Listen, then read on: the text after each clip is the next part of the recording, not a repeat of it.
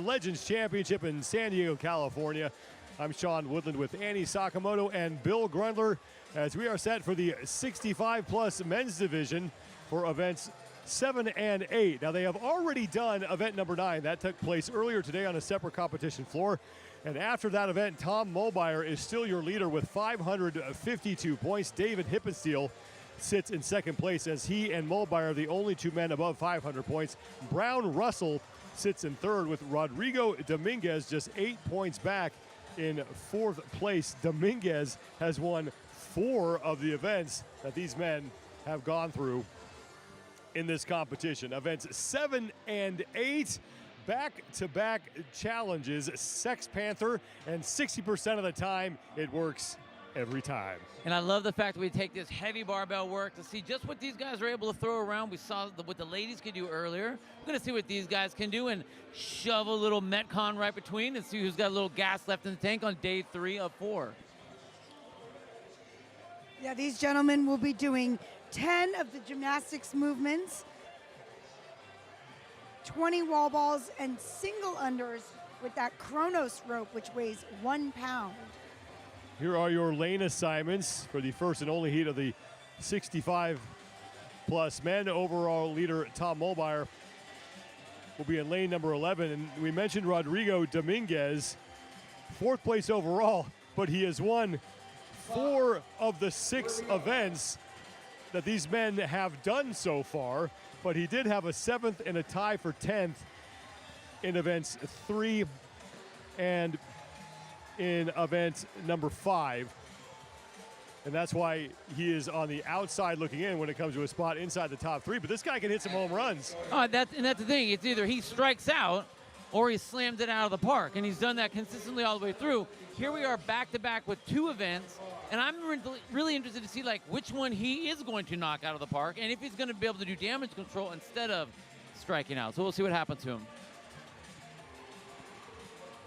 Rodrigo Dominguez has won 3 of the last of 4 events here, including a win earlier today in event 9 that took place on competition floor number 2. As he gets a few warm-up reps before the 65 plus athletes will move to the 1 rep max snatch portion of event number 8. So we're going a little bit out of order, but we will do the first half of event 8, then event 7, then the second half of event 8. As you take a look at David Hippensteel, 2nd place overall coming into this event, has 1 event win. That was in event number 3 on day 1. It's so fun to see David back on the competition floor. And the best part about Hippensteel is he always looks like he's enjoying himself. Oh, yeah. Well, I mean, especially if you're talking about he was hanging up the shoes. He was done. And then he's like, I'm not done. Now he's just coming out for some fun. So how can you not smile? 10 seconds. 5, 3, 2, 1, lift.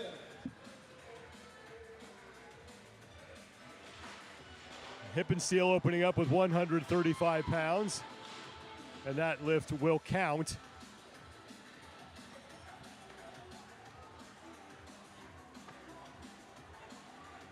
Rodrigo Dominguez moving up to 115 pounds. He's the closest man to the camera.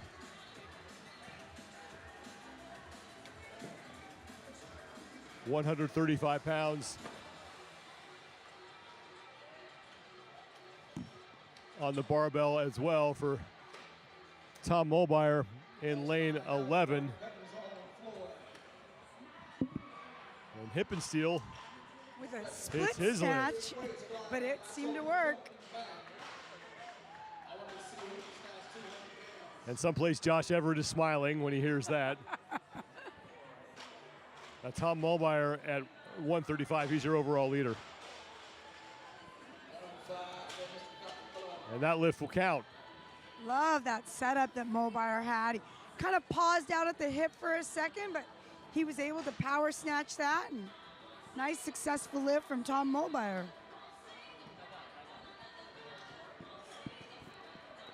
Tom Mulbauer with 145 in the bar. Not to be outdone, Mr. Hippensteel with 155.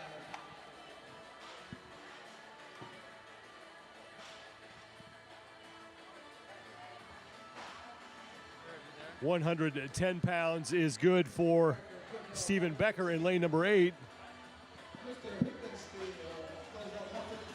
155 good for David Hippensteel. Here's Tom Mulbauer at 145, and that is good. 145 and lane 11 for Tom Mulbauer. Rodrigo Dominguez at 120 just hit his lift. And 120 is good for Michael Costello, I believe.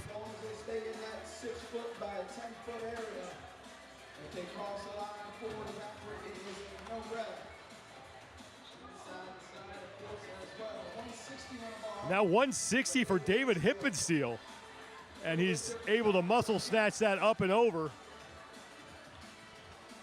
So the heaviest lift we've seen so far. You can see in the background there, Rodrigo Dominguez. He's going for that squat snatch, and I really appreciate that. He's got 125 on the bar, I believe. 1 minute to go here in this first 4-minute window, and then we will head to the entirety of event number 7 after a 1-minute break. Dominguez trying to stabilize that on the right side of your screen, and he will get it. 125 good for Rodrigo Dominguez. And that was, I love it. 65 years old, and the man just did a beautiful squat snatch at 125. That was Clark Holland missing that rep at 125. So now the list that these guys would love to hit coming as David Hippensteel is at 165, is able to press it up and over. Now that is allowed in this age group. So 165 is good for David Hippensteel, as we will have the 1 minute reset here. As I believe Tom Mulbauer ends up at 150. I'm talking on talk back too. I can hear you. Can you hear me? 1 minute. I'm talking. As we reset for event number 7 here, let's bring in Zach Reinders from Ascended Strength. And Zach, that's a name and a logo that we have seen throughout the competition here. For those people who don't know about what you guys do, what is Ascended Strength all about? Healthcare partners.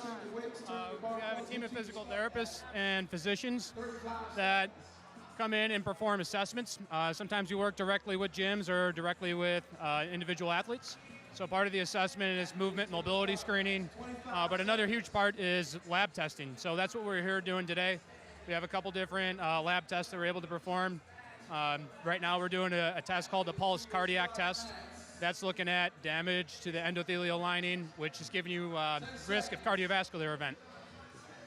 We also do some genomic testing, so genetic biomarkers that are looking at risk for disease. So it's just about providing people with more data to help guide their training, lifestyle, nutrition. And so when you said we come in, you said we come into gyms, will you come into people's homes also? Or just basically, how do people find you and end up hooking up with you guys? Sure, yeah, that's a great question. We can send people, we can send phlebotomists directly to the home, but we typically try to organize bigger events, so we're able to work with multiple people at one time, meaning able to draw multiple people at one time. So like, for example, we have a team of phlebotomists here, able to draw the blood. They have centrifuge, you can spin the blood up, send it off to the lab. People find us simply by reaching out directly, email, they can give us a call as well, but typically we will try to find events or go to gyms so that we can work with multiple people at one time. Once you guys get the information from these tests, what are the people that subscribe to you guys or whatever, what do they do with that information? Do they take it to their doctor? Do you guys line them up with someone, or what happens next? Yeah, that's probably the most important question. We can do any of those. So a lot of times people will have their primary care physician they're already working with. We're not intended to replace the primary care physician, but simply provide extra data. We offer consults as follow-ups to help people understand the data. Like, what does this mean? What each lab test is looking at, and kind of correlating it to what we see clinically, right? So you could take an athlete who's dialed in with their nutrition, training, and a lot of times they're paying attention to data from like wearable like Whoop bands, right? Looking at heart rate variability. Well, we believe looking at the blood goes one step further Totally. and analyzes it a little bit deeper. So yeah, we typically will provide a consult with the physician. Our physicians all train, typically all CrossFit train.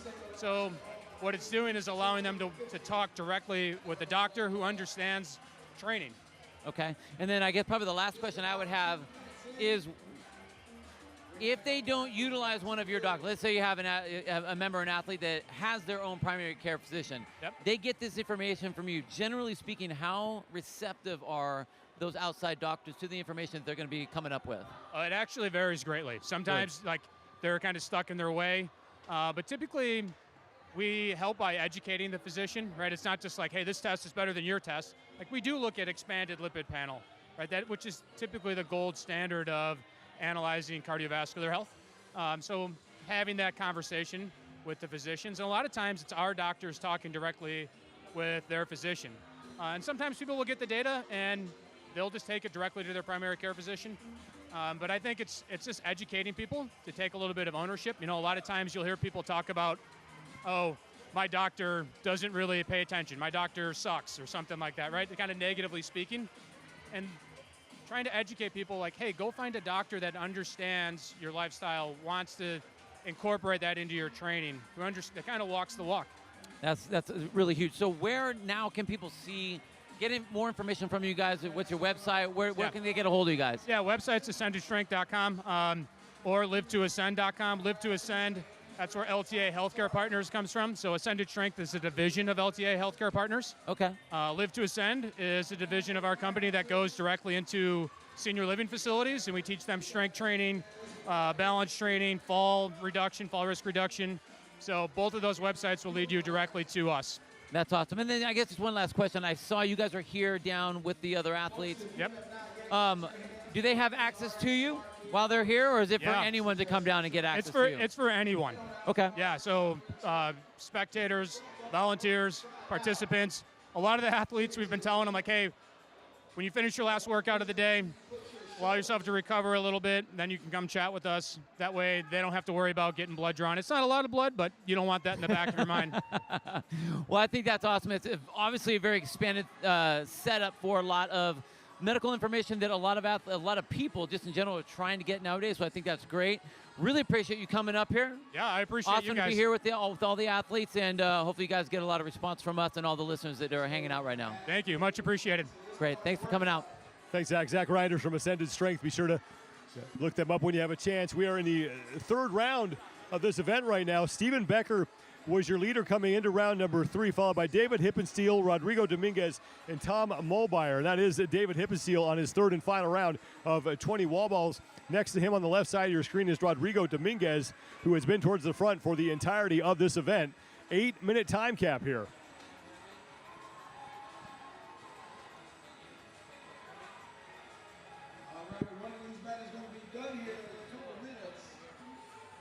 Look at those squats on Rodrigo Dominguez. I mean, just no doubt that he's low enough on all of those wall balls. Beautiful squatting from Rodrigo.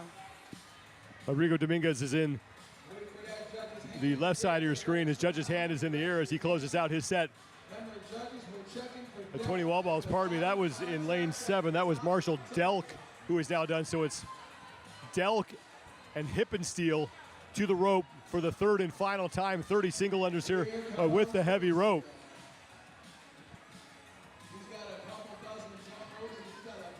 Well, Marshall Delk may be on his second round, so Hippensteel is now in the lead. Delk is closing out round 2. This is the battle for first between Hippensteel and Rodriguez. Hippensteel is done, and he's going to win the event. 5:47 unofficially for Dave Hippensteel. And remember, he has the heaviest snatch that we saw in round number 1 of event 8, which is the combined 1-rep max snatch and the clean, as Domingo Rodriguez has come across in second. Tom Mulbauer getting set to finish up and take third in the event. Mulbauer is in and he is done. 6:19 unofficially for your overall leader coming into this event. Stephen Becker, who at one point was your leader, he was the first man done with round number 2. Almost there, gentlemen. I see hands in the air. He is now done, and he will take And 6:30. third, make it fourth in the event.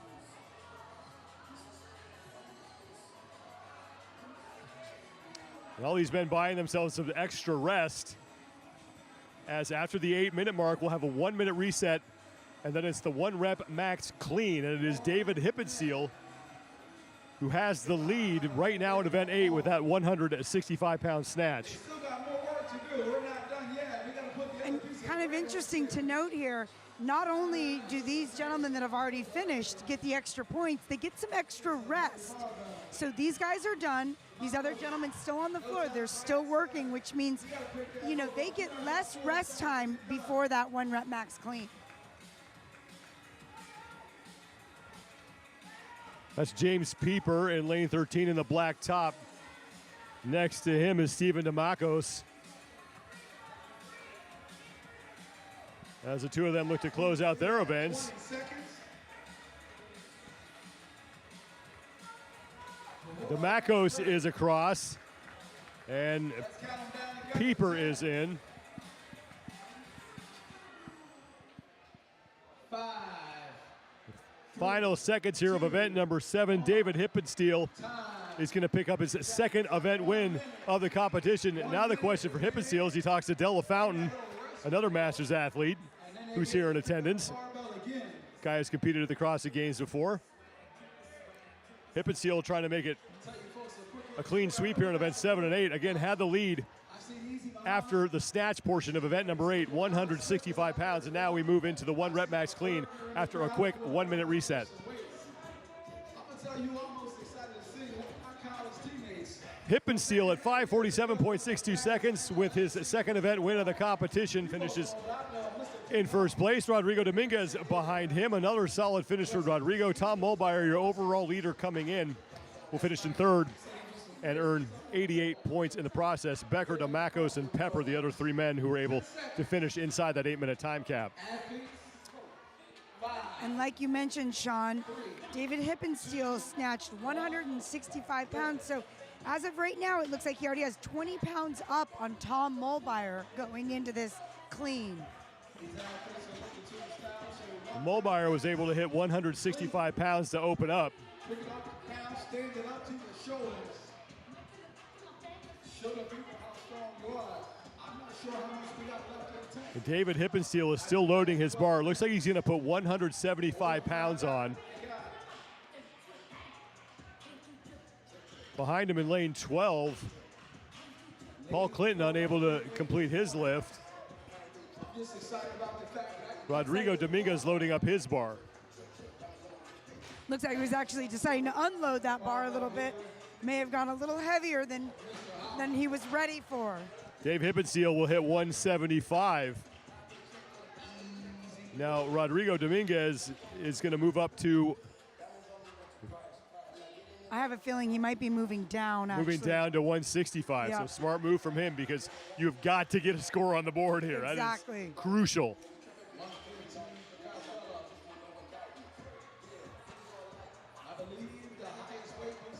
Dominguez just might not have realized how much that middle piece, that Metcon, was going to affect how his legs and lungs felt for this. 165 for Rodrigo, and he gets under it and will fight through it, and that will count.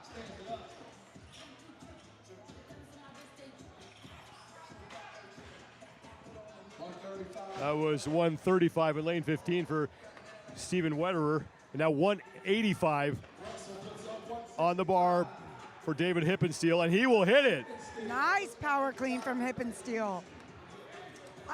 I gotta say though, I just love that Rodrigo is choosing to squat clean. You know, at 65, I really didn't expect to see anybody squat cleaning or squat snatching. And Rodrigo also snatched, he squat snatched 125 pounds. Tom Mulbauer will hit 185 to match Hippensteel, but Hippensteel still is ahead of Mulbauer when you factor in the 1-rep max snatch.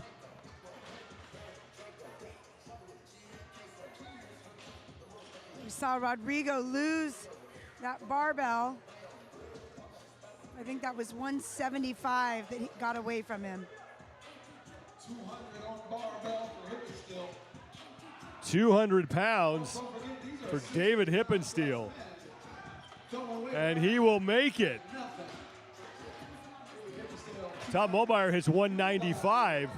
So Hippensteel looking to make a clean sweep here in events 7 and 8 and shave off some points of Mulbauer's 34-point lead in the overall standings.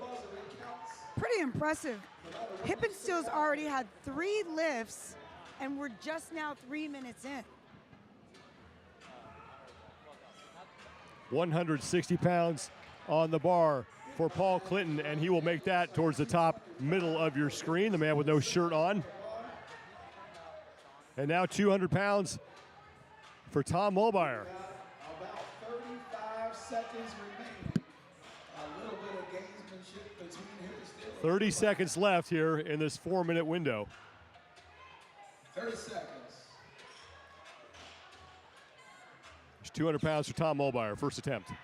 Let's get hands have some last lifts. Just unable to receive that bar in a solid position. 10 seconds. He decided to kind of swing out and away from him, and by the time he had it back on his shoulders, there was just no way he was going to stand that up. 3, 2, Oh, but he did that time, Sean. Tom Mulbauer in the clutch at 200 pounds makes that count. But it looks like David Hippensteel is going to win both events here. He's the first man across the finish line in event number 7. And when you add in his 165-pound snatch to that 200-pound clean, looks like he should have enough total weight to beat Mulbauer. Very impressive. I don't know that we've seen anybody yet today win both events, both 7 and 8, the Metcon and the lifting. So very impressive performance from David Hippensteel. Well, I think as you're up in these older age groups, you're going to have the more specialized athletes. And I don't mean specialized in lifting or in the Metcon, but just general overall. Mary Schwing was the same way in her division as well. So when you get those top end, the depth of the well-rounded, complete badasses, you know, starts to thin up a little bit. So David Hippensteel, I mean, he's a stud. We know that. The 60 to 64-year-old men will be up next, and every athlete in this division will be on the floor at once. So just one heat here. John Crow has a 30-point lead over Matt Bell. Tony Tursky is just 8 points back of Bell for second. Bill Johnston sits in 4th place, just 4 points back of Tursky for the third and final spot on the podium. Every man inside the top 10 is above that 400-point mark. John Crow, the only man with more than 500 points. Events 7 and 8 are back-to-back challenges. Now, these athletes have also done event number 9. That was done on competition floor number 2 earlier today. The first 4 minutes, we'll have the 1-rep max snatch. Then we'll have a minute break. Then it's the work in the middle of the left-hand part of your screen. And then in minutes 14 through 18, we'll go back to event 8 and complete that with the 1-rep max clean. And I think the key for the first part of this event with that broken up weightlifting segment is make sure you hit some good numbers in your snatch.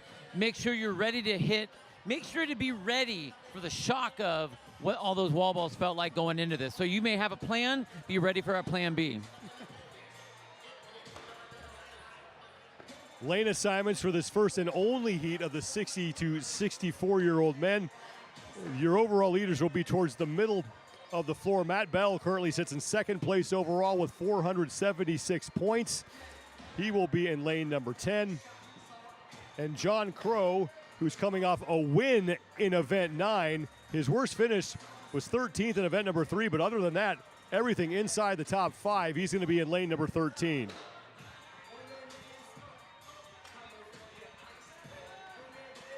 You know, an athlete that I'm watching here, Sean, is going to be Tony Tursky. He started yesterday in 1st place. He lost a little ground in, I think, events 4 and 5. And now I think Tony's going to be looking to make up those points again. And here's somewhere where he can. I think he's a proficient lifter. I think he's going to be good at the Metcon portion of this. So, again, you don't have to win it, but you got to be, you know, top 2 or 3 in both areas if he wants to move himself back into that top position. And generally speaking, that's what he's done in most of the events. When he does well, he does really well.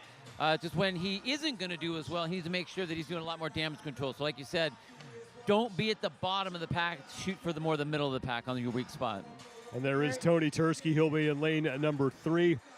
Tursky already has 2 event wins in the competition. Events 3 and 5, he finished in first place, but it was event 6 that really hurt him. He finished 14th place overall. Also event 1 outside the top 10. Finished 12th in that. 20 seconds. Get to your barbells, please. 4-minute window to find a 1-rep max snatch, and then after event number 7, they'll have a 4-minute window to find a 1-rep max clean. They will add those 2 lifts together, and that will be your total score. And it looks like he just called out to his judge 145. So it looks like Tony's going to open with a 145-pound snatch. That looks to be the heaviest barbell that we have out there on the floor. In lane 10, Matt Bell has 135. Also in lane number 11, Paul Smale hit 145, and Tursky will hit 145 to match Smale.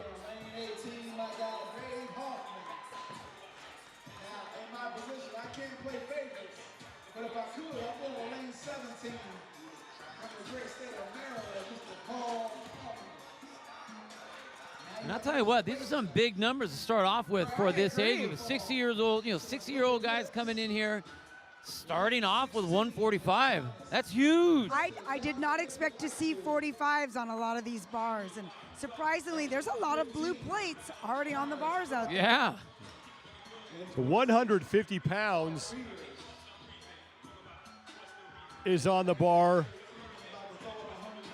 in lane 9. That's John Stimple, 155.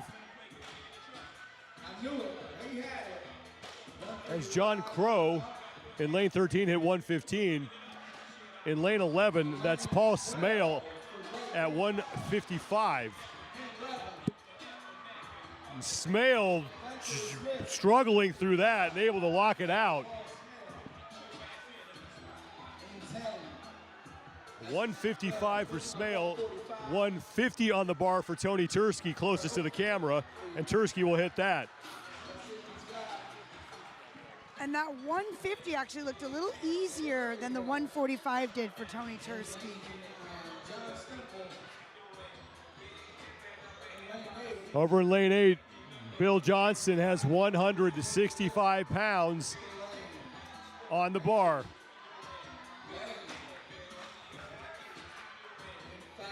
He already hit 160, so he is your leader right now. 2 minutes to go.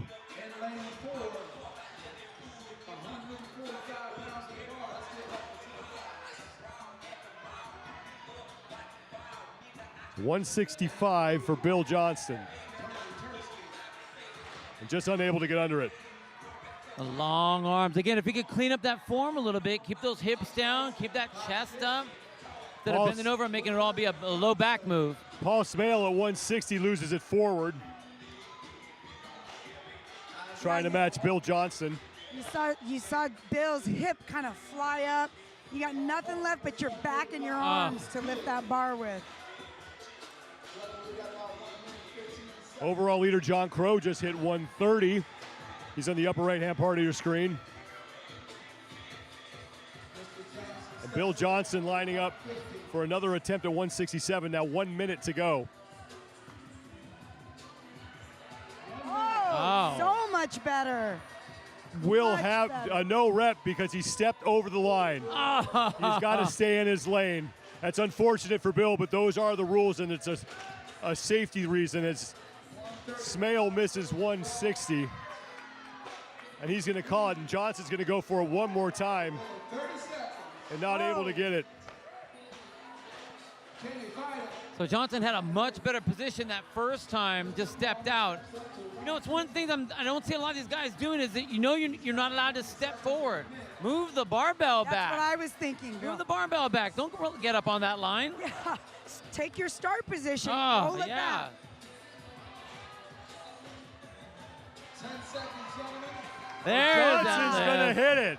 But he gets it that time. 165, and that's going to be the best lift that we have seen So he will have the lead going into the second part of event number 8, but up next, event number 7 after that 1 minute reset.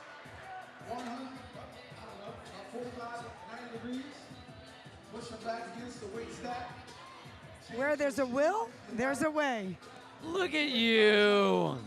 All day long. But I didn't mean a Will Ferrell. I did not mean an anchor man. Well, you should have. Gentlemen, we are not changing weights. Put your weights back.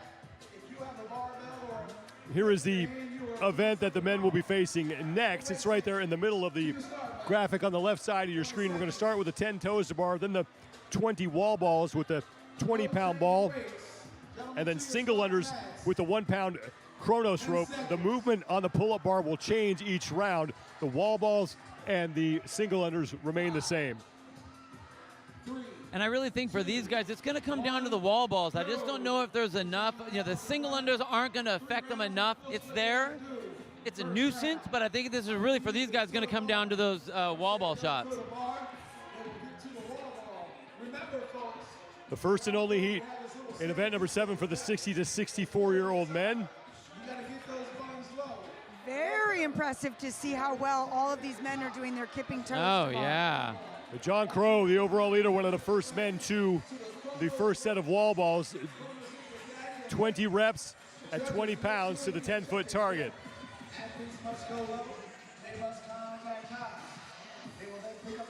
And I'll tell you, Go ahead, Bill. I was going to say, I'll tell you what, all these athletes are overshooting that 10-foot mark. You guys, bring it on down. You got a lot of reps in here. You don't need to do 10-6, 10 foot. A lot of that is habit. Some people shoot to get above a line. When you're not used to having a target, you keep thinking, I got to get to the top of this thing. You just got to hit it. Hit the target, man, the bullseye. It's right there for you. Well, there's probably a little adrenaline flowing right now, too. So my guess is round 2, they're not going to be overshooting that target. In lane 7, Randy Lane is on to the single unders. John Crow, the overall leader, is there as well, as is John Stimple and Matt Bell.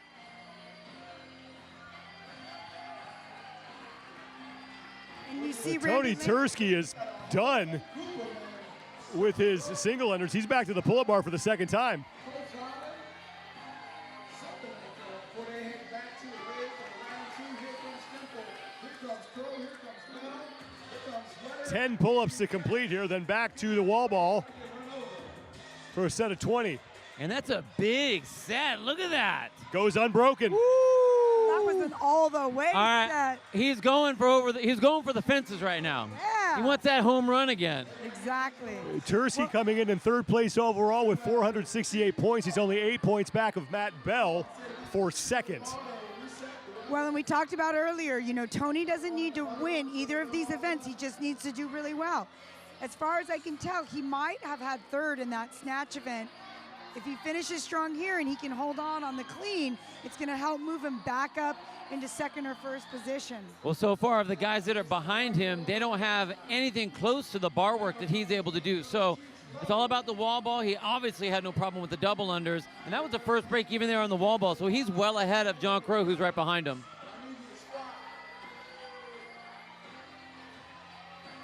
And Tursky is also in front of Matt Bell, the guy immediately in front of him in the overall standings.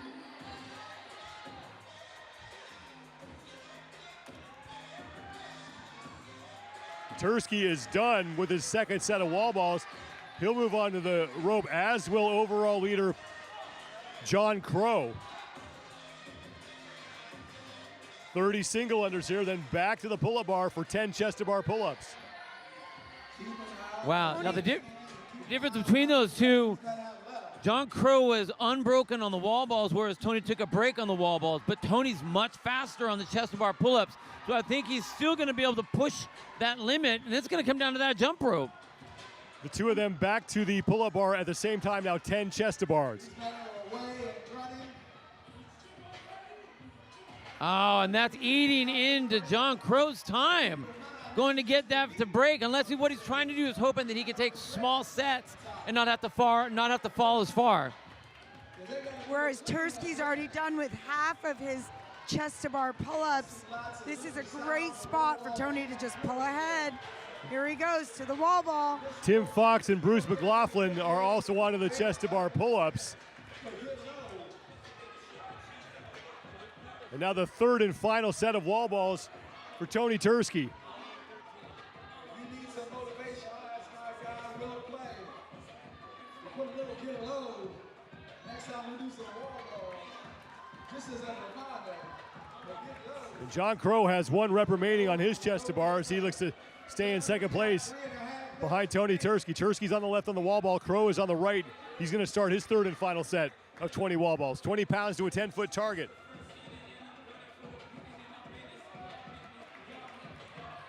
So that's Tony's second break on the set of wall balls. Obviously, he's well ahead in the wall balls over John Crow. But so far, John's been able to go unbroken, or has gone unbroken the last 2 sets. So he's hoping to really make up some time here by going unbroken again, which he didn't do. Way to go, Bill. Oh. Called him out. Did you have a little catch of the Annie Jinx? I think I did. You're rubbing off on me.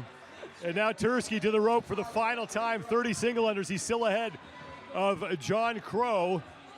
So Tursky looking to gain ground on both Matt Bell and John Crow in the overall standings.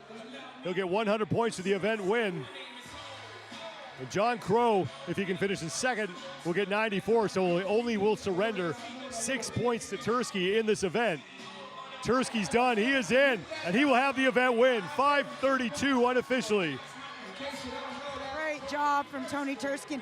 Most important is that Matt Bell, the gentleman that's in front of him, is still working on his wall balls. A very good chance that Tony Tursky could pull ahead of Matt Bell after these next 2 events. John Crow looking to be the second man across the finish line. He's got plenty of time. The Crow is in. 6:05 unofficially for Crow, a second place finish and 94 points. Now here comes Matt Bell in lane 10, and down in lane 4, Tim Fox is on the rope as well. That's Matt Bell, second place overall coming into the event. Tim Fox in lane 4 is done, or taking a break on his set of single unders. Bell is in, so he's going to finish third, which means that Tursky's going to pick up 12 points on him, and Tursky only trailed him by 8. But remember, we still have to settle event number 8 as Paul Smale is in.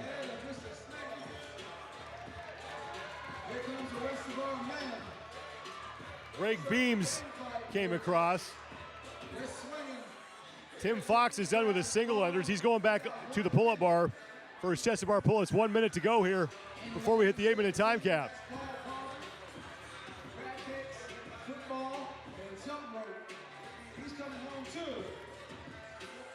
Stimple is in.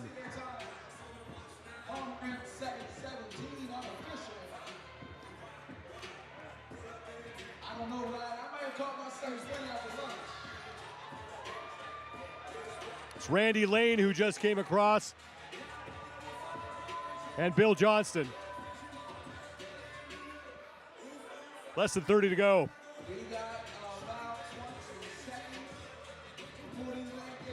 That's Ronald Bernardi.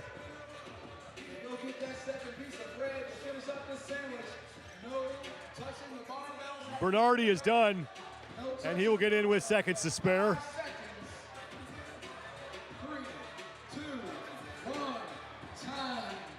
And now a 1-minute reset, and we will get back to event number 8 instead of the 1-rep max snatch. Now we are moving to the 1-rep max clean, and it was Bill Johnston at 165 pounds who had the top lift. Tony Tursky wins event 7, now looking to decrease the gap between himself and John Crow for the top spot in the overall standings by even more. Tursky at 5:32.07 seconds gets his third event win of the competition. John Crow will finish second, and Matt Bell is in third as Tony Tursky picks up 12 points on Bell, and right now is ahead of him in the overall standings, pending what happens here in event number 8. Well, and what's going to be really interesting is Tursky and Bell have the same opening weight on the snatch. So Tursky made some points up on that Metcon portion, but now it's going to come down to this clean to see who can really throw around the most weight after all those wall balls.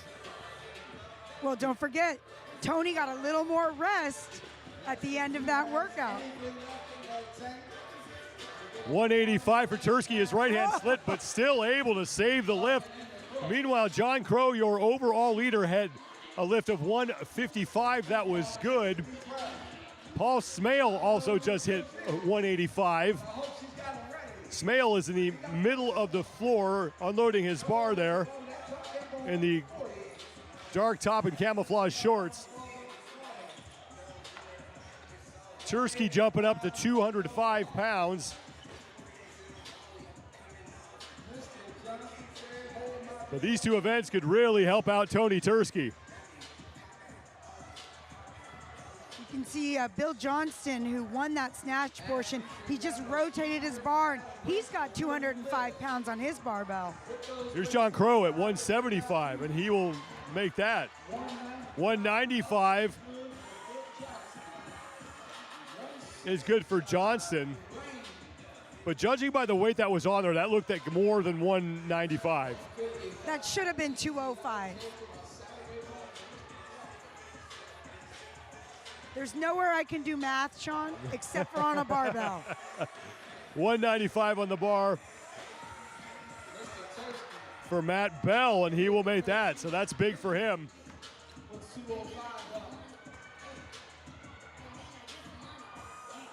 Tony Tursky's going to need to make that lift at, I believe, 205 is what he has on the bar.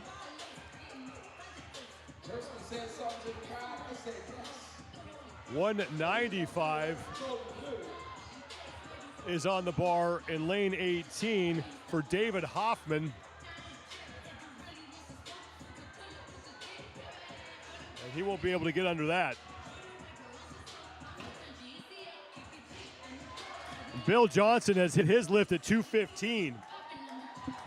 It doesn't matter what he hit on the last lift. Because he hit more on this one. Like I said, I couldn't count the women's waist. I can count the John Crow I believe that's 225. on the right side of your screen will make 190, while John Stimple hit 195.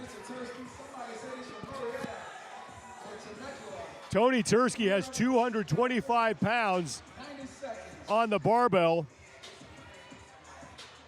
and doesn't seem like he's in any hurry to make an attempt here. Paul Smale just made 195. 220 for Bill Johnston. And there are some numbers going up, and this is a gamble that Tursky's taking. He's trying to get as much rest as possible. He's got his fans over there. He's kind of playing around with them a little bit. Knowing that he's into his last minute, he's got to save it all up. The problem is, if he misses, you don't have a whole lot of reaction time. So I hope he goes at the 30-second mark to at least try to get one more if there's a miss. 40 seconds to go, Tursky at 225. And he will almost had it. He had that one. He's got time, though, just like you said, Bill. So 30 seconds left. He needs to rock that bar back into his throat, shoot those elbows up, and he can stand that up. This is a huge lift for him right now because Bell and Crow are doing some good work on their own. 15 seconds. Paul Smale took a rip at 205, didn't get it 10 seconds. Oh, And Tursky will hit that. Oh, yeah. 225 is good. Makes the second attempt count. At the buzzer. Talking about a home run hit. My goodness, and that's exactly what he needed to do. Even that one that he missed, he had that. Exactly. He was still moving up, and he just decided to put it down. So great way to roll the dice, and what a great way to finish that, and love the confidence. And giving credit to his cheering section here. And Look at them all in their green shirts. one more look at the second attempt here for Tony Tursky. Lots of power. Look at that. His arms were even straighter, so it really enabled his hips to do the work. Opened up those hands to let that shoulder just sit on the bar sit on the shoulders.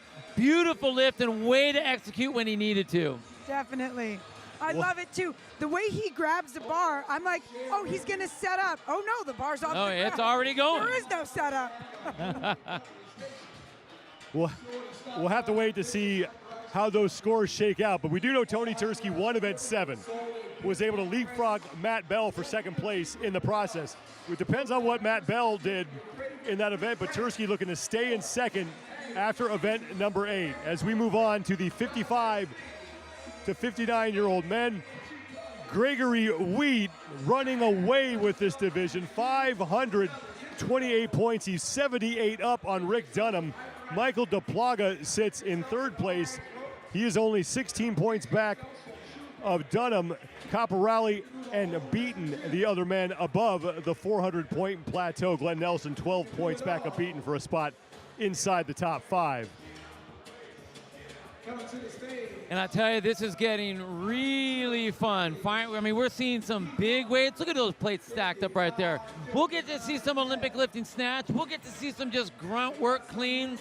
And then right in between there, we'll sandwich a heavy, I'm not gonna lie, it's a heavy duty Metcon. Right, and the reps have gone up for these gentlemen, so that these gentlemen will be hitting 15 on the bar. They've got still 20 wall balls at the 20 pounds, and they're doing double unders now. This 55-year-old division will be doing 30 double unders with that 1 pound Kronos rope. Here are your lane assignments for the first of 2 heats for the 55 to 59-year-old men. And you mentioned double unders, Annie. Think back to the women's competition earlier today. That's the movement that really changed how event 7 played out here, because a lot of people had problems with those.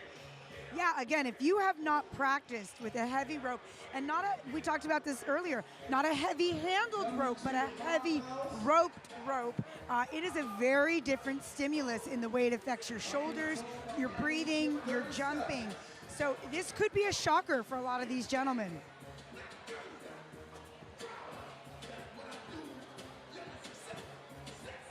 Four-minute window to establish a 1-rep max snatch.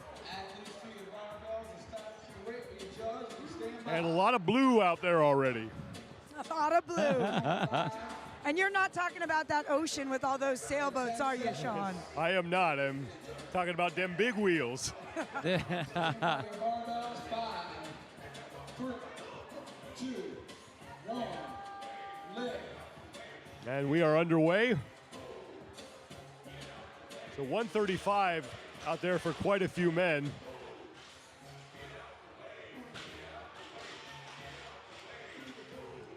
Frank Curto in lane 12 at 145. That was her top opening lift, but very early here in event number 8. So if you're at home and you're seeing some of these lifters successfully get the bar overhead and then come forward and get a no rep, it's important to note, and we've said it before, that these athletes have to stay in their lane. So if you cross over that white line in front of you, you will be given a no rep. And how do you alleviate that, Annie? How would I personally alleviate that? If you're the coach for these athletes, what would you tell them? I go ahead and bring that barbell to the back Oh, yes. of my lane. That's right.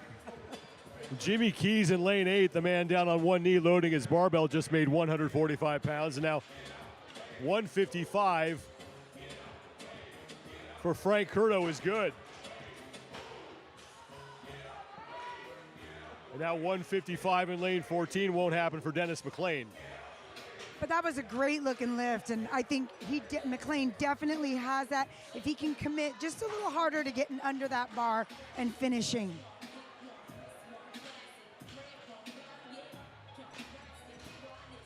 Minute and a half gone by here in this 4-minute window. 145 pounds on the barbell for Mike Cook in lane 11.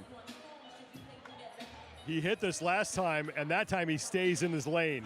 And do you see where he started from? I think he heard you, and he moved back a little bit, because that was a nice big step. 155 in lane 14 was good for Dennis McLean that time, as he flirted with stepping over the line, but was able to stay in his lane.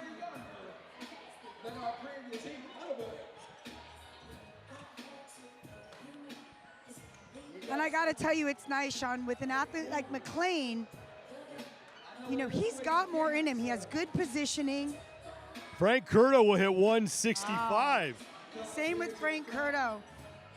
When you see some of these athletes just finish with these nice, you know, either power positions or overhead squats, you can tell how much more they have in them just purely by the fact that they're willing to put themselves in some good positions.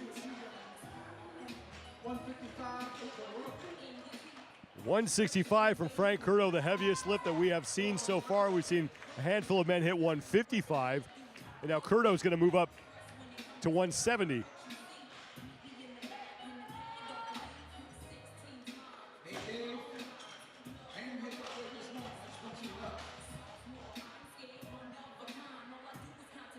Athletes, 1 minute. 1 minute remaining. Dennis McLean just missing that 160, but just like that 155. Curto at 170 stays in his lane and will hit it. Yeah, and I'll tell you what, yes, he's a strong individual, but what allowed him to do that was he has the range of motion to be able to get into that deep squat and rotate that bar back over his head. Looks like Curto's trying to decide, do I do one more or do I call it good and get ready for the next portion of this event? 160 on the attempt for Dennis McLean won't go. And Curto looks like he is going to call it. Good move on Curto's part. Yeah, He already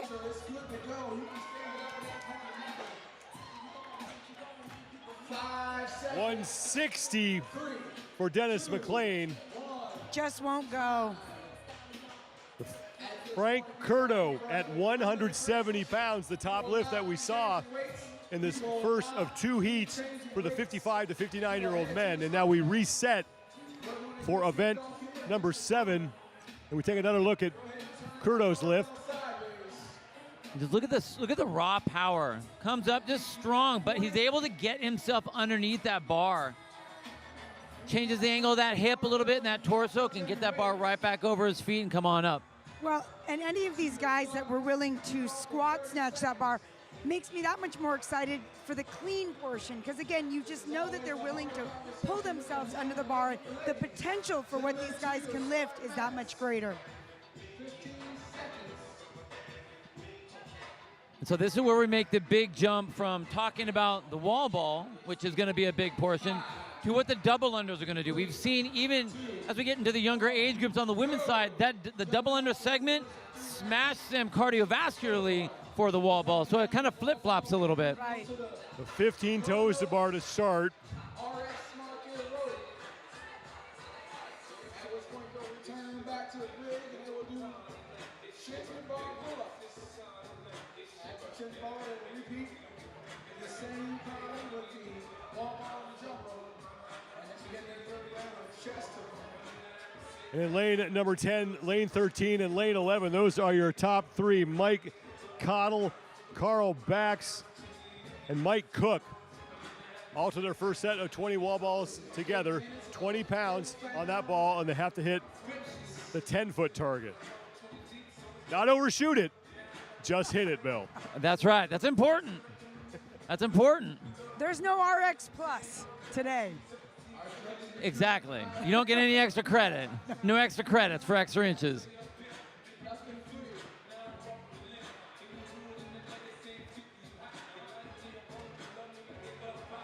anyone here good at Greek mythology? Anyone? Greek mythology?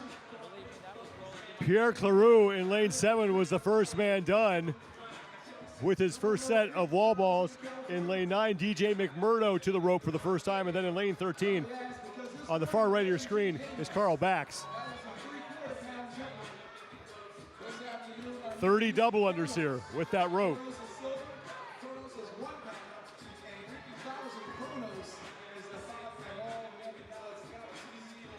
And this is exactly what we saw with the women. If you're not used to using this heavy rope, it can throw you off a bit. In lane 10, Mike Cottle seems to have figured this out pretty well. Cottle in the middle of your screen in that sleeveless gray shirt and the blue knee sleeves. Got a good portion of those double unders done. Now every man here in this heat onto his first set of 30 double unders. So look what the hand position. Elbows are close to his side, nice and relaxed down by his hips. And if you watch what that does to the arc of the rope, it keeps it to where he's got plenty of room. Some of the other athletes, like over in lane 13, the way Bax is doing it, his hands are coming wide, and it really shortens up that arch, and it almost is hitting him in the head. And it pays off for Cottle. He's the first man done back to the pull-up bar for 15 pull-ups. Cottle coming in 18th place overall. Did have an event win in event number 6. Beautiful butterfly pull-ups there for Mike Cottle. How tight his legs stay together. I'm wondering if he ever did that drill where you had to keep the towel between your feet to keep your feet together. I need to do that drill. All the coaches at home are going, yes. More people are going to be doing that one tomorrow. Look at that little flick of his feet he has at the end. Great set. I think he did those 15 pull-ups in just 2 sets there. 15 reps done for Mike Cottle. Now back to the wall ball, 20 reps here. And he is all by himself in front. Mike Cook and Carl Bax are on to their set of 15 pull-ups as well. But it's Mike Cottle in the lead here in the second round of this event.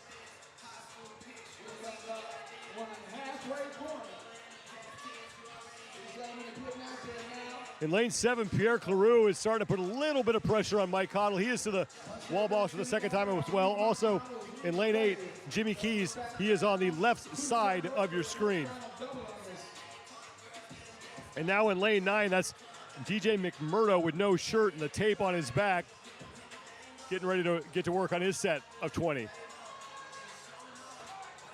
And Pierre Cleroux looked like he went unbroken on that, and he will move back to the heavy rope for his second set of 30 double unders. He is now in the lead here, the left-hand part of your screen.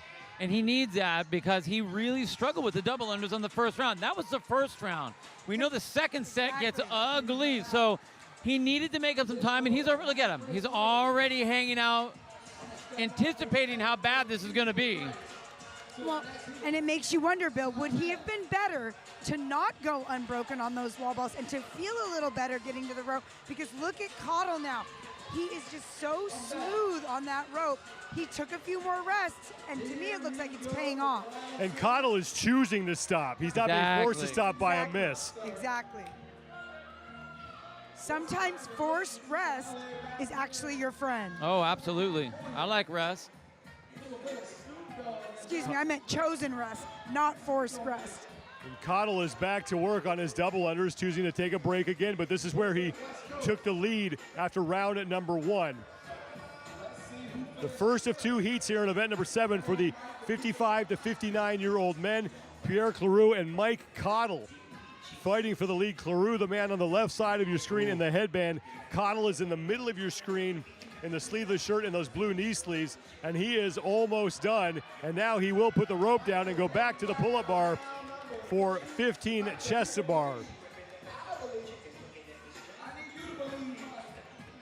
Bill and I were talking to Dave Newman, who is the CEO of RX Smartgear and who helped invent these heavy ropes, the Kronos rope, the Hades rope. And one of the things, Sean, that Dave was telling us is a lot of weighted jump ropes, it's the handle that's weighted, or they balance out the weight of the rope by weighting the handles.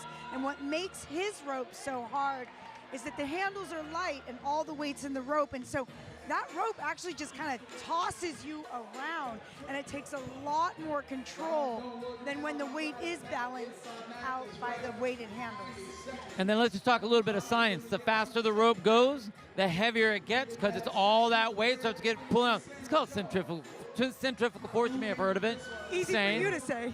It's science. It's science. We'll get to talk to Dave from RX Smartgear a little bit later on in our broadcast. Mike Cottle continuing to lead here. 3 reps remaining on his set of 15 chest to bar pull-ups. 1 minute to go now. And he is onto the wall ball for the final time. 20 reps here 20 pounds to that 10-foot target. Pierre Cleroux is on the left side of your screen. He has 5 reps remaining on his set of chest to bar. Third round of the ring is chest to bar. Others just feel like getting it done. Connell taking a break with 30 seconds to go here. Here comes Pierre Cleroux onto his third and final set of wall balls. Now it's just about how much work can you get done inside that 8-minute time cap. And that really is what it is at this point, Sean, because he's not going to finish it, but there is another heat, and so he has to keep getting wall balls. Yes, he's ahead of all the other men in this heat, but there's other guys going behind him. 5, 3, 2, 1. So Mike Connell with 16 wall balls done in that third round will have your top score heading into heat number 2. But first we have to figure out the remainder of event number 8. It was Frank Curto who had the heaviest snatch in the first part of event 8 at 170 pounds.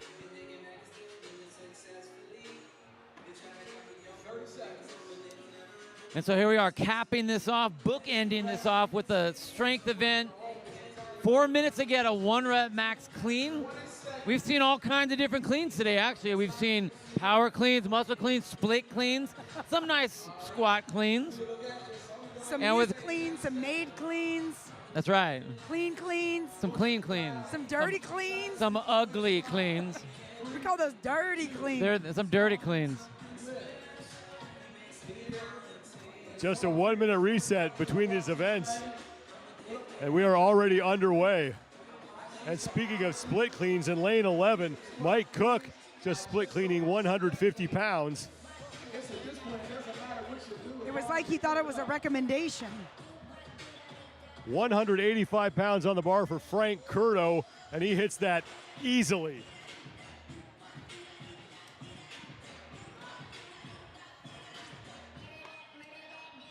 The heaviest lift that we have seen so far here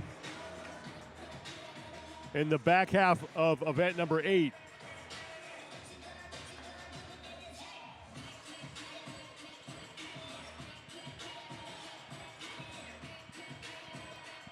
So the gentleman right behind Frank Curto, Dennis McLean with the leather belt on.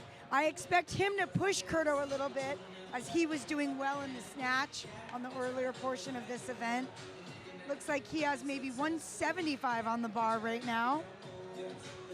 You know, and I think the 165 that McLean put on there was good to start, just to feel it. The problem a lot of these athletes fall into is they fall into the increase by 10. Right. This isn't your normal run-up. You only have 4 minutes, so you need to make some more aggressive jumps after you get your first one on the board. Looks like he heard you say that because now he's putting 185 on the bar. And there was a split clean courtesy of Mike Cook. DJ McMurdo also hit 185 pounds. And it looks like Curto has 205 on the bar. The way the 185 went up should be no problem for him.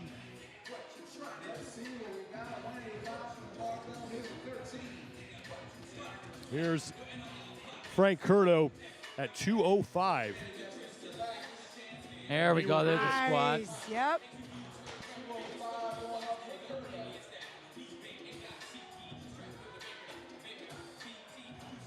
And I believe Dennis McLean, who was right behind him, hit 185 just fine. It's Ted Logan who just hit 185 as well. Curto able to stay ahead of the pack here. He's already hit 205, and that looks like he's moving up to 215 pounds. DJ McMurdo just made 195. 215 on the bar for Frank Curto. 195 good for Dennis McLean. 195 also going on the bar in lane 13. Carl Bax.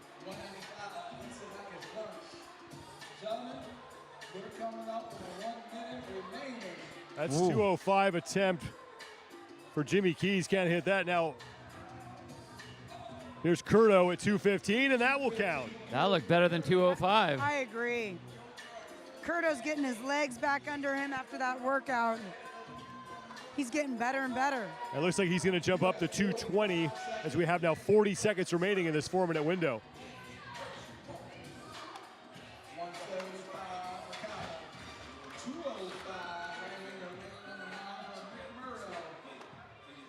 195 good back in lane 15 for Ted Logan.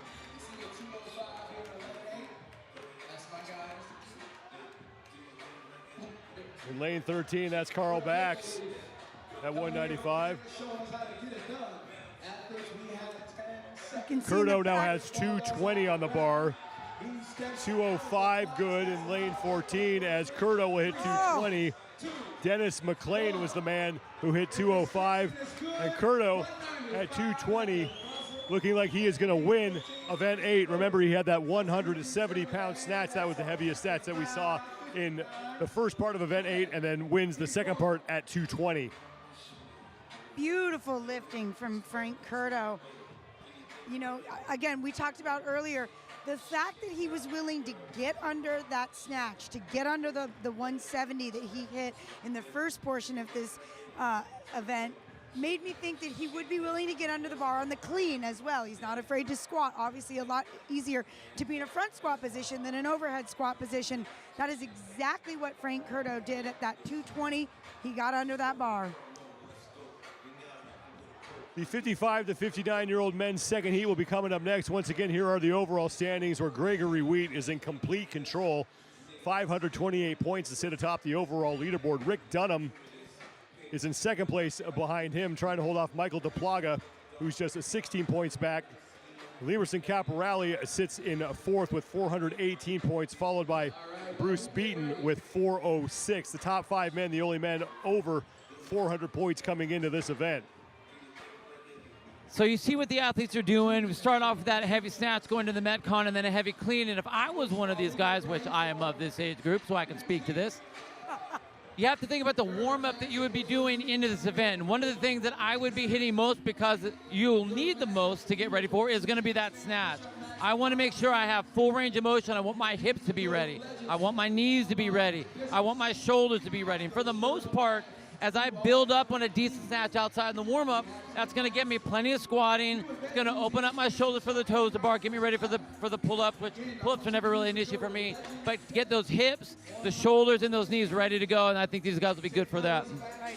Well, and let's face it, those wall balls are actually going to warm you up for the squat, for the clean, right? So, I mean, we've been saying how much it fatigues you, but at a certain extent, it also warms you up. So I think you're right, Bill. It's really more about making sure you feel ready for that snatch in the shoulders, kind of in the timing. Your nervous system feels ready. And then the unknown is that jump rope for a lot of these athletes, especially when we're talking about the double unders. I will say this. If I hadn't touched the jump rope, I wouldn't even want to mess with it in the warm-up because I might mess it all up and then be all screwed up when I come to it. I'll save it for the floor. Right. That's Glenn Nelson, who will be in lane number 9. He currently sits in 6th place overall, 394 points. He's 12 points back of Bruce Beaton coming into this event for 5th place.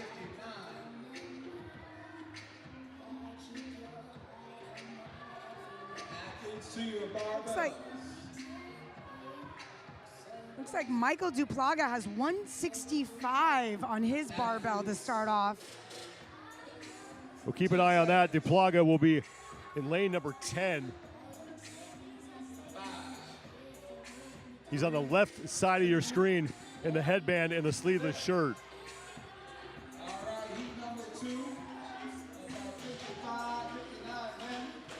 Here's 185 for Nelson, and he will make it. 185 right out of the gates for Nelson, already 15 pounds heavier than the top snatch we saw from Frank Curto in heat number 1. Drop the mic, he done.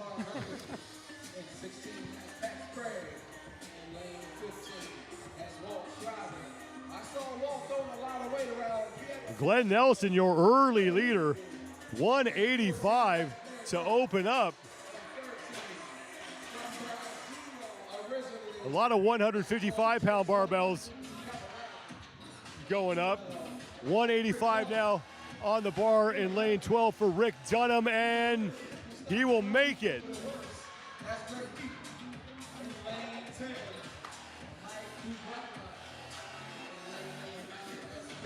165 was good for Mark Herbick.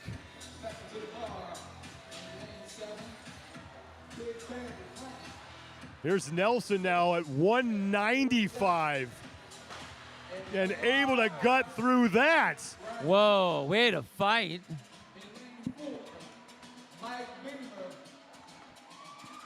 So 195 pounds for Nelson, the top lift we have seen, and we're still early here.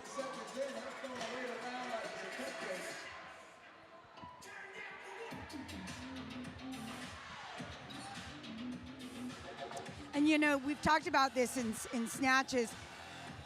You're a little safer if you put the bar a little behind you than a little in front of you, and that's exactly what Nelson did. He had that bar a little behind him, but he was able to save it. And Rick Dunham just hit 195 to match Nelson. 200 pounds now on the bar for Glenn Nelson.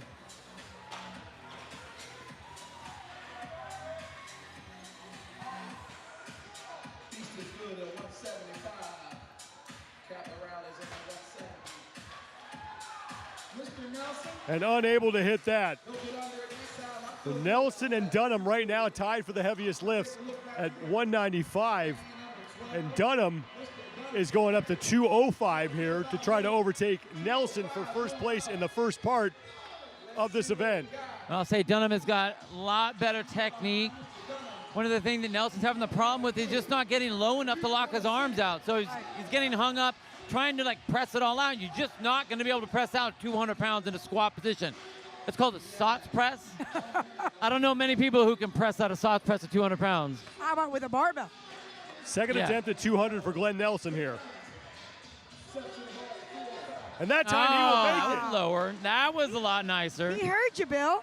Good man. 205 is good for Dunham. I say over 200 because Big Greg just put up, put up 200. The 205 went up for Dunham. We have 30 seconds. The 30 seconds to go here. Nelson is quickly reloading his bar and looking like he may try to match Dunham, but he's not going to have a lot of time here. Looks like he might be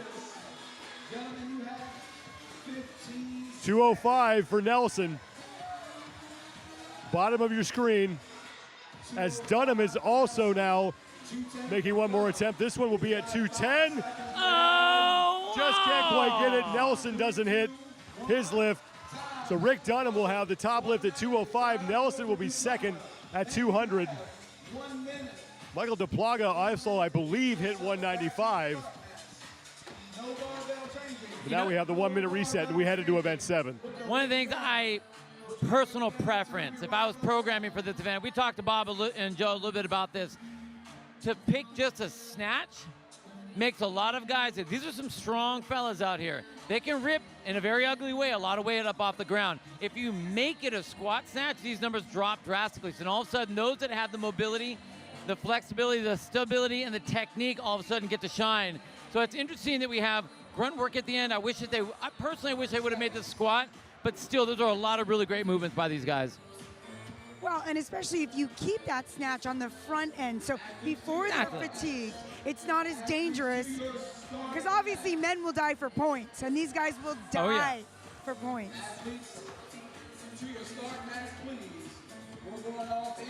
And we are ready to start event number 7. There is Glenn Nelson, who put up 200 pounds. Next to him is Michael DePlaga. 3, 2, 1, go! We start with those 15 toes to bar.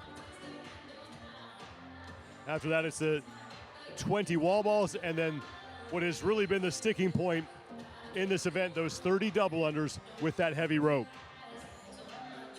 I love how smooth he's just coming into view. Greg Wheat, he looks so smooth on those toes to bar. Greg Wheat in lane number 11, right in the middle of your screen, and he is now done, moving on to the wall ball at about the same time as the majority of the field here.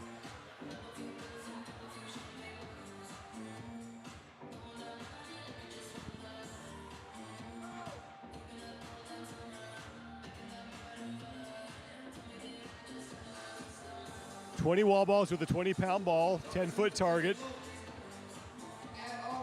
The score to beat belongs to Mike Connell, who was able to get 16 wall balls in unofficially in his third and final round.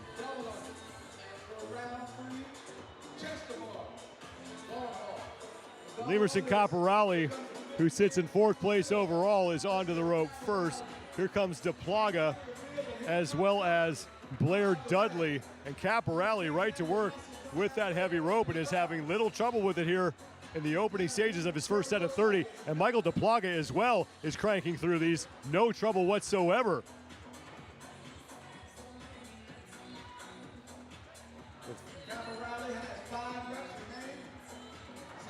Caporale thought he was done. He's only done 25. He's got to go back and complete his final 5.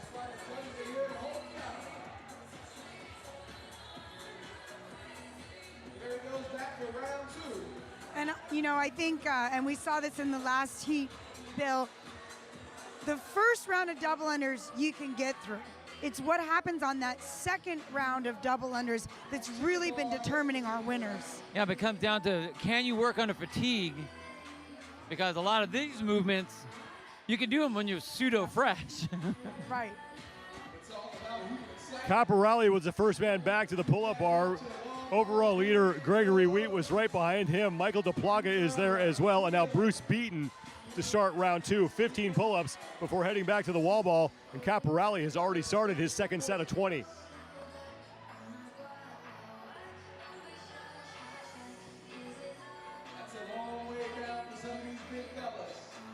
It's the third day of competition here at the 2021 Legends Championship. We still have one day to go. And these guys have been through a lot so far.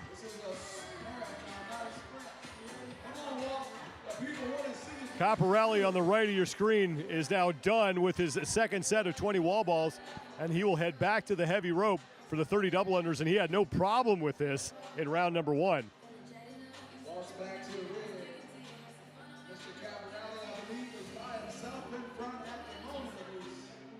And now Gregory Wheat, your overall leader, is finished, and he will head back to the heavy rope. Michael DePlaga, as well as Blair Dudley, are getting set to close out their second rounds.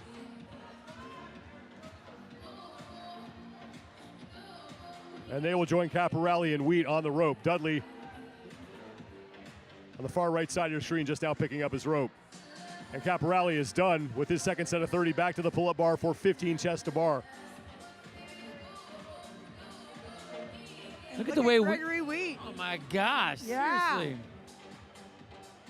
Tight jump. He is bringing his knees up a little bit, but he's keeping his arms in. He's keeping that arc right over his head like you talked about earlier, Bill. Caporale is on pace to finish this particular workout in probably about 5.5 minutes. Lemerson Caporale is onto his chest to bar pull-ups. The second and final heat for the 55 to 59-year-old men here in these back-to-back challenges. This is event number 7. Gregory Wheat is done, and he will join Caporale on the pull-up bar for the final time.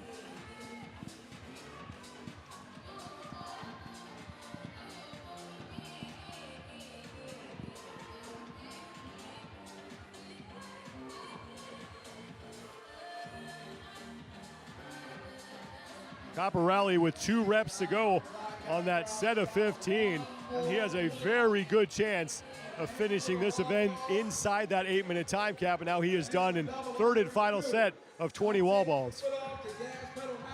And these wall balls have been no problem for Caporale, so now it's just about getting through them and getting as many double unders as he can. He has just under 3 minutes. There's a good chance, like Sean just said, he can finish this. I really think he could. He has the height for the wall ball, so that shouldn't be an issue for him. He just needs to kind of keep the heart rate down as much as possible on the wall ball so he's not so fatigued when he gets to that jump rope. Caporelli coming in fourth place overall with 418 points, trails Michael DePlaga for third by 16. So Caporelli trying to creep up on DePlaga here as he is ahead of Michael DePlaga in this event. And now Caporelli heads back to the jump rope for the final time. So that was unbroken set. Now he looked smooth. He actually looks fairly rested right now, I'm not gonna lie.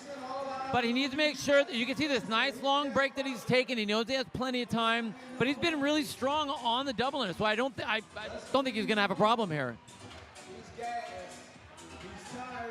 He is already your event leader, and he is way out front here. The other men on the jump rope are closing out their second rounds. Exactly.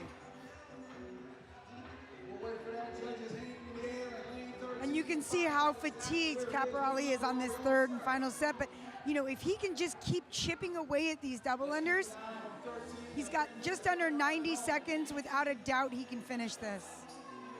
I want to see someone smack that person. Caporelli's got a few final reps here, and then he'll work his way across the finish line. He's got 2 remaining. Plenty of time, and nobody challenging him right now for the lead. Hand in the air. He can see the finish line. Pardon me, 5. He has 4 to go, according to his judge. Gregory Wheat, meanwhile, has started his third set of double unders. Caporelli is done, and he will win event 7, 7-10, unofficially. First event win of the competition for Caporelli. And now Gregory Wheat is going to try to get inside that time cap right now. Second place in the heat, second place in the event, and all by himself in first place overall. 30 seconds.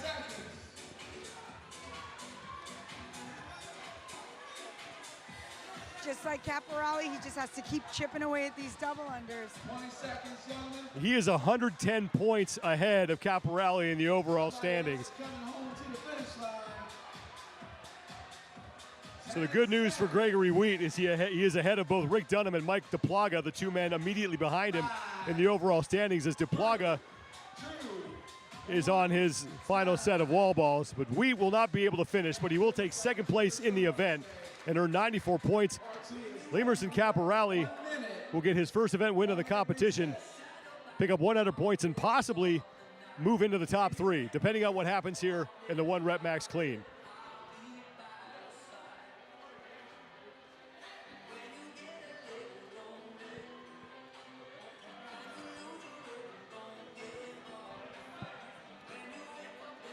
Caporelli, the only man to finish inside the 8-minute time cap to win the event and pick up 100 points. Gregory Wheat will finish second in the event. That'll be good for 94 points.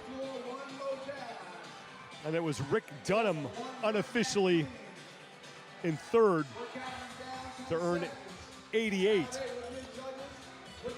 Not that Gregory Wheat even needed those points, but he is a competitor, and he's showing us just that.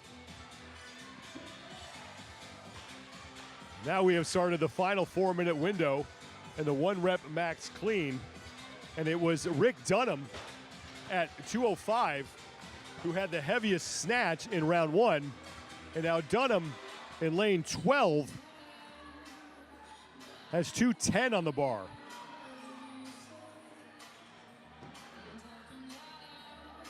And he has already hit that, and so he will add that to his 205-pound snatch.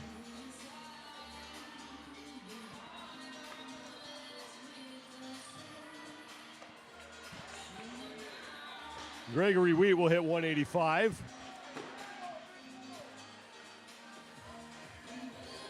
Lane 15, Walter Schreiber has 215 on the bar.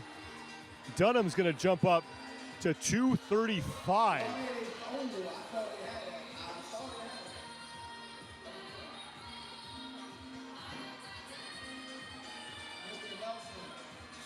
Dunham towards the middle of your screen, and now let's take a look at Glenn Nelson, who had the second heaviest snatch at 200 pounds.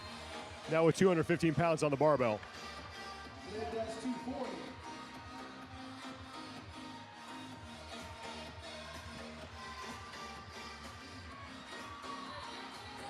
Now 235. And that's a For big Glenn jump. Nelson. And he hits that easily. Easily. That's a big jump and a big lift. And a big jump, a big lift, and a big make. But just like we were kind of looking at each other, Annie, in this situation where you're lifting heavy, you just did that Metcon, you are soaked, sweaty. So you can't really chalk up all that sweat. Put a shirt on so that when that bar hits, it's not going to slide anywhere. Exactly.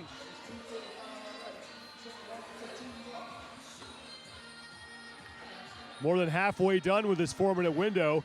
In lane 15, Walter Schreiber just hit 215 pounds. Behind him in lane 16, Patrick Sprague has 225 on the barbell. And that's Michael DePlaga, who has 215 pounds for this attempt. And that will count for DePlaga.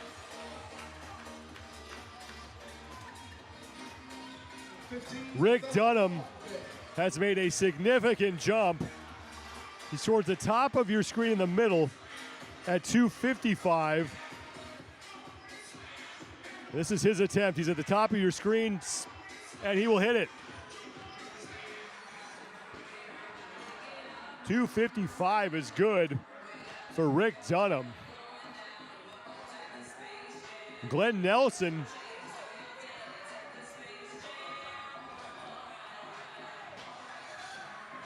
looks like 285 on the barbell for Nelson. 40 seconds to go.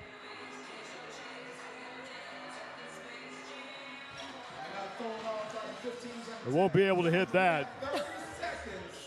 But he did make 235 earlier. Well, and that's where you have to be a little bit more of a gamer. You got to look around and see what people have. If someone hits 255, why are you going to 285?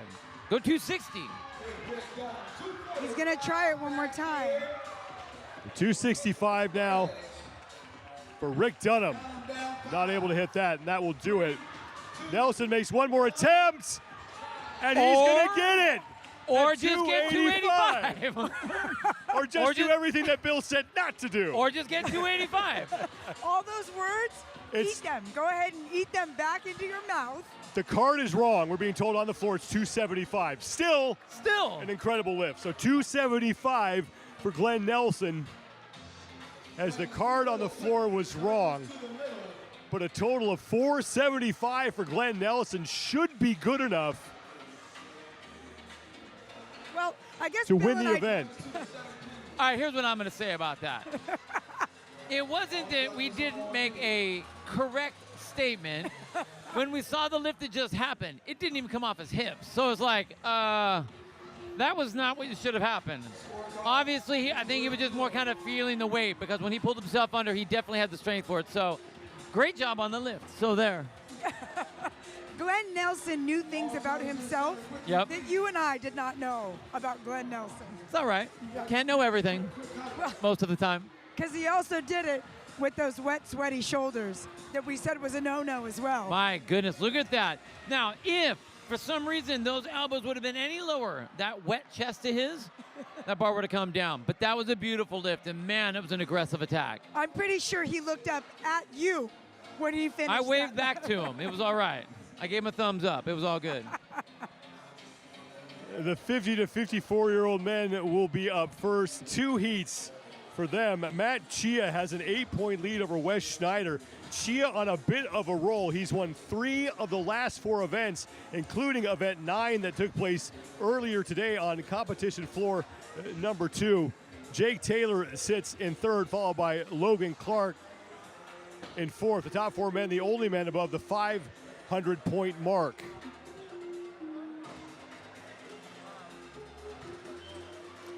Event 7 and 8, Sex Panther, and 60% of the time it works every time.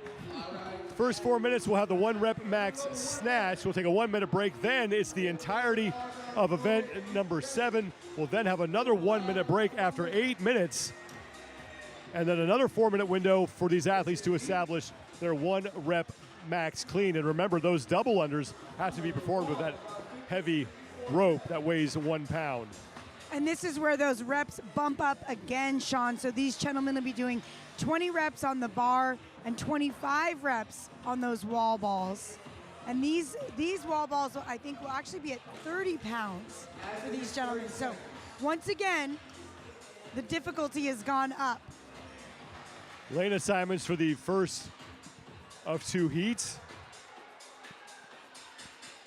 as this will be the first group out to try and establish a 1 rep max snatch.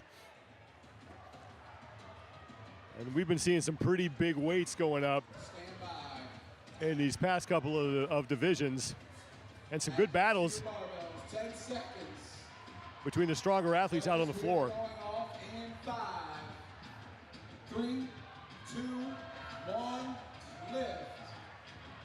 And we are underway. 165 pounds on the bar, and lane 7 goes up for Jody Bullard. So far the heaviest lift, but we are still very early, but a good opening lift for Jody Bullard at 165. Beautiful squat snatch from Jody Bullard right there.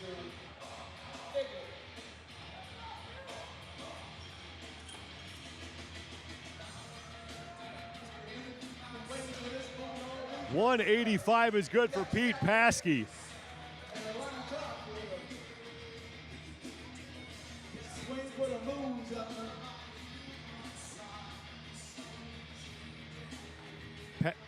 Paskey has a 1 rep max of 225, so still well below that. Lane 15, 165 pounds, good for Daniel Dufour. Joined now by Dave Newman from RX Smartgear. Dave, we've been talking a lot about that diabolical heavy rope, and we've seen heavy ropes before, but what makes the one that these guys are going to be using so different? Well, Sean, the rope they're using is Kronos, which is a 1 pound cable with no weight in the handles. So all the weight is moving around your body. It's very dynamic, and you've got to use a lot more stabilizer muscles to control it and keep your technique, really in check. I'm not sure if you saw, Dave, but Jessica Manfro and one of the other ladies actually went with kind of a pronated grip on that rope. Have you ever seen anybody use that grip before? Yeah, absolutely. We call that the rowboat. It's like rowing a boat. Fikowski used it at the games last year. Yeah, some people who don't have a lot of wrist flexibility might like to do that. So it's kind of unique. We've played around with it. I don't see a lot of huge benefit, but if somebody feels comfortable and it gives them confidence, then rock and roll. Dave, RX Smartgear started a long time ago with just ropes. But you guys have become such an innovative company, coming up with so many different things. What's the precipice or the mantra, I guess, behind you guys and all of the different things that you guys are constantly trying to create? Honestly, Bill, it's just looking for progression, right? Like where are people having a sticking point and trying to improve their fitness? And how can we come up with something just really common sense that gives them a little bridge to get a little bit better? Honestly, is all it boils down to. So we're not trying to reinvent the wheel. We're just trying to help people connect the dots and continue their fitness journey and be better at it. And who are the guinea pigs that come up with those things to decide, like, hey, let's make this thing or let's make that thing? Well, I don't know about guinea pigs, but I know a guy named Bill Grundler that started using our jump ropes about 10 years ago. He's still going pretty strong. Well, and I appreciate that besides making jump ropes, you guys actually have clinics that people can host at their affiliates or that they can go to because it's not just about having a better rope, it's about having better technique. And you guys also teach technique. Yeah, 100%. I mean, one of our mantras is just pursuit of refined human movement, right? Like our background was in gymnastics, and we just bring that kind of analytical eye to all the other movements that we're involved with. and just want to help people like do it the best they possibly can. So absolutely. So you've obviously been a part of so many different events. You've gone to so many different competitions.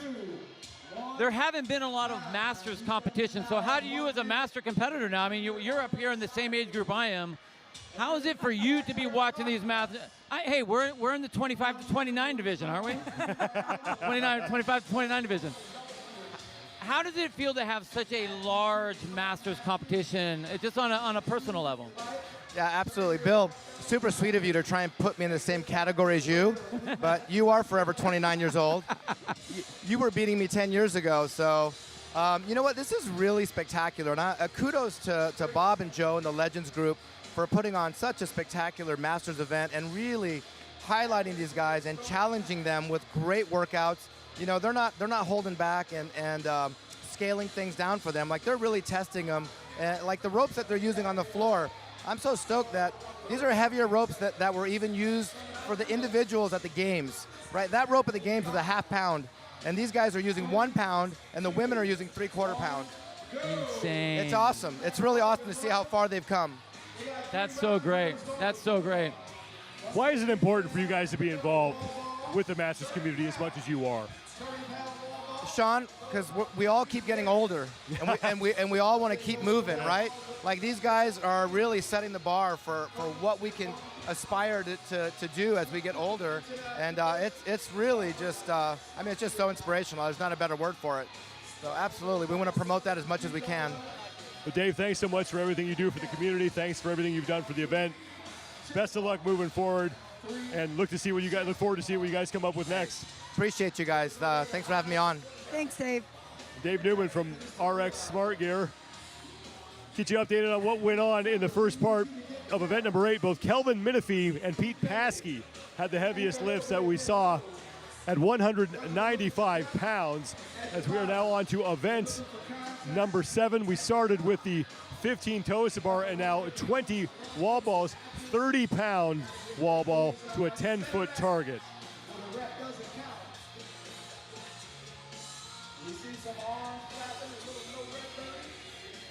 Sean, you can't see it right now, but we see a little bit different setup for some of these guys doing their wall balls right there in lane number, 11. And right next to him, Ben Kelly, same. Both athletes are doing the same thing. Very wide base. They're a little bit taller, and what that does is that stops them right at parallel. So they aren't doing any extra distance than they need to. One, saves their legs, uses their hips. Now they can use their legs and the cleans later. And in lane number 15, it's Daniel DeFore who is the first man to the double unders. And then in lane 17, John Panousis is there as well. So we'll see how they handle this heavy rope. Panousis having no problems on the right side of the screen. That's his first trip. And now in lane 11, Brian Cunningham onto the rope, as is Kelvin Minifee in lane 9. That's Daniel DeFore.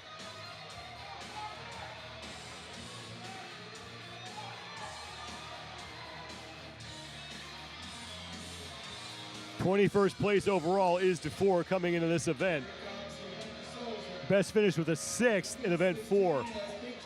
And you can see Paskey going with that rowboat grip we were just talking to Dave Newman about. Sounds like there might not be any huge benefit outside of maybe kind of saving the wrists or any wrist mobility issues you might have. So Kelvin Minifee in lane 9 is doing a good job of getting through those double unders. Pete Paskey, who's on the left side of your screen, who put up that 195-pound snatch, is using that motorcycle grip, or the row the boat grip that you just heard David Newman talking about, and it seems to be working out okay for him. He's on the far right side of your screen.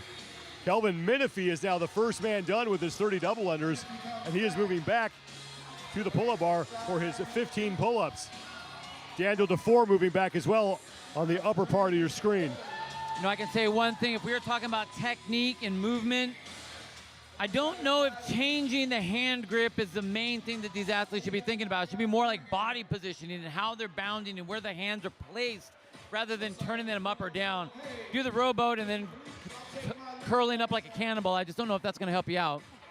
John Panousis is on the right side of your screen. To his left, a couple lanes down, is John Panousis, who is your leader right now. He got back to the pull-up bar ahead of Kelvin Minifee, but he is taking quite a few breaks as Panousis in this set of 15 pull-ups. Well, and it almost looks like Minifee thinks that this is the chest-to-bar round. You can see how much height he's getting, which is beautiful, but save that pull. You don't need that right now. Don't shoot to the 10-foot 2-inch mark. Don't go chest to bar. Not on this round. John Panousis is on to the ball for his second of 3 sets of wall balls. 25th place overall coming into this event, but he's coming off a tie for 9th in event number 9 that again was done earlier today on competition floor number 2.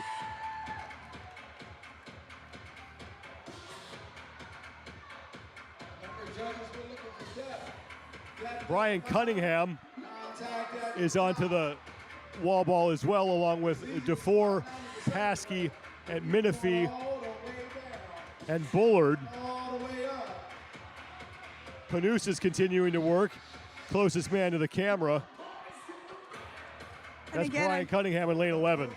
And again, I'm interested to see how these gentlemen handle this second round of double unders, because like you said, Bill, it's one thing to get through that first round when you're not that fatigued. After your second set of wall balls, that rope is a whole different beast. Yes, it is. Seen it all day long.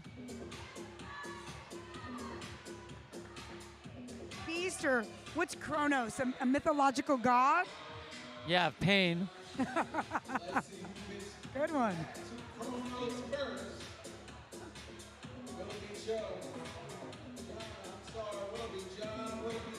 Daniel DeFore is almost done with his second set, and he looks to be the first man back to the jump rope for the second time, and he is heading down to pick up his rope.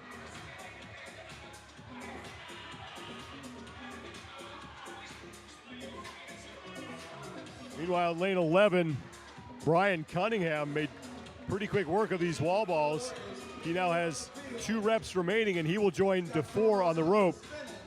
Cunningham in the middle of your screen.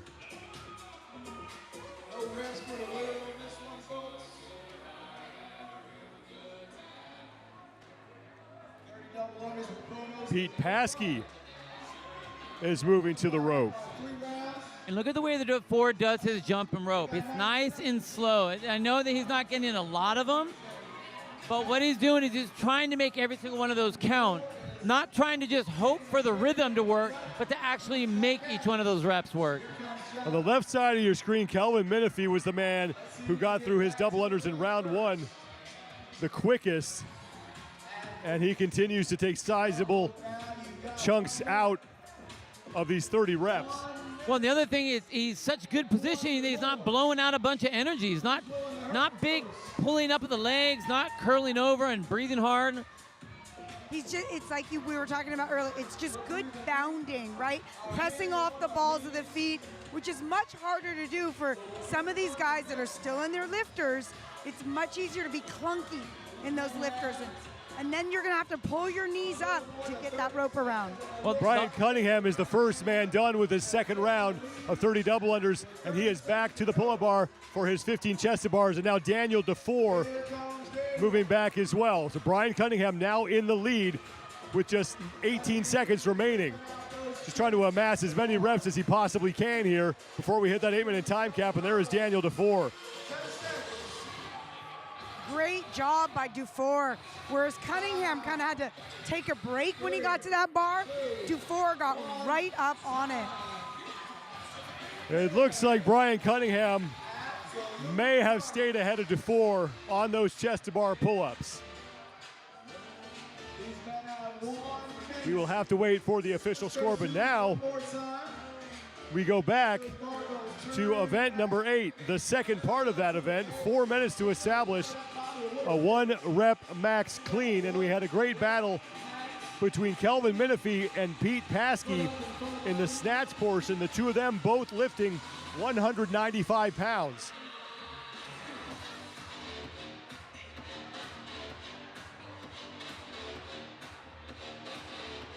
Just a 1-minute rest before we get started on part 2 of event number 8. You can see some of these gentlemen switching out their tennis shoes back over to their lifters. Well, with that being the case, I hope that they're planning on squatting. Drives me crazy when I see athletes or have athletes that they're going to power clean and they put lifters on. It's for squatting, everybody. Lifters are for squatting.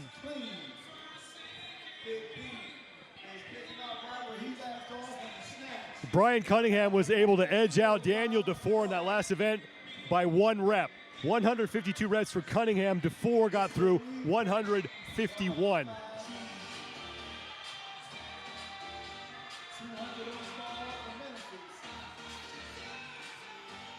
Pete Paskey has 205 pounds loaded on his barbell to open up with here.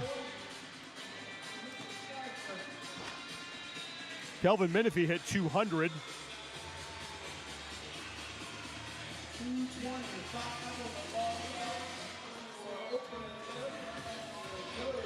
We're 1 minute in to this 4-minute window, and Paskey is now set, almost set, to make his first attempt.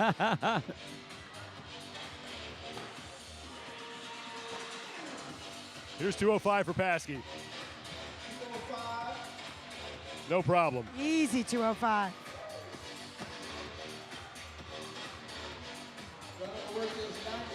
So he and Kelvin Menifee were the men who had the heaviest lifts in part 1 of this event, the 1-rep max snatch. Menifee is in lane number 9, and he's going up to 225, 2 blues on each side. 225 also in lane number 7 for Jody Bullard, and he will stand that up. Oh, yeah. Clean lift from Jody Bullard right there. Menifee also at 225 as he's adjusting his belt. And 225 on the bar in lane 11 for Brian Cunningham.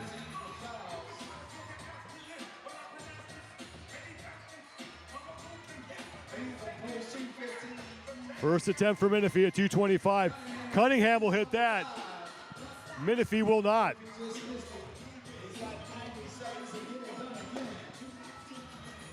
Pete Paskey also has 225 pounds on the barbell.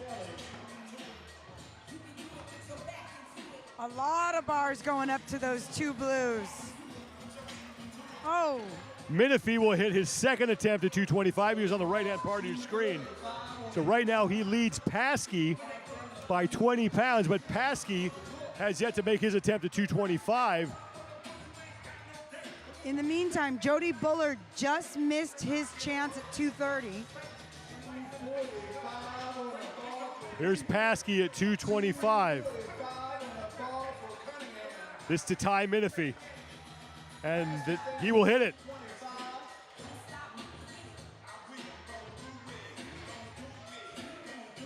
That's Ben Kelly. Oh, that was that easy. Will count. That was an easy 225. In lane 11, Brian Cunningham is jumping up to 245, and he will hit it. Brian Cunningham at 245 as Menifee moves ahead by 5 pounds over Paskey with 20 seconds left.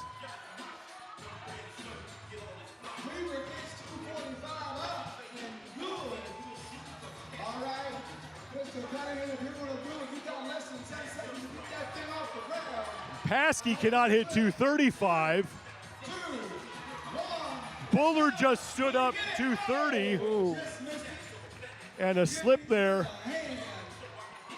in lane 11 from Brian Cunningham. But Kelvin Menifee may have done enough to hold off Pete Paskey and the rest of the crowd here and win event number 8. And it was because he was able to hit that 230-pound clean.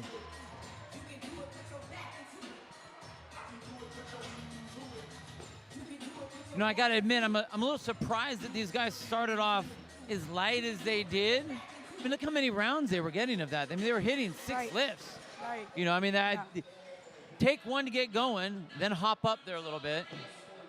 Save that energy rather than just going for some sort of a EMOM or something. Although, well, sometimes, you know, that first barbell after a Metcon can feel so heavy. And again, you know, that can really tax that nervous system. Totally.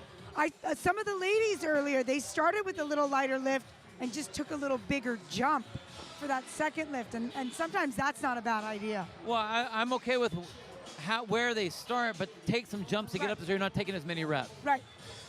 Overall leaders will be on the floor for the second and final heat as Kelvin Menifee will wait to see if his unofficial total of 425 will be good enough to win. Matt Chia with an 8-point lead over Wes Schneider for first place. Jake Taylor sits in third by just 4 points over Logan Clark. So a tight battle going on for the top 3 spots in the overall standings for this division.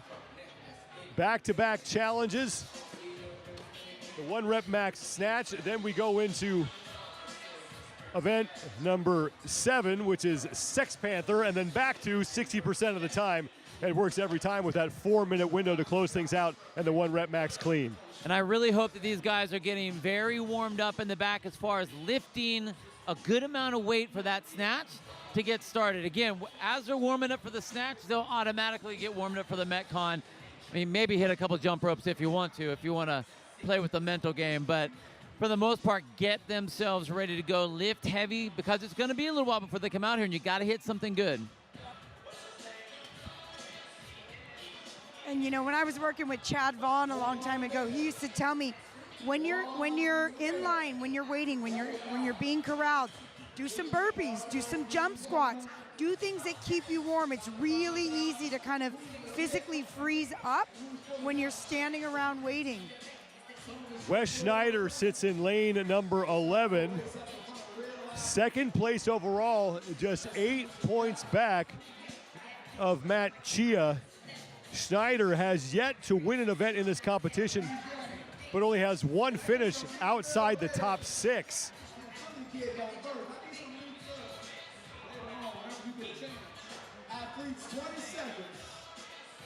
I'll tell you what, that battle between him and Matt Chia has just been epic this entire weekend. Snyder's just I think he's going to do well, obviously, in the lifting, but I'm really excited to see how he's going to move in the wall balls, and if he has the ability on that jump rope, because if he has that, he's going to be deadly in both of these events.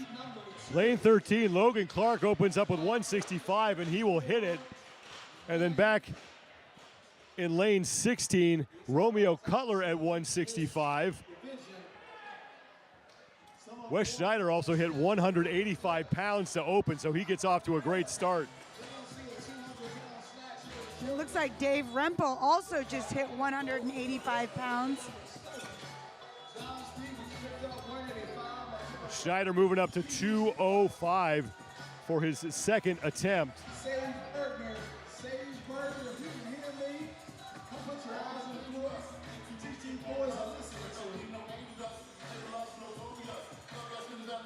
And Schneider will hit that.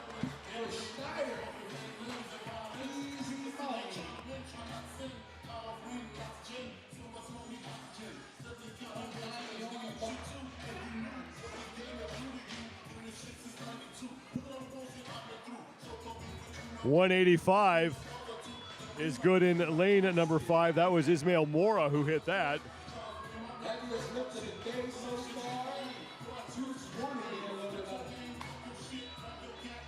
In lane number 7 was John Stevens at 195. I'm not sure he got credit for that. 195 is good for Dave Rempel in lane 9. 175 goes up for Romeo Cuter. And something I want you guys to see right now, we have all these guys that are lifting, but over in lane number 11, Wes Snyder sat down. He put his weight on the bar, but he just sat down just to watch to see, all right, what do I need to do? And of all the heats we've seen today, we haven't seen anybody watching that. And this is very important. How much do I need to lift when I have an idea of what my clean's gonna be? 220 for Schneider, and he will make it.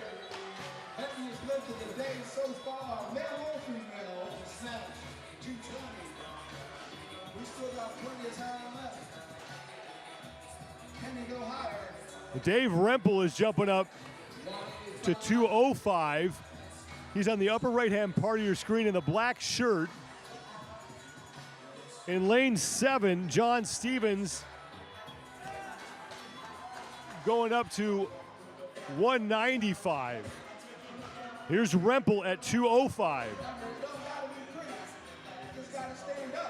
And that is good. I'm pretty sure Dave Rempel just shut his eyes and threw a little Hail Mary. I don't think his eyes were open when he caught that bar. Schneider is loading 230 pounds on the bar. As in lane 13, Logan Clark just hit 185. So 230 on the bar for Wes Schneider.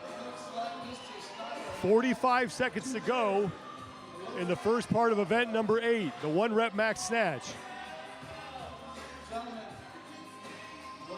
Jake Taylor at 195 won't be able to get under that. And now Schneider going for 230 pounds. 20 seconds. Oh.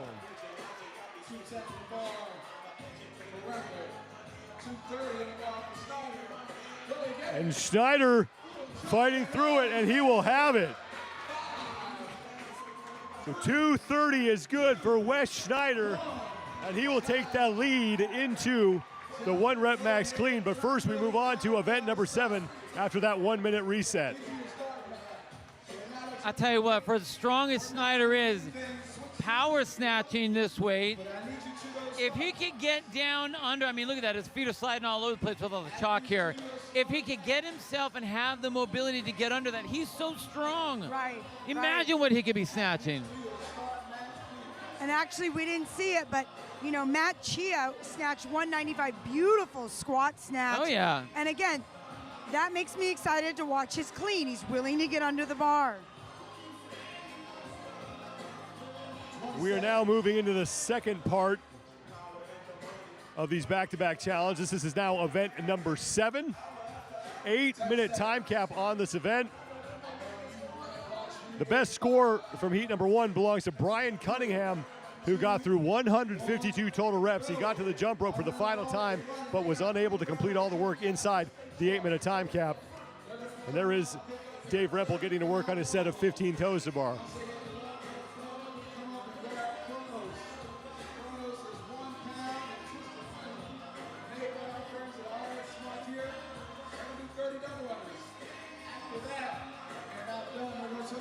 A quick break for Matt Chia there in lane number 10, and now back to work.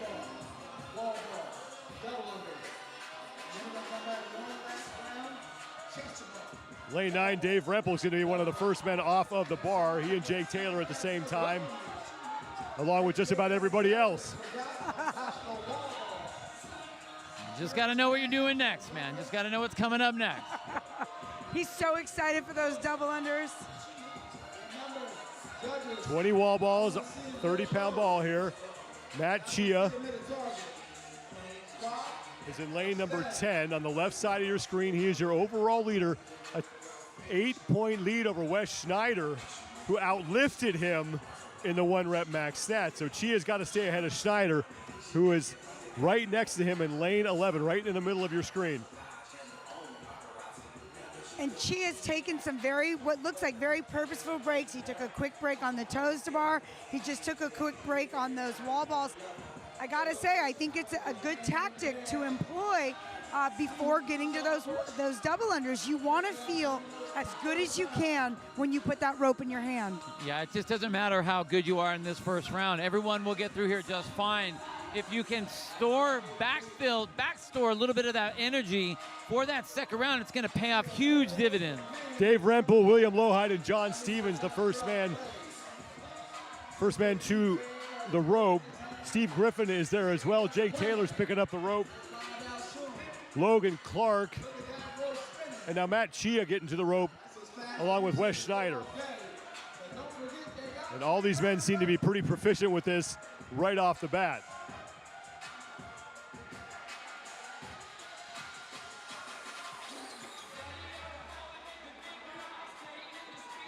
Matt Chia on the right side of your screen, looking very good. That's his first trip that he just had in those double unders.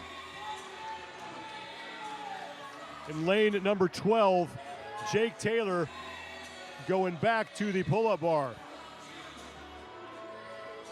Steve Griffin also in lane number 8 is back to the pull-up bar. Now here comes Dave Rempel. Those are your top 3, Griffin, Rempel, and Taylor.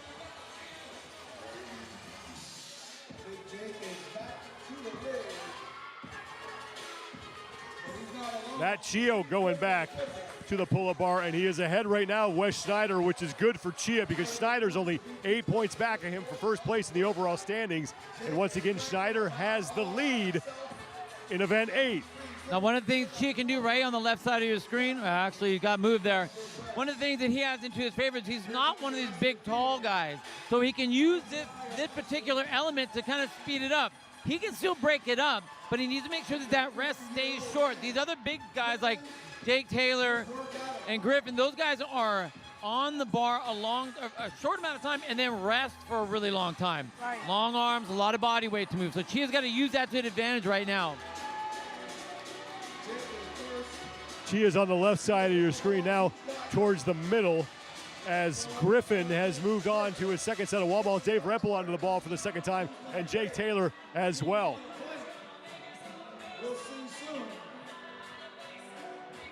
All of these men looking to move up the overall standings here as your top 2 guys on the leaderboard have fallen behind the leaders here as Matt Chia now just getting to the wall ball for the second time. More than halfway through this event, 8-minute time cap here. Wes Schneider is now done with his pull-ups in the middle of your screen, and he will move to the wall ball, and Matt Chia picks it right up before Schneider can get started. And that's a good thing because he needs to do this. He has to stay ahead. He's not going to beat Schneider in the lift. There aren't that many points between them. So Chia has to not just beat Schneider, but hopefully get a couple people between them to increase those points. He's got to stay on it on this wall ball too because Schneider's so good at the wall ball. Matt seems to be a little better on that double under, but that means Matt has to get to the rope before Schneider. What also plays into Chia's favor here is that if he and Schneider finish lower than third, the gap there I think is only 4 points. That's huge. And right now, Steve Griffith is already back to his rope, so that helps out Matt Chia. So Griffin looking to close out round number 2. He's your leader in this heat. The time to beat is Brian Cunningham, who got through 152 total repetitions here. He was in his final round of double unders before he hit that 8-minute time cap. Dave Rempel is in third as Logan Clark is back to the rope. And now Jake Taylor in 4th place, right side of your screen, heading back to the jump rope for 30 double unders. And now Rempel going with that overhand grip as well. And you can see these guys all remember just how painful that was last round. They all could sort of do it in that first set, but if they aren't clean, they're going to struggle. So like Jake Taylor, you can see him on the right-hand side of your screen. All of that jumping around in the way with that, moving the rope around his feet and how he's bounding, that sucks the energy out of you. And these guys are already hurting going into this movement. Right. Steve Griffin is back to the pull-up bar for the final time. 15 chest-to-bar pull-ups. About 90 seconds before we hit the time cap. And right now, Chia needs to make the advancement over Taylor and over Rempel. Those guys are resting. He needs to get these reps and get those 2 guys between him and Schneider. Chia on the left side with the black shirt and gray shorts, going through his double unders as Dave Rempel is done. Rempel heading back to join Griffin on the pull-up bar. Yeah, and again, what Matt Chia has going for him is 2 athletes in the previous heat, Daniel Dufour and Brian Cunningham, both got back to the chest-to-bar pull-ups. That's huge for Matt Chia when he's trying to stave off Wes Schneider.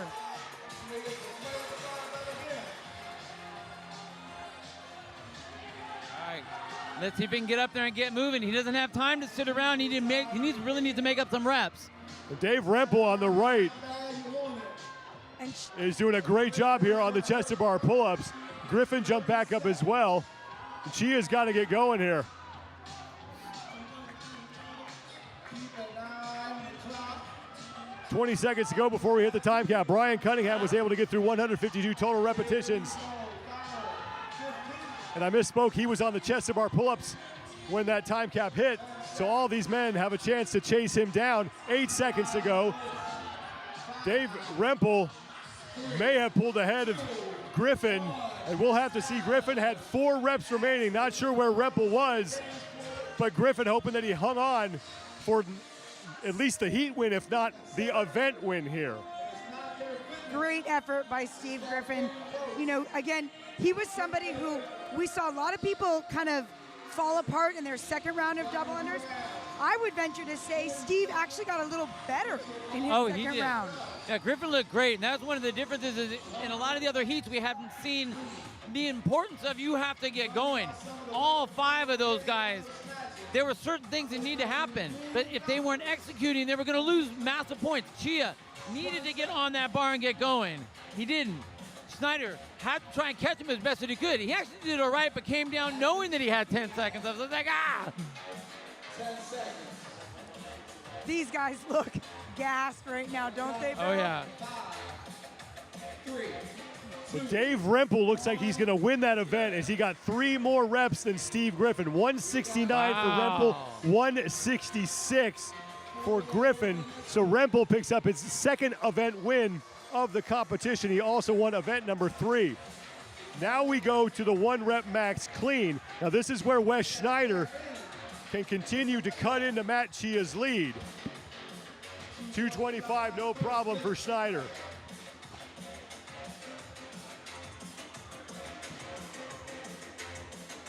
Schneider already your event leader as he has surpassed Kelvin Minife's total of 425 from Heat 1. Now Chia at 185. And he will hit that. Beautiful squat clean by Matt Chia. And you know, and I think that's a great start, even though Schneider could do 225. That was a struggle. So now he's already thinking heavy. He's like, oh, my grip. And he came off that last event very fatigued. And I don't think he's going to squat any of these. Nope. Whereas Matt's warmed up to squat. That was a great squat clean. He's got a lot of room in that lift. So 255 now on the bar for Wes Schneider.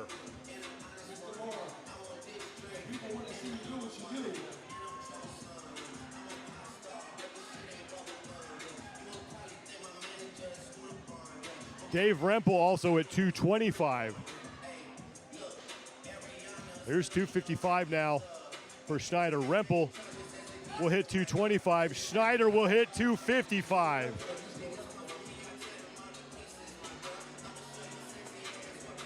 Unofficial total right now for Wes Schneider is 485 pounds.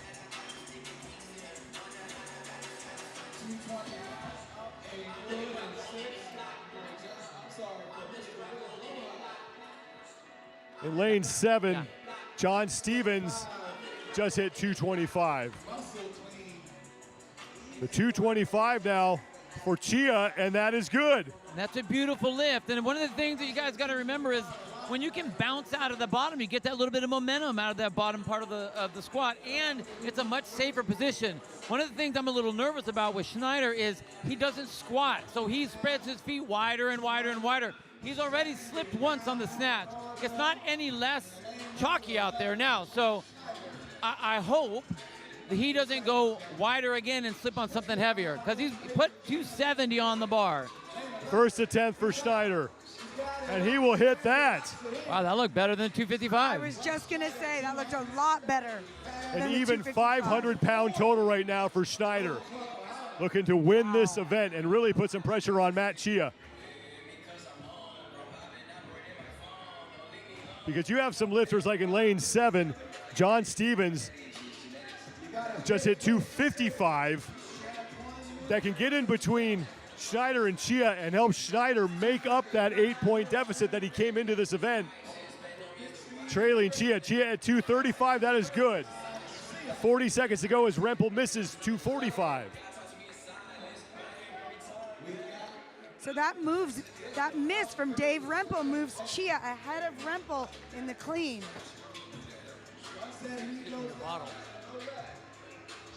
280 now on the bar for Schneider. He's already leading the event. 15 seconds to go. This is essentially insurance for him right now. Rempel just missed at 245 again. 280, not good for Schneider. Chia just hit his last lift.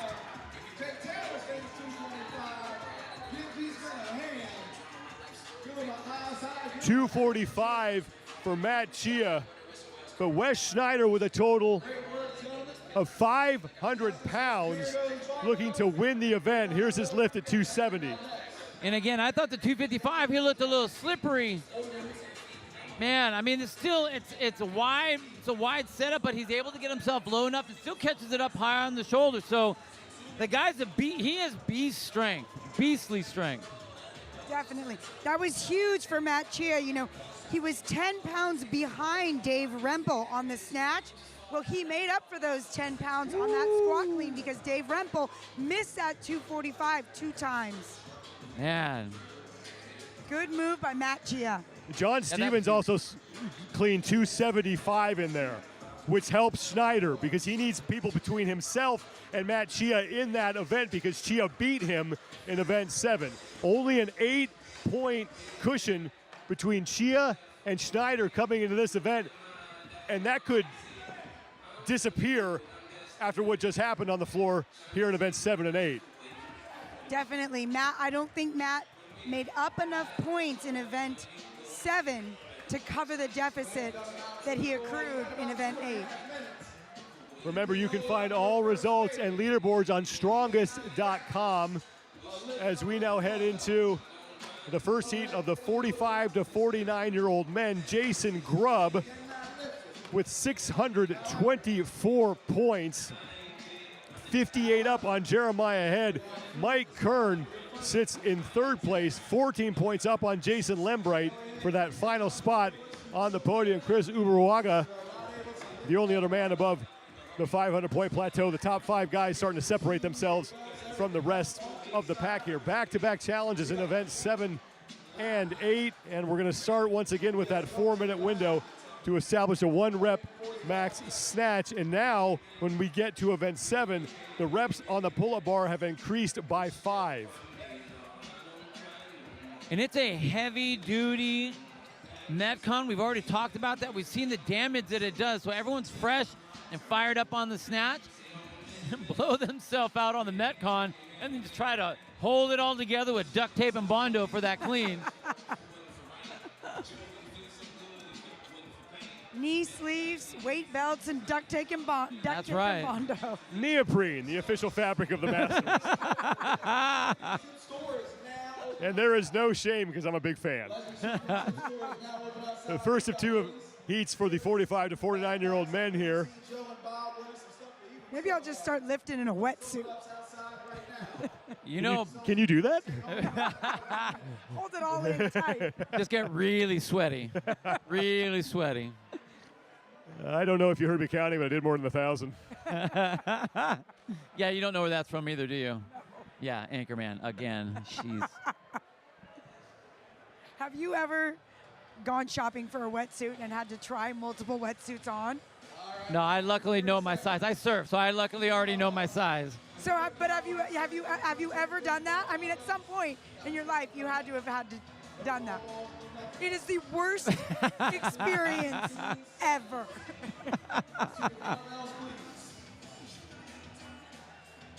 We are just about ready to start the first part of event at number 8.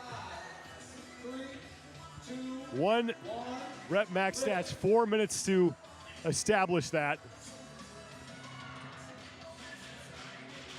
185 in lane 13 is good for Joe Stuber.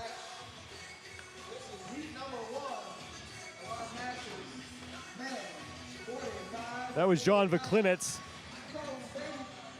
closest to the camera, who just hit 155 for his opening lift. And it looks like Patrick Stimmel in lane 11 is loading his bar to 185 right now.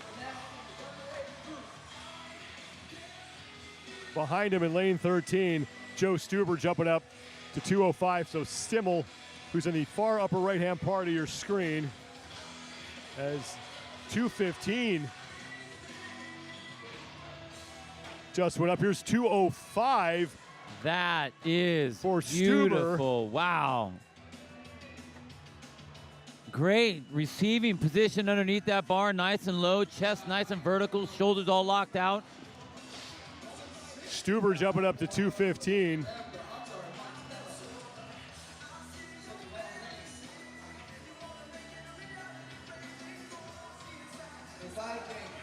$185 is good for Veklinitz.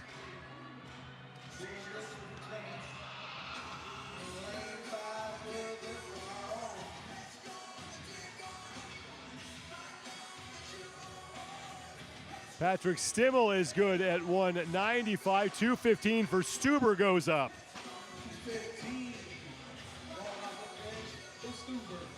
And Stuber's now hit 3 lifts in under 2 minutes, and he's already at 215. Where do you go from here, Bill? Do you slow it all down? Do you just keep putting weight on the bar? Well, he isn't even close to having any sort of problem yet. So, you know, again, you should have an idea of what your numbers are anyway. And when you test this, the way you test coming out for something like this is you give yourself a 10-minute warm-up time, stop for 10 minutes, and then say, okay, let's see what I can hit. So you have an idea of what your numbers are. This shouldn't be your normal incremental jump. And you're right, he's quickly moving through these, and he doesn't really need to. That's Patrick Stimmel in lane 11. It's like 200 pounds on the barbell and just can't stabilize that behind him. Joe Stuber, 235. Oh! So you saw him jump forward a little bit. That just means he had the bar, wasn't up high enough on his side, not to that hip crease. Right. So he jumped it forward and just not able to pull himself underneath it. I saw him tell his coach or whoever he's conversing with, I'm going to go down. And that's a good move by Stuber. He already hit 215. That 20-pound jump was kind of a big jump. Here's Scott Bradley at 205, and he will hit that. Patrick Stimmel is going to hit 200 on his second attempt. 40 seconds remaining. Stuber's got time. 185 in lane 15 is good for Stephen Bro. Fix your eyes on lane 13. 215. The Stuber's going to drop down 10 pounds to 225. 15 seconds left. Oh, no. He's got to hurry Oh, here. no. He only has 10 seconds left. Ah! All that time. Just has that to he start the lift. And just can't hit it. But was able to make 215. And it looks like that's the heaviest lift that we saw in the event. So Stuber should have the lead heading into the second part of this event after we complete event number 7. You know, that was a great example, Bill, of the first 40 seconds is all the time in the world.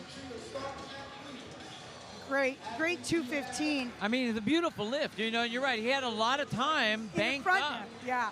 He didn't need to go that crazy with it, but, you know, still, we've all done it. I have done it. Where you get too aggressive with a certain lift and it just doesn't work out your way. So he had a good number. I think he just kind of overconfidenced himself a little bit. 1 minute reset, and now we move into event number 7, starting with those 20 toes to bar. The movement on the pull-up bar will change as we work our way through this event. The wall balls and the double unders will stay the same, and remember the double unders are being performed with that heavy Kronos rope that weighs 1 pound. And we are underway, and there is Joe Stuber, who just put up 215 pounds on the snatch.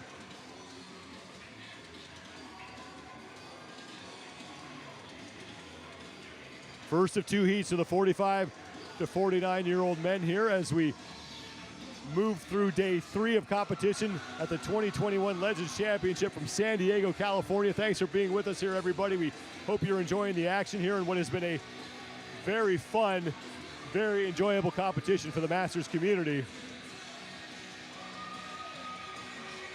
Scott Bradley, the first man onto the wall ball. And now he's joined by the majority of the field.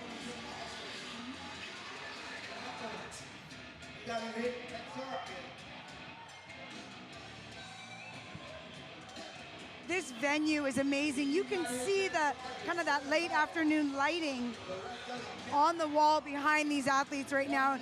You know, we have the luxury of being up on this booth, and when we look out to the left, it's the Marina of San Diego. It's gorgeous.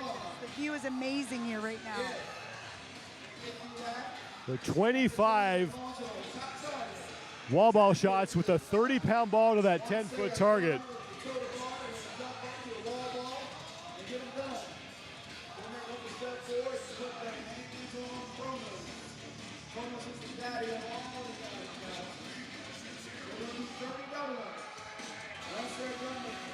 Jamie Damgar in lane 9 is getting set to close out his first set of wall balls. Pete Monjo will be the first man to the heavy rope. And here comes Jamie Damgar to join him. Monjo is in the gray. Now in lane 5, it's Court Karen. Other end of the floor in lane 16, Scott Bradley onto the double unders. And Jamie Damgar is having little trouble with that rope, now taking a quick break. And in lane 6, Pete Monjo cranking through his reps.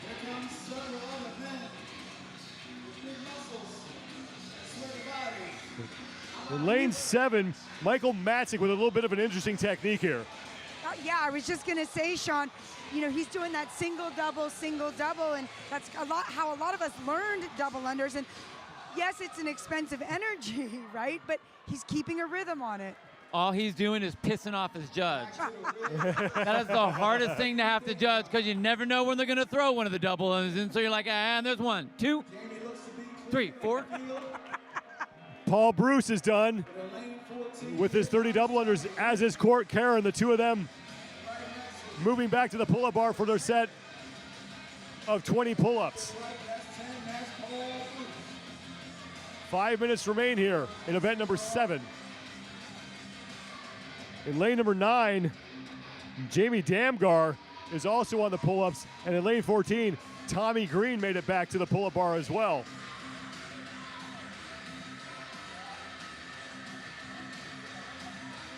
Pete Monjo moving back, as is Patrick Simmel. 20 pull-ups you need to perform here before you go back to the wall ball for another 25 reps. And it's in lane 9, that's Jamie Damgar.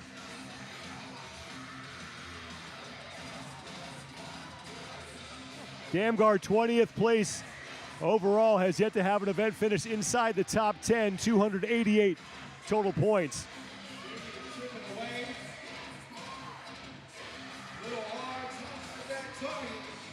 Damgar and Karen, the two men on the wall balls. And now in lane 14, Tommy Green moving on to his second set. Pete Monjo as well got through his 20 pull-ups in a hurry. He is onto the wall ball.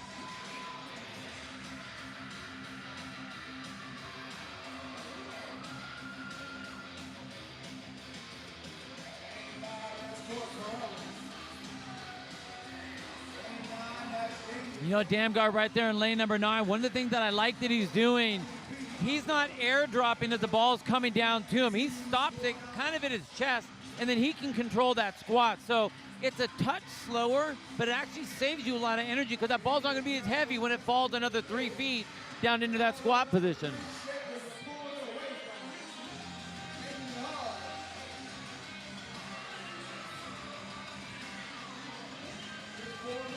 Looks like Jamie just has 3 reps to go on those wall balls before he's back to the rope. And his first set of double unders, Bill, was absolutely awesome.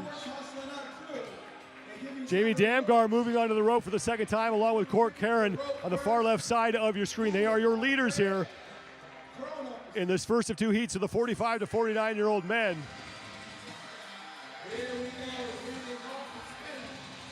And Karen on the left side doing a really nice job with that heavy rope. And he has overtaken Damgar right now for first place in the heat. Damgar back to work as Karen takes a break. Just two men on the rope for the second time here. You know, we have both of these guys. We have Damgar doing the regular setup, and then we have Karen doing that rowboat setup. One thing I was thinking about is you aren't able to use your wrist flick if you have the rowboat. That ends up being a lot more shoulder. So that's something that you have to really train for. You can't just practice that one on the fly. And like Dave Newman said, I just don't know if you're going to gain that much out of it. You'll make the reps because you can do it, but I don't think it's going to help. Especially when you think about how much shoulder there is in pull-ups, chest-to-bar pull-ups, and wall balls. Court Karen is done with his double unders. He has moved into first place, chalking up his hands, heading back to the bar. 45 seconds remain. He's just going to try to get as many chest-to-bar pull-ups that he can do in that time. He's got to do 20 before he can move back to the wall ball. That's Jamie Damgar, who was the first man to the rope, as Karen goes right to work. 30 seconds remain. Pardon me, a minute and a half remains here. So he has a very good chance of getting through these 20 chest-to-bar pull-ups. As in lane 10, Paul Bruce made quick work of the rope. He's going to join Karen on the pull-up bar. Well, look where Karen's going. He's just completely disengaged from the bar. He took that long walk, and I understand he's trying to recover a little bit, but take a couple reps, take a short break, rather than trying to completely recover to take a massive set. I'm a big fan of the long walk. Off my a short move. pier? That's my move. My athletes know I call that disengaging. Come back to reality. Come back to the workout. Don't go running away from it now. So Karen's going to get through his chest-to-bar pull-ups. 40 seconds to go. Moves to the wall ball for the final time. He's your leader right now in the heat. Jamie Damgar sits in second. And in lane 10, Paul Bruce is there as well. But Karen all by himself in his third and final round of wall balls here.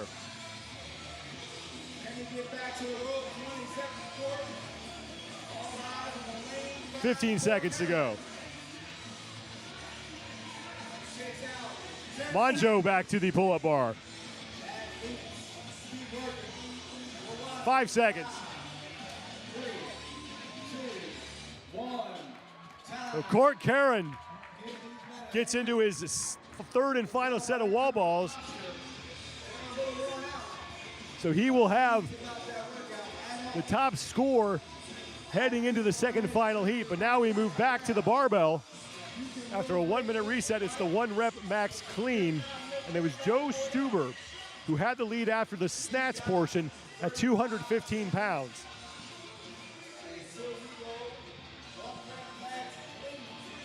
Now it's all about that recovery. So you see these guys are trying to mentally think about, like, okay, let me bring down the heart rate. Let me recover my breathing. Let me chalk the heck out of my hands right now so they aren't all sweaty. And then let's start thinking heavy lifting. And I like it. Some of these guys are actually putting their T-shirts back on. And we talked about this earlier, Bill. I think that's a really good move. Your shoulders are sweaty. You get under that bar. It's really easy for that bar to slip off your shoulders. So all these guys that just put their shirts back on, good move. The 190 is good in lane 15 for Stephen Brow. 205 was good for Patrick Stimmel. 185 good in lane 9 for Jamie Damgar. And we'll keep an eye on Joe Stuber in lane 13. Going up to 225 right now. There's John Veklinitz.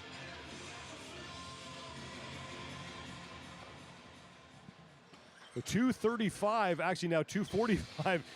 The card keeps slipping by Stuber's numbers. 255 that he's going to throw on the barbell. It's like an auction right now, Sean. 255, 255. Anybody going once, going twice?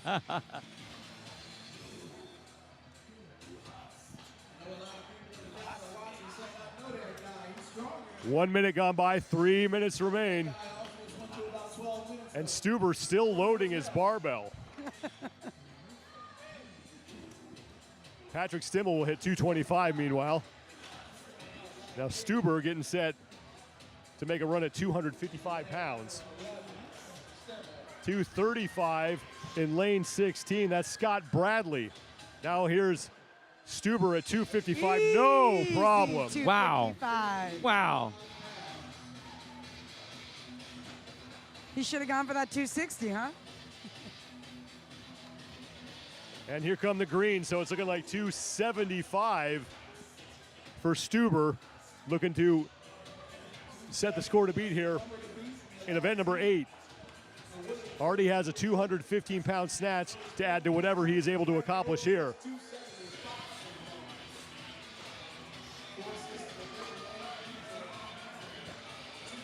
.215 in lane number 9. That was Jamie Damgar who just hit that, the right side of your screen. Patrick Stimmel stepping up to 245, and he will hit that. 275 now for Joe Stuber. And he will hit that. Great That almost lift for better than the Stuber. 255, huh? That's Bill? really pretty. That was really pretty. 255 win up for Scott Bradley in lane 16. And Stuber is going to go to 305. Let's just make that jump. Just jump on up there. Because why not? I think the first time all competition we've seen anybody Oh, yeah. attempt a 300-pound Oh, yeah. plus clean. Now here's the only thing I would say, and this is what Stuber did last time. He did a 10-pound jump on the snatch from 205 to 215, and then he did a 20-pound jump to the 235 and missed it. He's doing it again. He did a 20-pound jump from the 255 to the 275, and now he's doing a 30-pound jump to the 305. If you were going to do it on any lift, obviously I would do it on a And that clean. is good. And that's why he was doing that, Annie. Duh. 305 for Joe Stuber. Patrick Stimmel fighting 265, unable to complete that lift. Now 275 on the bar in lane 16 for Scott Bradley.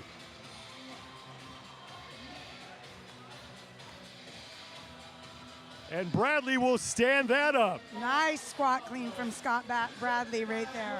Got the down signal from his judge before he stepped over the line, so that's key. 3:15 for Joe Stuber, and just loses it forward. The final seconds tick away, and Joe Stuber will have the score to beat: a 215-pound snatch, a 305-pound clean, unofficial total of 520 pounds for Stuber. Hey, kids at home, if you want to know what a squat clean is supposed to look like, That's it right there. just like that. Look how high that bar came up to his thighs, so vertical when he jumped up. It wasn't banging the bar out. Everything was going vertical. Nice, strong pull into the bar. Oh, man, beautiful. Nice job. You know, Bill, at this point, I think some of these athletes should pay us to say what they're doing wrong or bad, because at that point, they prove us wrong. Yeah. And they do the exact opposite, so. We'll get set for heat number 2. Remember, you can get full results and leaderboards at strongest.com to stay up to date with everything that's going on here at the Legends Championship. Heat number 2, overall leaders on the floor for the 45 to 49-year-old men. Jason Grubb, the only man with more than 600 points. He sits in first place. Jeremiah ahead by 30 points over Mike Kern. Jason Lembright and Chris Ubaragua, the only other men above the 500-point plateau. Ubaragua, a 44-point lead on Todd Edmonds for 5th. Two-part back-to-back events here. We're taking event 8, Sex Panther. We're splitting it in half. And then event 7 is 60% of the time. It works every time. Every time. And 60% of the time that Bill and I open our mouth, we're wrong 100% of the time. I'm 6% of the time. I'm right all the time. I don't know what you're talking about. So I think as we discussed earlier, the middle part of this would be called Sex Panther, and then the yes. event 8 would be 60% of the time. It works every time because, like I said, 60% of the time, every time you hit your 1 rep max. That's right. It's science. The second of 2 heats, overall leaders will be in the middle of the floor. Jason Grubb, the man who sits atop the leaderboard, will be in lane number 10. Jeremiah Head, who is in second place, will be in lane 9, and it's Mike Kern in lane number 8. Joe Stuber has the unofficial score to beat in the 1 rep max snatch and the 1 rep max clean. He snatched 215 pounds, clean 305 for a total of 520.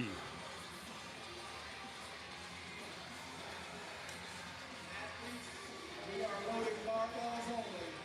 We are not practicing wall balls or gymnastics. Barbells only. Athletes put the wall ball down. Athletes loading up their barbells here, and already a lot of blue and a lot of green out there. I was going to say, I don't see one bar without blue on it, I think. Maybe one.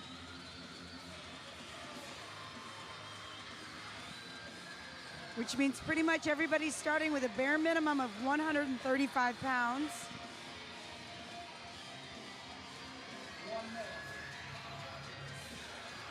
Looks like Jason Ainsley might have 205 loaded on his bar. A good friend of mine. Ainsley will be in lane number 16. So he has 205 on the bar. Looks to be the heaviest lift on the floor right now. And there is your overall leader, Jason Grubb.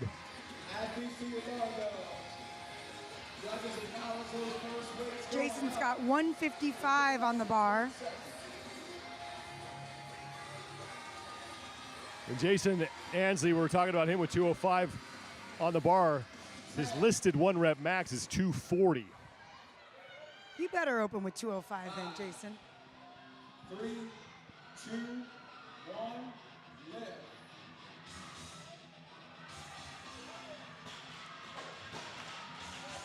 And 205 does not go in lane 3 for Stacy Adams. That's Rick Hunt. In 17, that's Chris Ryder. In lane 16, girlfriend and none, that's Jason Anderson. 205 in lane 11 for Chris Uberuaga, and he will just toe the line and hit that. In lane 14, that's Mike Dubois. In lane 13, tied up, ready to get busy, that's Bradley Christian. The 205 so far the heaviest lift that we have seen. Number 11, Chris Uberuaga. In lane number 10, Stacy Adams closest to the camera at 205. Here's overall leader Jason Grubb will hit 185. 195 goes up for Patrick Chenard, pardon me.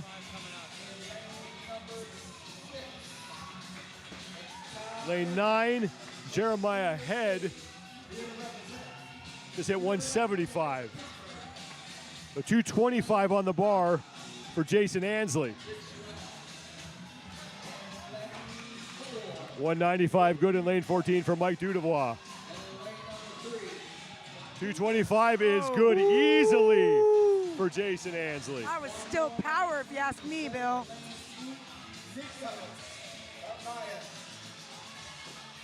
205 in lane 17, Chris Rea.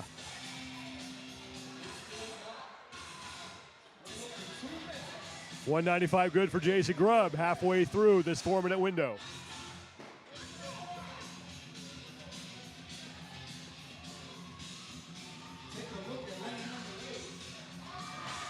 Dubois at 195. In the back of in the background there, the top of your screen, the blue headband, just hit that.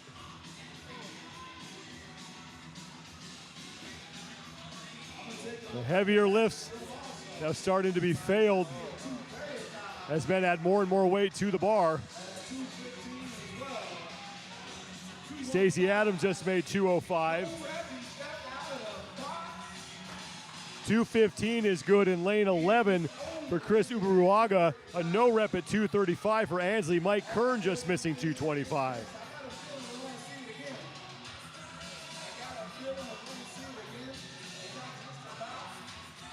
So far, the heaviest good lift we have seen at 225, courtesy of Jason Ansley, and that's what Mike Kern has loaded on the bar now as Ansley steps up to 235 for his second attempt, less than a minute to go. That one will go. Very nice from Ansley. Big explosive hip hop there on that lift. 215 goes up in lane 12 for Jason Lembright. Mike Kern was under 225 but couldn't stabilize. It still has 30 seconds to go here. 205, not good for Mike Dudevois, who couldn't save it. And now 225 in lane 11 for Chris Uberuaga is no good. 15 seconds to go. And Jason Ansley has 255 on the bar, but I don't know if he's going to have time to hit this. He's going to step up to it. As long as he starts to lift, it will count, and he won't hit it. But 235 pounds, the heaviest lift, belongs to that man, Jason Ansley, as we head into event number 7. Big guy with a lot of mobility. Watch the way he's able to get himself so upright. A lot of big power, big explosive hip hop, bam! And look how upright he is on that lift. Beautiful, great mobility. And now we move to event number 7. 8-minute time cap after a 1-minute reset. 20 reps every time you're on the pull-up bar, but that movement will change. And then you have wall balls and double unders with that heavy rope after each of the movements on the bar. And the fact that this is a very classic CrossFit type of Metcon, and I really think that Jason Grubb he's in a great position here. Had a decent lift on the snatch, and he kind of turned around and was like, all right, here we go now. Now I'm ready to play. This is the fun part for Jason Grubb. Jason Grubb already has 3 event wins in this competition, including one earlier today in event number 9 that took place on the other competition floor here. Has yet to finish lower than 6th in an event. Court Karen got the farthest into this event in heat number 1. He was into his 3rd and final set of wall balls. Bradley Pritchard will be the first man done with his toes to bar. Jason Grubb onto the wall balls, as is Chris Uberuaga and Mike Kern. Jeremiah Head is there as well, as now the entire field onto their first set of the 25 wall balls at 30 pounds, 10-foot target.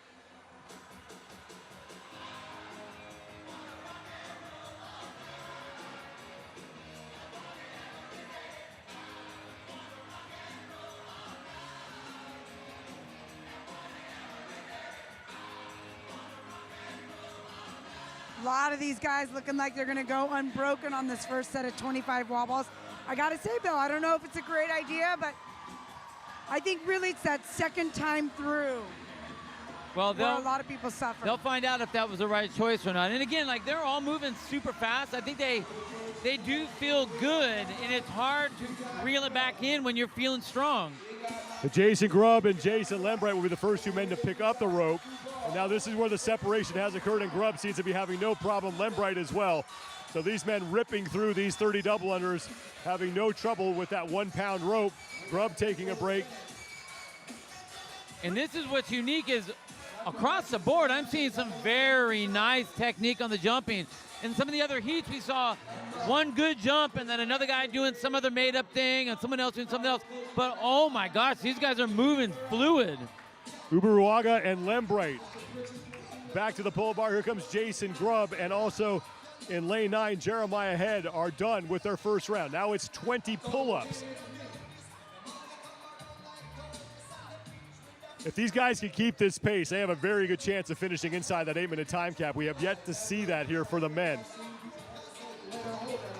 We can see Jason Grubb right there on the left-hand side of the screen, the black T-shirt. Look at the way he's moving. Not overly straining, but nice use of his legs. Not over kicking. Big set. Same with Jason Lembright on the right-hand side of your screen right there. For a taller athlete, those pull-ups look effortless for Lembright. Grubb, Jeremiah Head, and Jason Lembright in the lead now onto their second set of 25 wall balls, and they get right to work.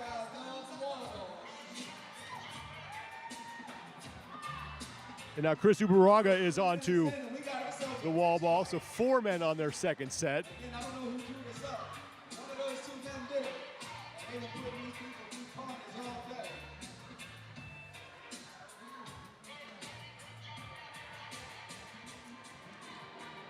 Looks like Grubb Blues. Did he give himself enough time? So of our 3 leaders right there, Grubb was the only one that took a break. Oh, I take that back. I think all the guys were saying, who's going to go? Who's going to go? Grubb's like, hey, I'll go. Yeah. It's all right. Yeah, I'll take I'm it. not going to do it. Oh, yeah, I'm going to take a break. I'm going to take a break. Approaching the halfway point as far as allotted time is concerned in this event. 8-minute time cap as Jason Grubb has now moved into the lead. He'll be the first man to the rope. Jeremiah Head right behind him. I tell you, I'm impressed with Jeremiah Head in this event. I mean, I am too.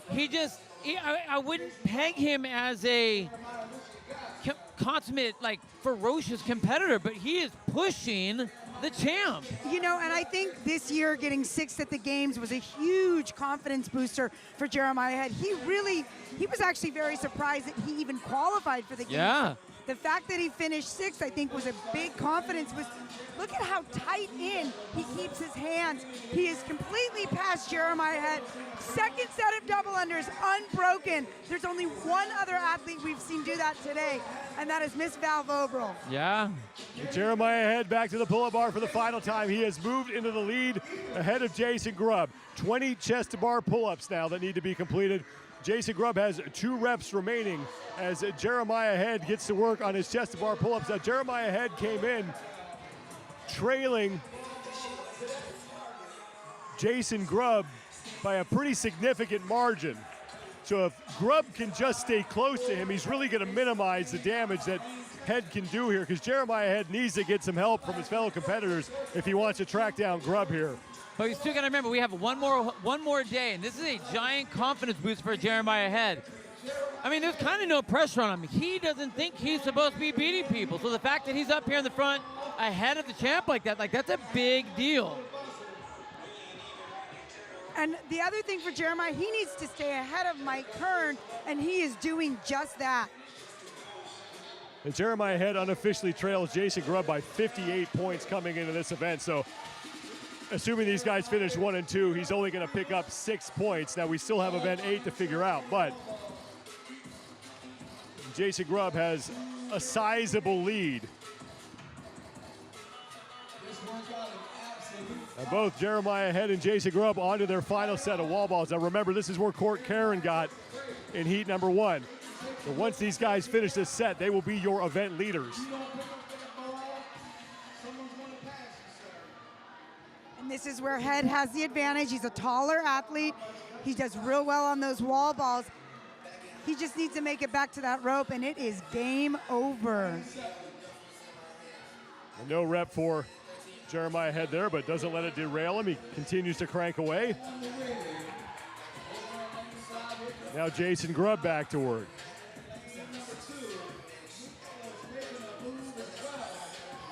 And Jeremiah, his double unders are so good, he doesn't need to give himself so much rest. Know you're going to be okay. Stay on there. Great. He's got his hand up in the air now. So, again, put the pressure on Grubb. That's what he needs to do. The Head is done, and he will move back to the double unders. 50 seconds to complete 30 double unders with that 1-pound rope. And he went unbroken on his last set. Look how tight that rope is. Look where his arms are. Look how tight the curl is. It's right over his head. Steps through. He's got to get right back on it. Here comes Jason Grubb. Less than 30 to go. Jeremiah Head, his final few reps. And Jeremiah Head, if he stays clean, is going to win the event. 7:40 unofficially, and his second event win of the competition. Jason Grubb already in second place because he got back to the rope. Even if he doesn't finish, he's going to finish second in this event. No need to hurry for him right now. And that will do it. So Jeremiah Head will win the event. He'll carve 6 points off of Jason Grubb's lead. As we move into the second half of event number 8, the 1-rep max clean. And I think where the confidence came from in the beginning were those double unders. Look at the way Jeremiah's positioned himself. Feet nice and tight, nice and tall, hands by the side. That confidence carried all the way into his bar work, flew through the wall balls, and then again, knew that he had the double unders in the bank. So where everyone else was kind of failing, he knew he had these and just eked that out, held on to it, and what a great win for him. Jeremiah Head, the only man to complete the event inside the 8-minute time cap. 7 minutes, 40.24 seconds, picks up 100 points. Jason Grubb will finish in second, and then we'll have to sort things out behind him. But Jeremiah Head picks up 6 points on Jason Grubb. And that was great also for Jeremiah because, you know, he's not the best lifter. He knows that Metcon was where he needed to make some points on Grubb, and that's exactly what he did. One more look at what we're facing here in Sex Panther, and 60% of the time, it works every time. And you can head to strongest.com and keep up to date on all the scores and leaderboards for every division here at the 2021 Legends Championship. Jason Ansley in lane 16 has thrown 245 pounds on the barbell, and he has no problem with that. He was in the background with no shirt on. Remember, Joe Stuber had the lead after heat number 1. He had a total of 520 pounds. He cleaned 305 after snatching 215.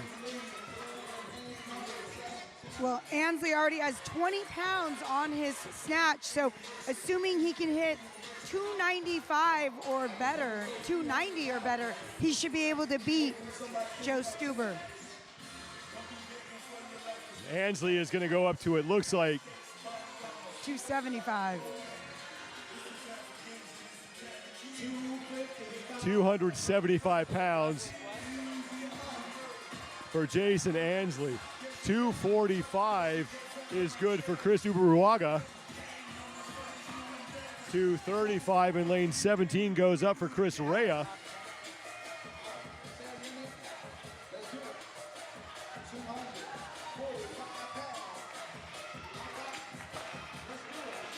$235 for Jason Grubb. There he goes. 245 for Pastor Knob. 275. 235 is good for Todd Edmonds. I know he's going high. Now Mike Kern is loading his bar to 275. Here's 275 for Ansley. So easy. Wow, just so powerful. Ansley's got to be careful because he's dumping that bar a little early. Right. You know all about that. I know all about that. Well, I know that people have told me about that. I didn't think I did it, but I think people told me about it. You just got to leave. You cannot leave anything to chance, right? That's 285 for Keith Bussum. And now 295 on the bar for Ansley. This would put him in the event lead if he can hit this lift.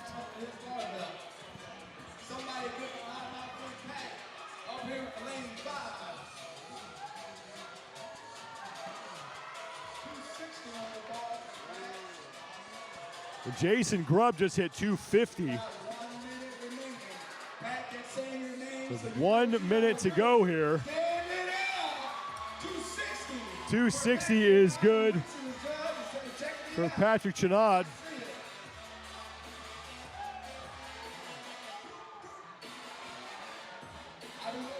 And here goes Ansley at 295. This for the event lead. And he will get it. Put some Ansley weight in the on lead bar. now in event 8.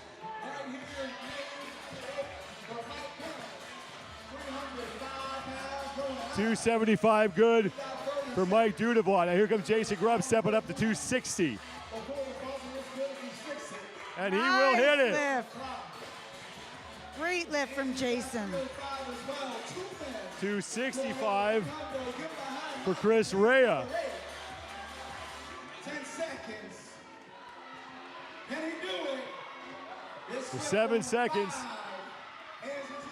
280 good in lane 11 for Chris Ubuaga, and 305 will not count for Ansley, but it didn't matter because he didn't need that lift. He had already hit 295, so Ansley looking like he's going to win event number 8. Lots of weight movement. Only thing I can do at 305 pounds. Unofficially going to beat Joe Stuber by 10 points, and it was because of this lift right here. I love how patient he is at getting that bar into his pocket. As soon as it's in there, it's go time, and he gets under it. That was beautiful. Beautiful. This is going to be heat number 1 of our 40 to 44 men. Getting busy. We're going to get started then in about. For all results and leaderboards, keep checking strongest.com to stay up to date with this competition going on here in San Diego, California, the 2021 Legends Championship. The 45 to 49-year-old men leaving the floor. And we will move to the next age group, the 40 to 44-year-old men. This is the new version. Athletes report to your lanes. First of 2 heats for the 40 to 44-year-old men. Overall standings coming into this event, it is David Johnston at 478. Now this is before they did event number 9, so Johnston's point total has moved up to 562. Austin Medford is still in second, but he has 508 points after event number 9. Brigham Abbott has moved from 6th up to 3rd. Abbott has 458 points. So the standings you're looking at now were not updated after event 9. Remember, event 9 took place earlier today on a second competition floor. So David Johnson still in your overall lead, 562 points. Austin Medford sits in second, and it's Brigham Abbott in third by just 4 points over Vlad Liashkevich. Events 7 and 8. Back-to-back tests. We start with the first part of event 8. We move into event 7, and then the second part of event 8. And we just saw Jeremiah Head, actually the only man in the 45 to 49-year-old age group able to finish it. I can't wait to see if some of these guys in the 40 to 44-year-old age group can finish that event 7. So first of 2 heats here for the 40 to 44-year-old men. Athletes, 2 minutes. 2 minutes. As we will try to establish a 1-rep max snatch in that 4-minute window. And then a 1-minute break, and then it's the entirety of event number 7.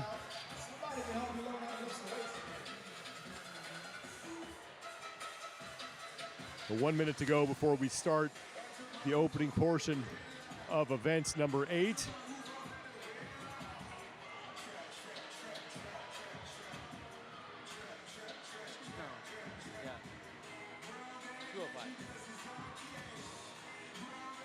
Athletes loading their barbells for their opening attempts. First of 2 heats for the 40 to 44-year-old men here in events 7 and 8 as we come to the last few divisions here that will take the floor on day number 3 of competition here at the 2021 Legends Championship from San Diego, California. And it looks like you can just barely see him. He just moved out of view. The left-hand side of your screen, I believe that's Chris Grant, who has 205 pounds loaded on his barbell for his opening snatch. 30 seconds. Chris Grant on the left side of your screen. He has 205, as Annie just said, on his barbell.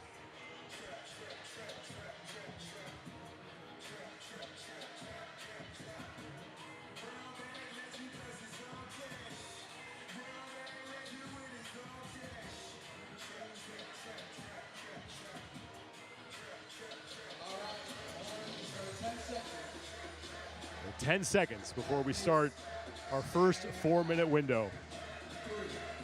3, 2, 1, go. And Chris Grant will hit 215, no problem. Okay. We see Wait, you, Chris. Guesses. What do you guess? 245? Oh, the jump from now? No, he's going to go 225. No. I think Oh. he's going to hit 245. Oh. He I was just like, hit that's two- a yeah. big jump. You're a bad coach, Bill. Go 305, Grant. Go 305. 100 pounds. I think he's going to finish around, 240, 245. Okay. In lane 13, Eric Myron is putting 205 onto the barbell. 215 for Chris Grant. Easy. That's a lot of 10-pound jumps, Bill. I don't know. Easy. Yeah. We might have been overzealous. 185 pounds on the barbell in lane 17 for Nathan Lachinsky.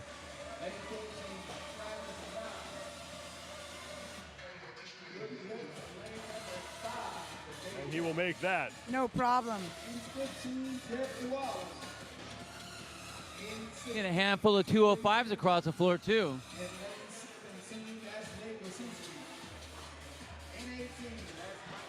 A minute 30 now gone by in this opening window. 215. That number starting to show up more and more here on the floor. A 220 for Chris Grant is no problem. It's a lot of 5-pound jumps now, Bill. Now 215 on the bar in lane 13 for Eric Myron, and that is good.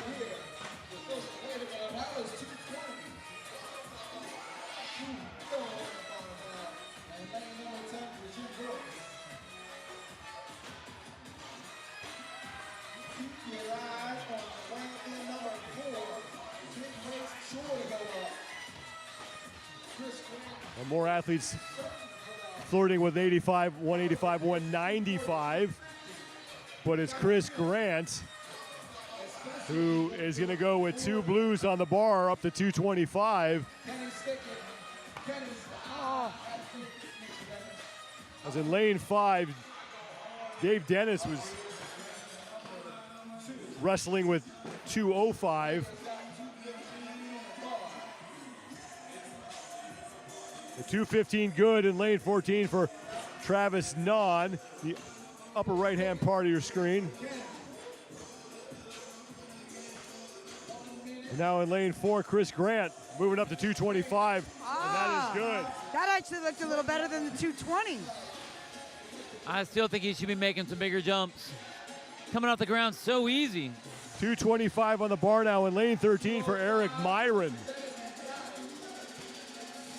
And Myron will muscle his way through 225. 225 also on the bar in lane 12 for Byron Jarin.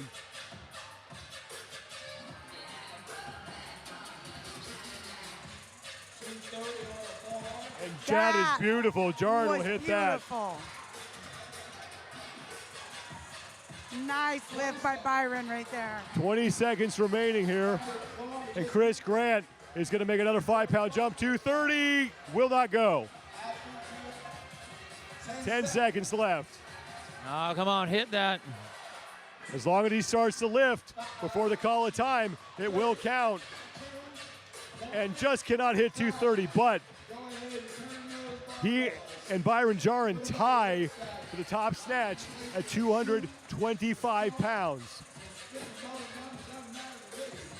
1 minute reset, and we will head into event number 7, but Chris Grant put on a little bit of a clinic out there. Well, you know, I tell you what, I honestly expected more. He had a great, strong lift over that 200-pound mark, but he made that so easy, and I think that what he's lacking is shoulder flexibility. We didn't get a chance to see that earlier. Raw power, not enough mobility, so yeah, he got held up there. Now we move into the second portion of these back-to-back events. This is the event 7, 8-minute time cap. the movement on the pull-up bar will change with each round. The wall balls and the double unders stay the same. The double unders being performed with that 1 pound Kronos rope. And again, this event has really come down to ability on that rope, ability to string together those double unders and be efficient. 20 toes a bar to start here. First of 2 heats for the 40 to 44-year-old men.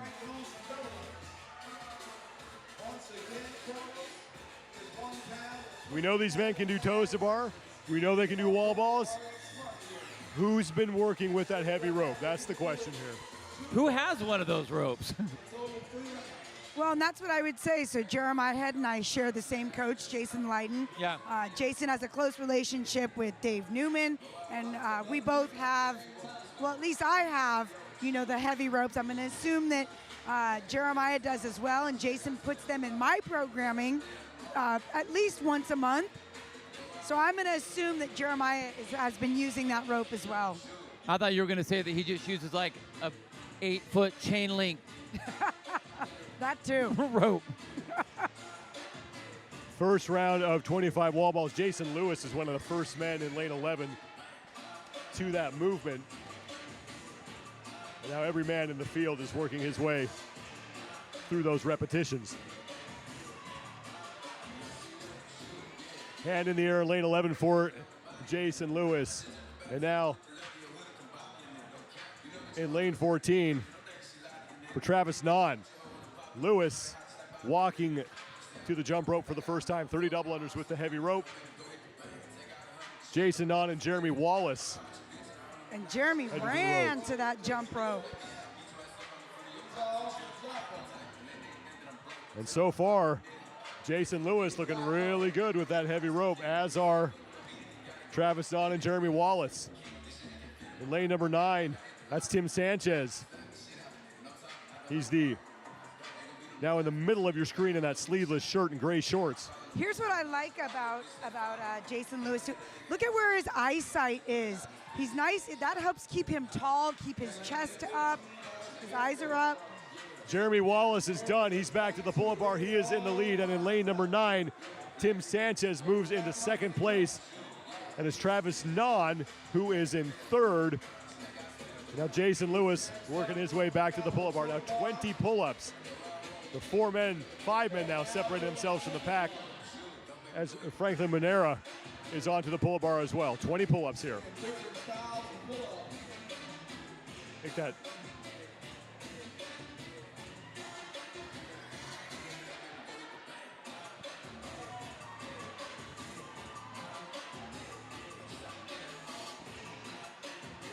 Find himself with a wall ball in hand. 5 minutes remain here before we hit the 8-minute time cap.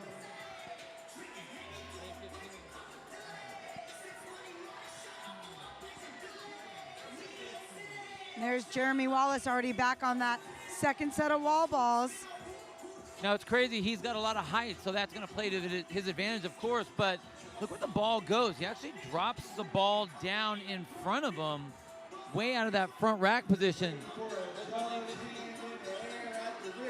Jeremy Wallace on the right of your screen, and Travis Nahn, the first 2 men to the wall balls in lane 11. Jason Lewis is also on to his second set, as are Jim Royce, Tim Sanchez, and Franklin Monera.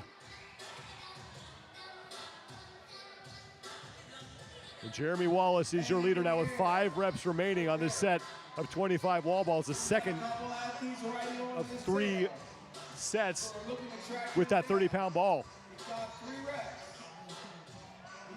He's just doing so much extra work, letting that ball drop way down. You can see his back even rounds when he comes down to that squat position. And now You know Wallace what? is done. He's so tall, Bill. I'm glad he's doing a little extra work on that bottom half of that ball because he doesn't have to do it on the top half. 30 more double unders with that 1-pound rope for Jeremy Wallace.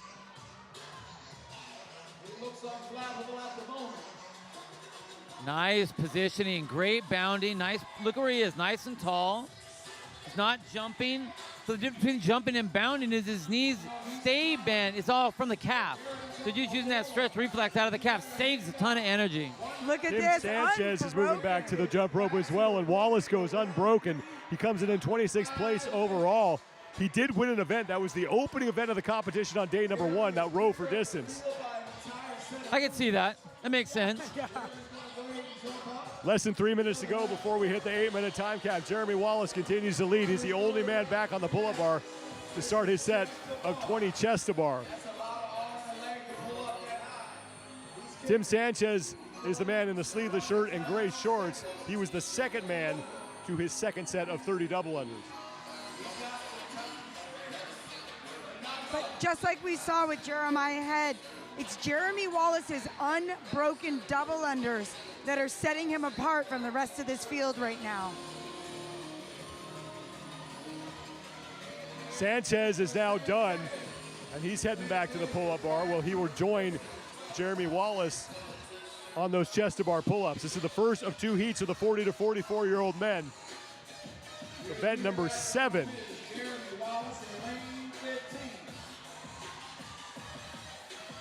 And there goes Sanchez. Look at And the height The of difference.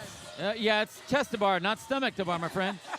But that's a lot. I mean, he looks super smooth, whereas Jeremy Wallace looks like he's straining for every single rep. Look at that. Well, look at the length of those arms, too, on Wallace. That's a long distance to pull a big body up.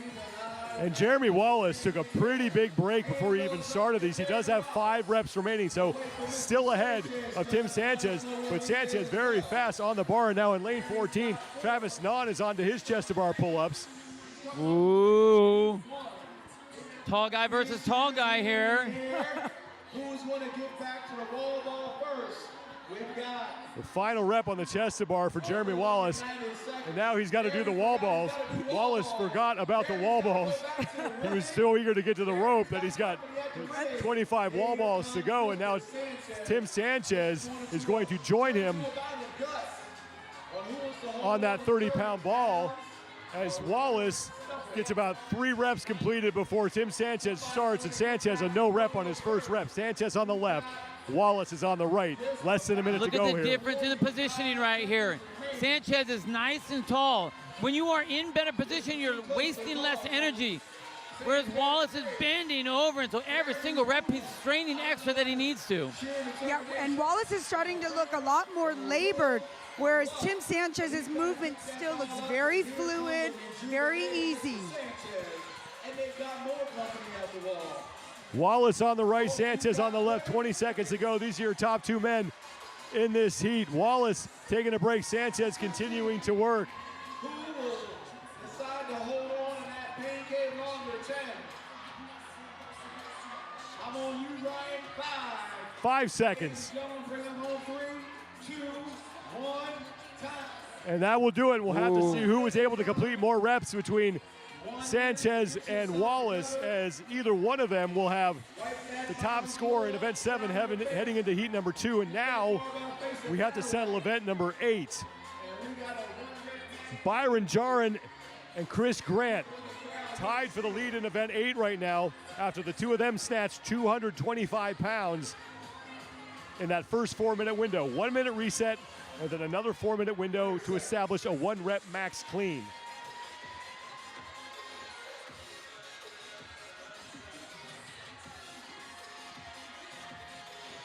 We are through the first 2 parts of events 7 and 8. And moving into that final 4-minute window, the 1-rep max clean. 5, 3, 2, 1, lift. And that 4-minute window has started. 230 pounds on the bar for Chris Grant. That was no problem. After watching all that weight go up, I got a feeling we're going to see someone put some serious weight up in this clean. That's if they can mitigate the damage from the workout. Coming in the door, Byron Jarin in lane 12 just hit 225. they got to wait, because we're still working with these fellas. Let's take a Lane 13 is Eric Myron. He has 255 pounds on the barbell. No problem. Ooh, that looked good.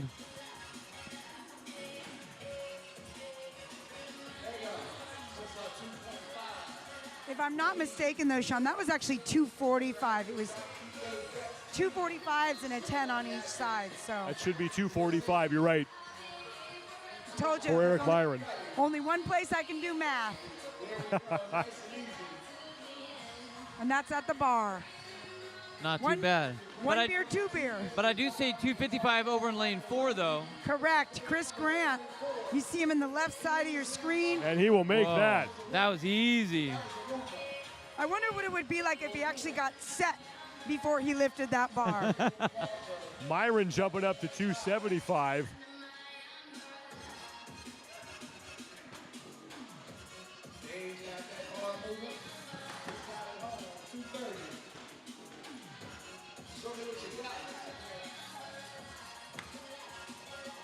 We'll see where Chris Grant is going to go as he's putting some greens on for 275 as well.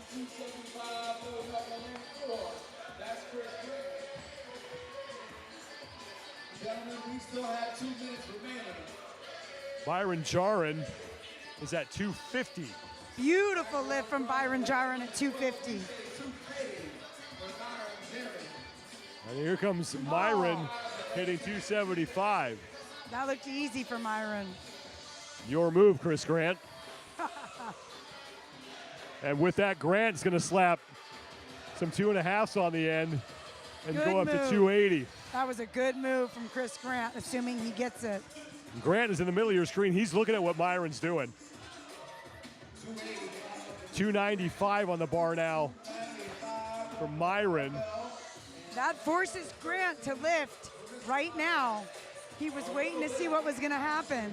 So 280 on the bar for Grant and just grips it and rips it. Jeez.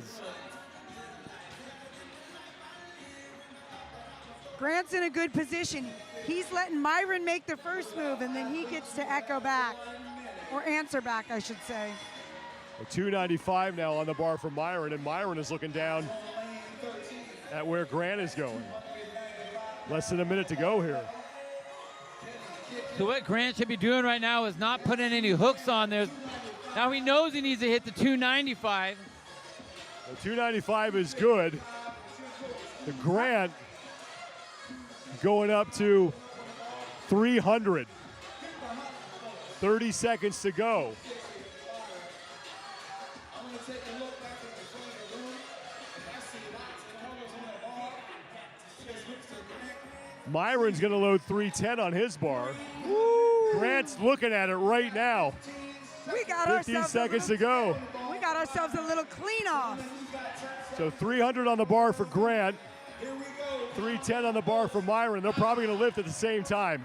3, 2, Grant will hit 300. Myron will miss 310. Oh! for Chris Grant. Give these men a hand. Wow. That is big for Chris Grant. That was huge, and the strategy and the gaming on that one was good, because I'll tell you what, was not expecting him to be able to pull that off because he had to squat that one. Right. Last time we saw a squat, he failed it. He just didn't have that ability, but was able to really pull it out here. That was, I like that. That was fun. That was competitive. I like that. That was great. And again, Chris Grant, he had the edge on that one, knowing what Myron had lifted. Here's what I loved about Eric Myron, though. You know, he power cleaned that 275. It wasn't the prettiest lift. He put 295 on the bar, and I was thinking, what are we going to see? A beautiful squat clean is what we saw. Yeah. I love that switch over to that squat clean. Super fun event right there between Chris Grant and Eric Myron. So heat one is done for the 40 to 44-year-old men. Second and final heat will be out on the floor next.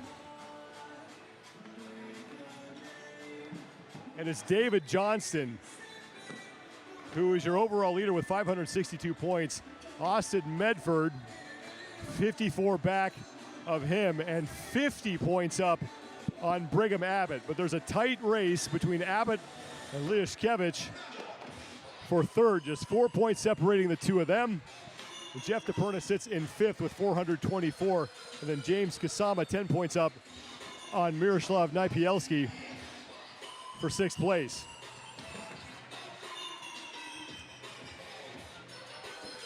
Events 7 and 8, named after things and quotes from the great movie Anchorman, Sex Panther, and 60% of the time it works every time. 60% of the time it works every time will be event 8. Sex Panther is event 7. All that work right in the middle of that graphic on the left side of your screen. And I love the quote, but I have to say that like 100% of the time we get the good lifts in the snatch. It's the 60% of the time when everyone's smashed from the workout part, the Sex Panther part. So I don't know. We're going to see some good weights on the snatch, but I think we'll see some aggressive weights, just like we did in that last heat in the clean.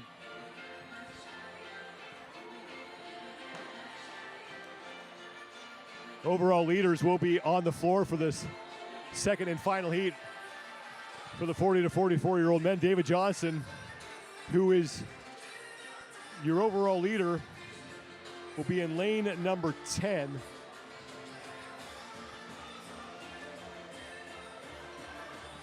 David Johnson had such a great day yesterday, although had a couple of lower finishes, that 16th place finish in workout 4 and event 4, but events 5 and 6 able to pull out a 4th and a 2nd place and keep himself in 1st place. He's been battling with Medford, who sits in lane 11 right there. And Medford is 54 points back of David Johnson. And in event number 9 that took place earlier today on competition floor number 2, David Johnson finished 4th in that event. So other than that tie for 16th in event number 4, David Johnson has been inside the top 10 in every event. And I have to say, with David Johnson's finish in that particular event, it was because he failed. And with the rope climbs, once you hit a fail, you're kind of done. So it wasn't like he just got behind in a couple reps. So that was, like, the score is what the score is, but it isn't necessarily representative of what he's been doing while he's here. So that was a lot lower than I think it would have been under normal circumstances. So I think we're going to see him. He's been coming back ferociously, and I don't expect to see anything different than that in both of these events, not just one of them. And if I'm not mistaken, does he have 2 blues? He has loaded 225 pounds onto the barbell. That's the biggest opening lift on the floor right now. If he hits this, this would match the heaviest lift that we saw in the prior heat. So Johnson stepping up to 225 right out of the gates. And he will make it, staying in his lane. He got up to the line but did not cross it. I'd call that pretty ferocious, Bill. He's very ferocious. Behind him in lane 12, Vlad Liashkevich just hit 205. And I believe Austin Medford actually hit 215, so not far behind. It was a beautiful squat snatch by Austin Medford. But that really does that makes a very big statement of, oh yeah, you can try to chase me, but you're not going to catch me. Brigham Abbott in lane 13, upper right-hand part of your screen with his arms spread wide as he gets set to make a run here, has 225 pounds on the barbell. This would be his 2nd lift. Calling on the strength gods for a little power here.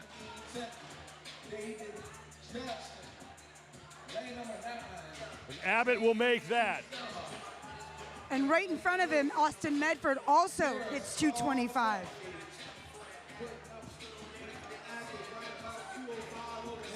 So all these men have now, those 3 men have now matched the best snatch that we saw in the previous heat. As David Johnson hits 230. Now that is the heaviest lift we have seen in the 40 to 44-year-old division. And look at him doing a little math right there. He's counting up what Medford has on the bar. 230 going on the bar in lane number 3. That's where Rob Eben is. Brigham Abbott moving up to 235 as well. As is Vlad Liashkevich.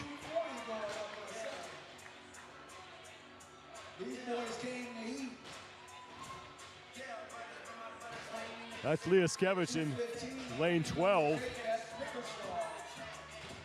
Now 235 for Brigham Abbott.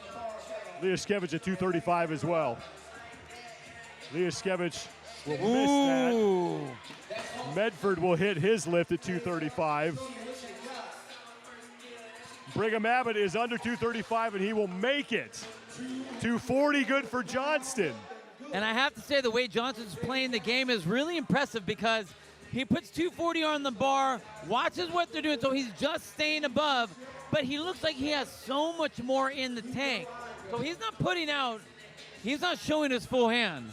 Right. He's got a couple aces tucked away, I think, with this. So just waiting to see what other hands everyone throws down before he decides to, like, drop his cards. 200 on the barbell. Good shot. 1 minute to go. Kaliko Aligo just squat snatched 230. 240. Austin Medford at 240, I believe, and that's good. He's in the background, no shirt on the upper right-hand part of your screen. So Medford ties Johnston. Brigham Abbott loading 245 on his bar.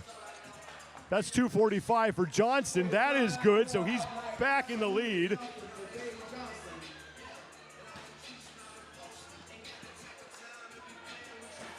Now 245 for Brigham Abbott with 20 seconds to go to tie Johnston. Johnston, meanwhile, throwing a pair of 2.5s on the barbell just in case. Remember, folks, as long as that barbell is moving forward upward, it counts. They gotta stick it. That's counting. Final lift for Abbott. 5 seconds.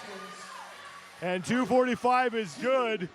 1 time. And Johnston's not going to go for it. So David Johnston and Brigham Abbott will tie at 245. To be continued. Yeah, that was an interesting little chess match right there. That was fun. And actually, Austin Medford only sits 5 pounds behind him, which he could easily make up on a good clean. And now we move into event number 7. The score to beat from heat number 1 belongs to Jeremy Wallace. 188 total repetitions. One more look at David Johnston at 245. And I think you're right, Bill. He had a few more aces up his sleeve. He wasn't playing yet. And I'm surprised he didn't try to get that 250 in there just to get it. I mean, he even said he looked over and saw that that Abbott hit it, and he's like, I'm good. I'm going to stay right here. And again, this is a 2-part event. Totally. So you never know what's going to happen because our best snatchers has not always been our best cleaners. 1, go. Here we go. Event number 7 underway, second and final heat for the 40 to 44-year-old men. Once again, Jeremy Wallace has gotten the closest to finishing this event. 188 total repetitions. He was in his 3rd and final set of wall balls. Pick up that 1-pound Eagle device from all Smartgear. Take it for a spin. Takes about 30 seconds, actually. For Austin Medford, who is in lane number 11, on the right side of your screen, his judge's hand just went in the air. If he wants to carve significantly into David Johnston's lead in the overall standings, he's got to not only beat Johnston, but hope that some men can get in between the two of them to take as many points as possible away from Johnston. And Medford was one of the first men onto the wall ball. But I'm telling you, I think it's going to come down to that rope. Once these gentlemen hit the rope, I think we're going to have a much better idea of what's going to happen in this heat. Well, Medford's he knows he needs to put the pressure on Johnston. So, you know, we've already talked about, like, you got to be very careful in this first round. If you come out too hot, you're done. So I think he's trying to, or wants to at least rabbit Johnston into kind of chasing him down to see if he can blow him out a little bit. Johnston, who is on the left side of your screen in the gray shorts with no shirt. Medford's judge's hand is in the air as he looks to close out his first set of 25 wall balls. Also in lane 14, Brian Zaccaro's judge's hand is in the air, and Medford is going to be one of the first men to the rope, along with Mike Giordina in lane 18. Now David Johnston has just finished up his set of wall balls, so Johnston towards the middle of the pack here as Medford gets to work on those 30 double unders along with Mike Giordina closer to your screen. Medford is towards the left side, and he is going unbroken on these double unders. Now his first break. David Johnston going unbroken as well right now. And David looks very relaxed with that rope. Johnston now in the middle of your screen. That's his first break. And now in lane 14, Brian Zaccaro back to the pull-up bar for 20 pull-ups. And Mike Giardina is done, as is Austin Medford. Brigham Abbott is done. So Austin Medford getting the help that he needs right now. Lane 5, David Crossan is also back to the pull-up bar. Now here comes David Johnson to join Medford on that set of 20.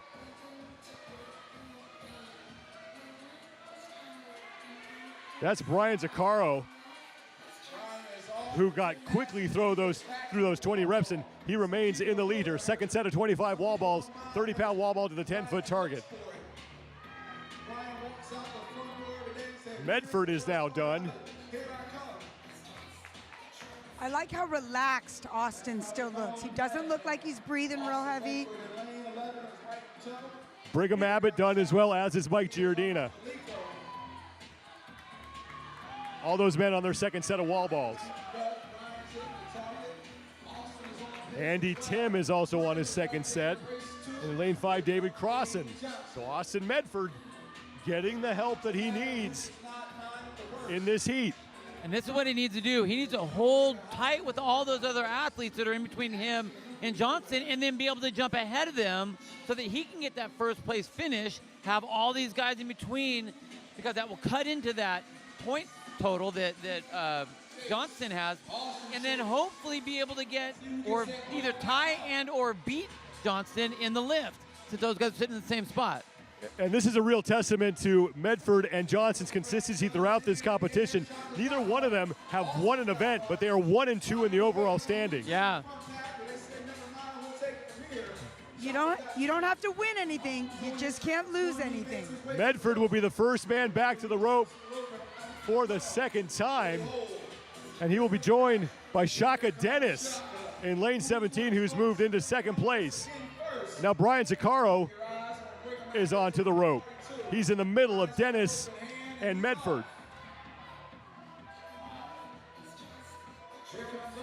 David Johnson is done. He'll move back to the rope for the second time. Shaka with a trip, and Zaccaro's taking a break. Brigham Abbott in the gray shirt is on to the double unders.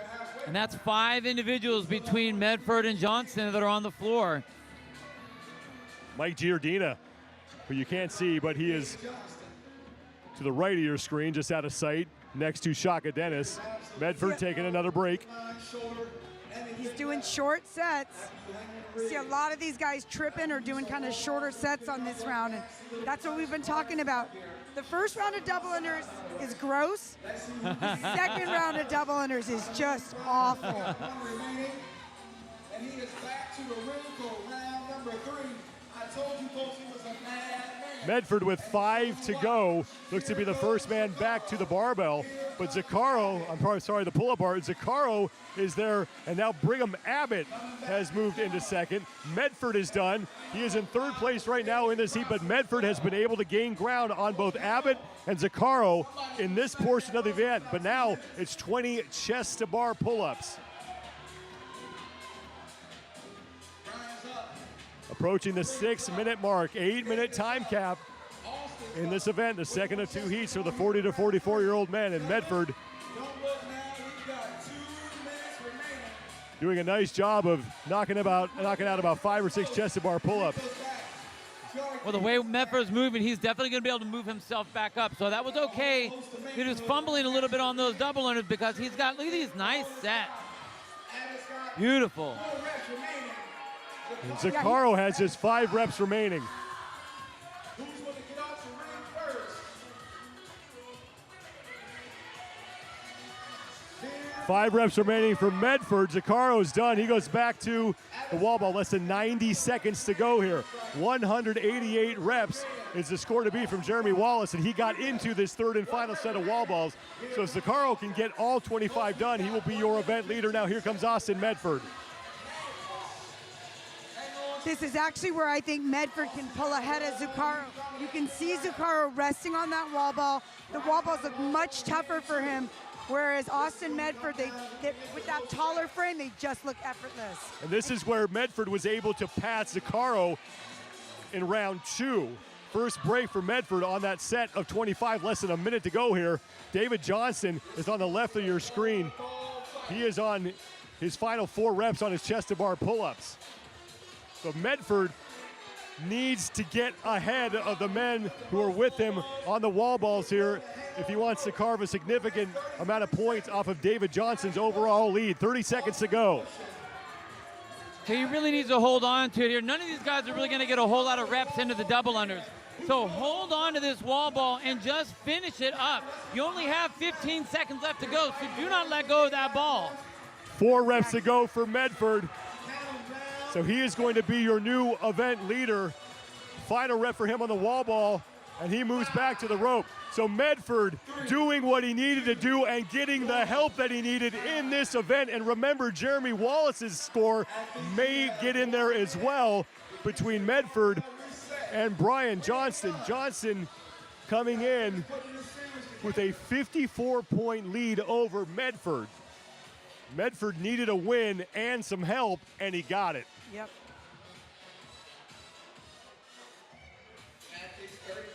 And just look at the double unders. Now, he looked so amazing in that first set. Second set, he had some stumbles, but I really like the way he was able to take these large sets of the pull-ups out of the work on that second round. Great on the wall balls, had no issue there, and just was able to kind of ride the wave of the athletes as he made his way through to those wall balls and pass them all up right at the very end. Now we move back to event 8, the second half, the 1-rep max clean.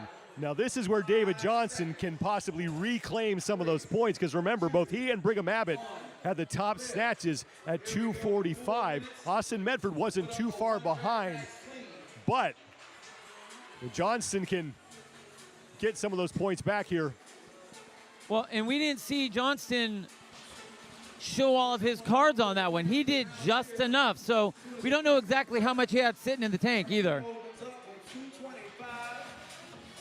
So Austin Medford wins event 7 with 195 total repetitions and earns 100 points. It's first event win of the competition. Brigham Abbott tried 245 right out of the gate and missed.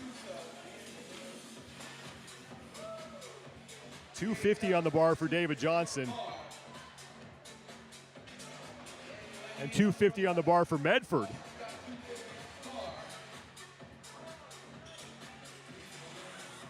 And Medford will miss that. Johnston was looking right at it.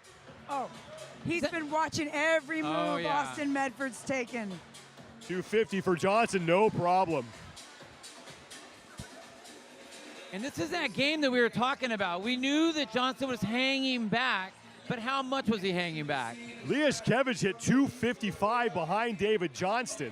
Here's Brigham Abbott at 245. And that will slip.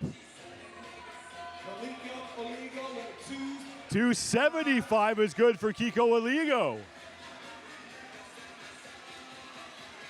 245 Johnson is throwing 275 onto his bar. He's in the middle upper portion of your screen. And again, I'm not quite sure what Kaliko snatched, but this is, again, is the proof that not all of our best snatchers are our best cleaners and vice versa. David Johnson is good. The placard says 255. 265 now for Liashkevich. That is good. Now 275 on the bar for Johnson as Brigham Abbott hit 235. 275, no problem for Johnston. Now 295 for Kiko Aligo. And that is good. Now, something we didn't really think about, Aligo came off the wall ball right when Medford did. So, I mean, those guys were literally, they were tied. Because no one got an extra rep, and you don't get anything extra by being ahead of the rep count. Right. Well, Kiko Aligo snatched 235. So he has a chance to win this event. Oh, yeah.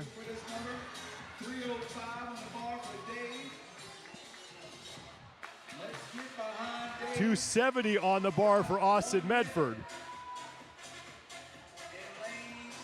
And Medford will make that. And that actually looked much better than his last lift. Less than a minute to go here. Brigham Abbott hit 255. But David Johnson moving the weight up again. Now 305 on the bar for Kiko Aligo. And that right there is why Johnson made that little switch. He had 305 and decided to bump it up just for the end. Playing that card game like he's been doing this whole time. So 30 seconds to go here. Athletes, you've got 25 seconds. Dave steps into 310. 310 for Johnston is good. 310. Now here is Aligo at 305. 10 seconds remaining. And he will not make that. He stepped out of his lane. I don't know if they're going to give that to him because he stepped out of his lane. But David Johnson hit 310.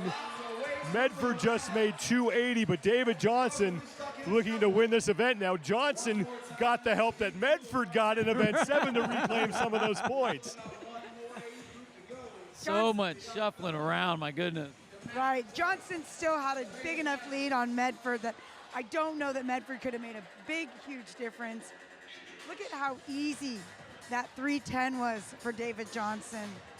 I love the way he played the game, too, on both lifting portions of this event. And I'll say this, we've seen so many heats of this exact same event, and there hasn't been anyone that's played the game like Johnston has this entire time of any of the heats. Agree. So Aligo's lift at 305 is going to count. They ruled that the rep was complete before he stepped out, so he will get credit for that. Only 2 heats remain here to close out day 3 of competition at the 2021 Legends Championship. The 35 to 39-year-old men will take the floor next. David Syvertson opening up a big lead on Michael Walsh for first place, 98 points ahead of him. John Hasdevac sits in third, just 8 points back of Walsh. And Domino Stewart, 10 points back of Hasdevac for the final spot on the podium. Gavin Burkett also very much alive for one of those spots inside the top 3. He has 464 points, 18 points back of Hasdevac. And I'm excited to watch Domino Stewart lift in both portions of this event. Event 7 and 8, Sex Panther, and 60% of the time it works every time. We're going to start with part 1 of event number 8, then move into the entirety of event 7, and then close with the second half of event 8. And so far, we've only seen one gentleman finish that 8-minute cap Metcon in the middle there, and that was Jeremiah Head in the 45 to 49-year-old age division. So it'll be interesting to see if any of these 35-year-old men can finish it. Well, if any of the keys have come out, it's like you need to have the double unders. Period. You have to have them. If you don't have them, you don't have a shot. Yep. Because of the 2 people that have finished this event, all of them got their double unders. Well, basically unbroken. Jeremiah had 1 break. Yep. Lane assignments for the first of 2 heats in the 35 to 39-year-old division. Tomohiro Itaya is the only games athlete here in the field and actually traveled here from Japan. He will be in lane 5.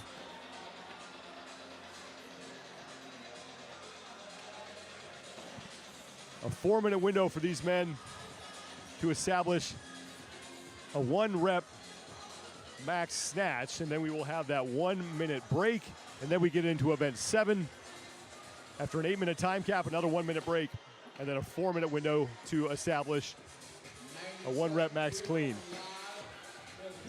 And we just saw David Johnson really play the lifting game in both portions of that last heat. He was very aware of what some of his fellow competitors had on the bar. And I mean, besides just knowing yourself and what you can lift, it's very important to be aware of what your fellow competitors are lifting. I just think it was funny. It wasn't even that he was aware. He was actively watching. I mean, it wasn't like having your coach tell you what was going on. He was looking at each individual athlete, seeing what they had, swapping the weights out, and then just waiting. Well, that's experience right there. Oh, totally. I mean, that's a guy, who's been to the games, who knows exactly, that you have to be aware of everything going around you, because a miscalculation can cost you precious points. That can cost you a spot on the podium. And the strength events like that are one of the only places in CrossFit where you can literally, the other person in the other lane, you can affect what is going on by that. If it's just a regular race, all you can do is who goes fastest. But you can't bait really anybody else. So he was super smart and very intelligent with that. David Reiki and Taylor Foose, who you're looking at now, both have loaded their barbells to 225 pounds. Looks like Tomohiro also has 225 on his bar. 10 seconds.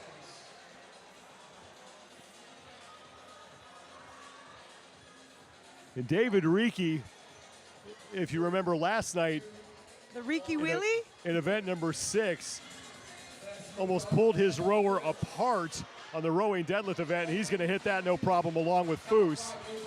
Won that event, also won the rowing event, did Reiki. He comes in 22nd place overall, because other than those two events, his best finish has been a 17th, and that was in event 9 that happened earlier today. Tomohiro Itaira just hit 225.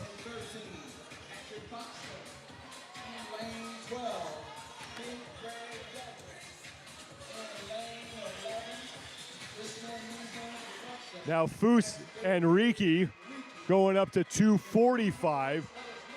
Tomohiro Ataya is looking back to see where those guys are, and he looks like he's going to jump up to 235.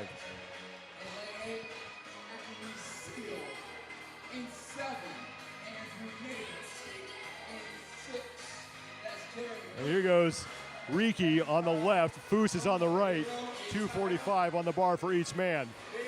No problem for Reiki. And Foose will stabilize and stand that up.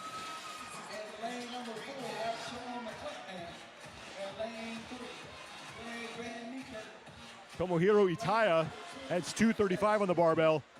He's in that gray shirt on the right side of your screen. Now 255 on the bar for both Reiki and Foose. 235 is not good for Itaya. Thought maybe he could save it. The old overhead lunge.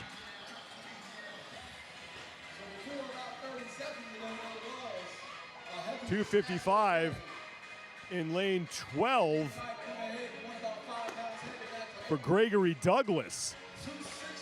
Douglas now looking around the floor a little bit too. Foose up to 260, as is Reiki. Foose will not be able to hit that.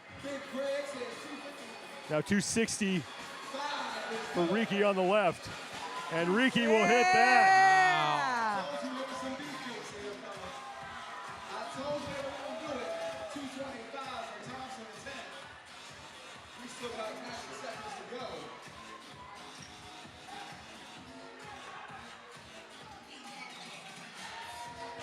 Foose is going to make another attempt at 260, and that one will count.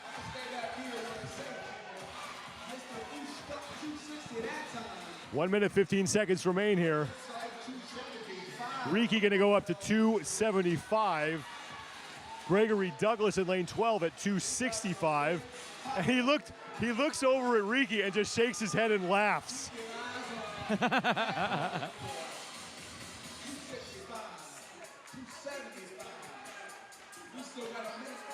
Less than a minute to go. Now 275 for your leader in this heat right now, David Reiki.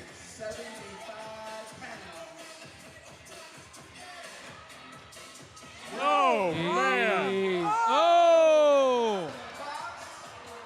Ah. Stepped over the line, so that's not going to count. So now 265 for Gregory Douglas in lane 12. He cannot hit that. Reiki has a chance to make another run at 275. 15 seconds to go. Roll the bar back, Reiki. Seriously. Foose at 270 on the right. Reiki can't stabilize it. Foose for the lead. And he will hit it. Oh! Taylor Foose at 270 will take the lead heading into the second half of event number 8. Holy Such cow. a beautiful lift by Taylor Foose. Wow. Look at how Of all of the lifts he has hit, that was his best one. Yeah, it was the heaviest, but technique-wise Yes. was perfect. he got Beautiful. that bar right up into his hip, came under it perfectly. He even could sit in that receiving position for a Oh second. my goodness. 20 seconds until we start event number 7. 8-minute time cap. The movement on the pull-up bar changes each time. The wall balls and the double unders remain the same. First of 2 heats for the 35 to 39-year-old men. And as you both have said, if you don't have the double unders, you don't have a chance. Not even close. I mean, you're going to get lost in the shuffle somewhere. And we're seeing a lot of these gentlemen do okay on that first set of double unders, but it really comes down to how you handle that second set of double unders on that Kronos rope. And Taylor Foose is in lane 15. He's the man who is the leader after the first half of event number 8. A lot of big old rig shakers out there. Yeah, I was going to say that. This must be the Clydesdale division out there or something. And if you look, you can see that rig is moving noticeably. A lot of beef up there. It's a meat locker, Sean. It's a meat locker. In lane 14, Joe Lynn was the first man to the wall ball. 25 reps here with that 30-pound ball to the 10-foot target. And you've talked about this earlier. If you're training for competition, you're used to this 30-pound ball. Oh, yeah. There shouldn't be any high-level competitor in CrossFit on the men's side that have not touched the 30-pound ball. And I'm not talking about just for a handful of reps. We're talking for a Karen number of reps. Doing that for 150 reps at a time, knowing exactly what that feels like and what your capacity is, so you know exactly how, what kind of breaks do you need to take, or if you need to take any breaks. Right. I know what it feels like, Bill. It feels like bleh. Yeah. Jeremy Williams in lane 6 will be the first man to the rope for his 30 double unders. In lane 6, early lead is Mr. Jeremy Williams.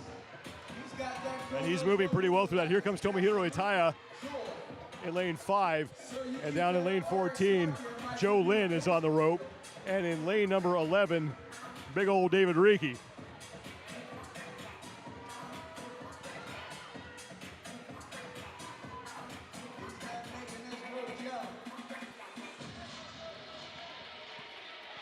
Jeremy Williams in lane 6, left side of your screen, pardon me, has the rope down, and he will be the first man back to the pull-up bar for his 20 pull-ups.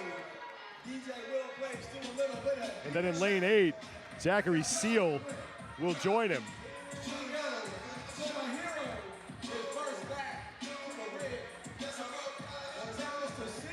Looked like Seal got back on that bar a little quicker than Jeremy Williams did. Tomohiro Itaya, and in lane 12, Gregory Douglas also back to the pull-up bar. Now 5 men on their second set of movements on the bar. And here comes David Reiki.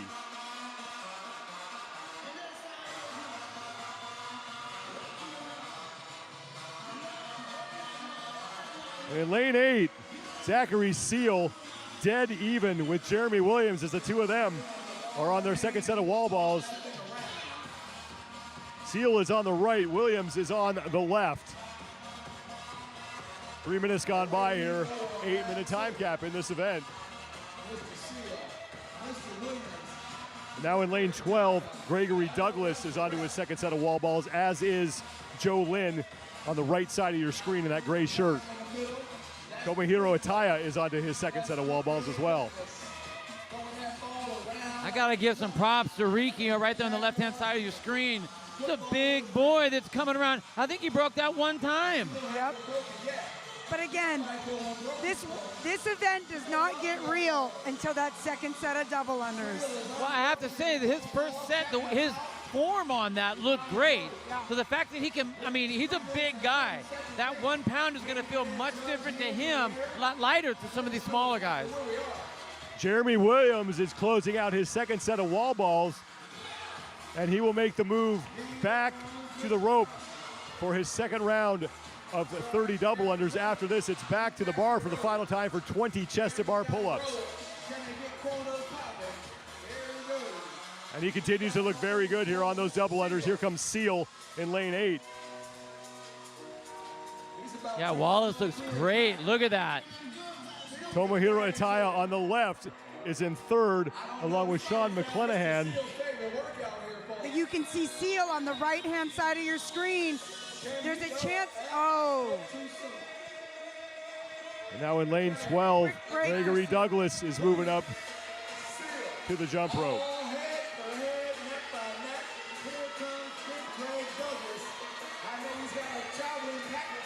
Zachary Seal is done. He'll go back to the pull-up bar. 20 chest-to-bar pull-ups. And now Williams is done, and he will join Seal on those chest-to-bar pull-ups. 3 minutes to go before we hit the 8-minute time cap.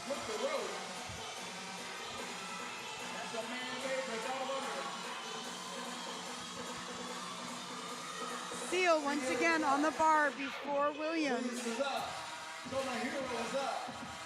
Jeremy Seal, or Zachary Seal, pardon me, is on the right. Jeremy Williams is on the left. Seal is the first man to break, and now Williams is going to follow suit.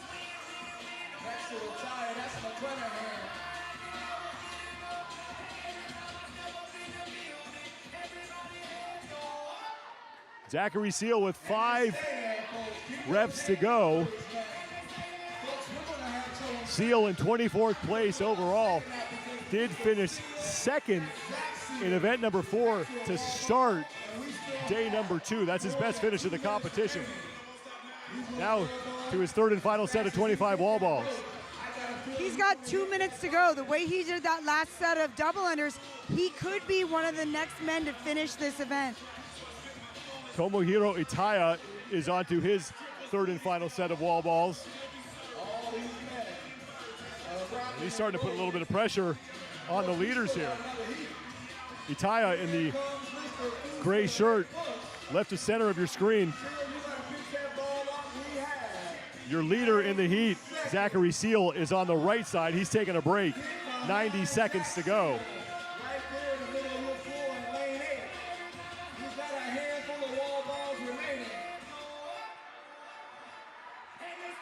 Just needs to hold on to that pace. He can slow down his tempo, but if he lets himself rest for too long, he's going to lose too much of that shot to get into those double unders. Tomohiro Itaya continuing to work here. He's had a pretty good pace as well, so it's tightening in the race for the lead in this heat. 1 minute to go before we hit the 8-minute time cap.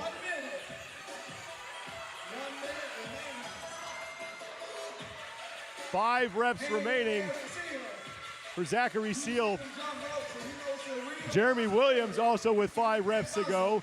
Seal's gonna make it back to the rope first. Okay. 40 seconds left. He's gotta hustle. Here comes Williams.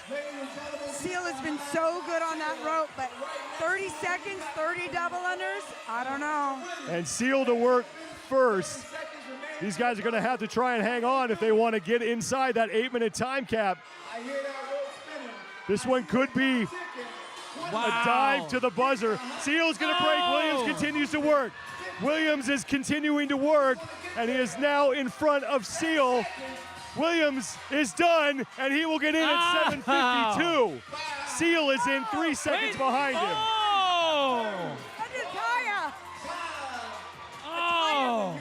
Tomohiro Itaya got across the finish line, but we know Jeremy Williams got in at 7:52 to set the mark to beat. Now we have to sort things out between Seal and Itaya. I think Williams got called back. He pulled back and had to do another rep. So I think he just missed that touch by Seal. So a close finish there. We'll get that sorted out.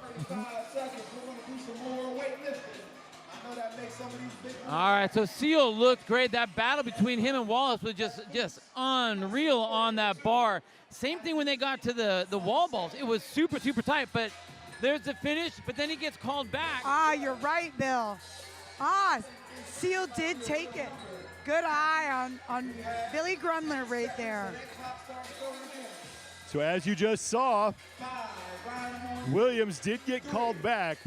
The Seal looks like he's going to have the time to beat at 7:55, but we will confirm that. So just sneaking in inside that 8-minute time cap. So Seal at 7:55. Williams will be in at 7:59. So Zachary Seal now with the time to beat heading into the second and final heat. Now we move into part 2 of the 1-rep max event. Taylor Foose had the heaviest snatch at 270, trying to open with that on his clean, and just needs to take a little more rest here. Let's just slow it on down. Let's just bring it on down a second. David Reeke's gonna maul 275.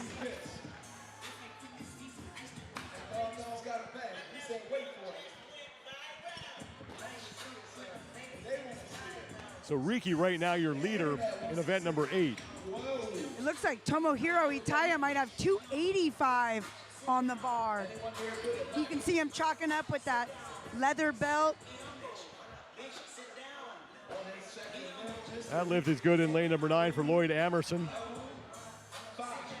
Tomohiro Itaya stepping up to 285. Here's Taylor Foose at 275. We'll keep an eye on Itaya as he will stand up 285. So that lift is good for Itaya. Now here's Foose at 275. And he will miss.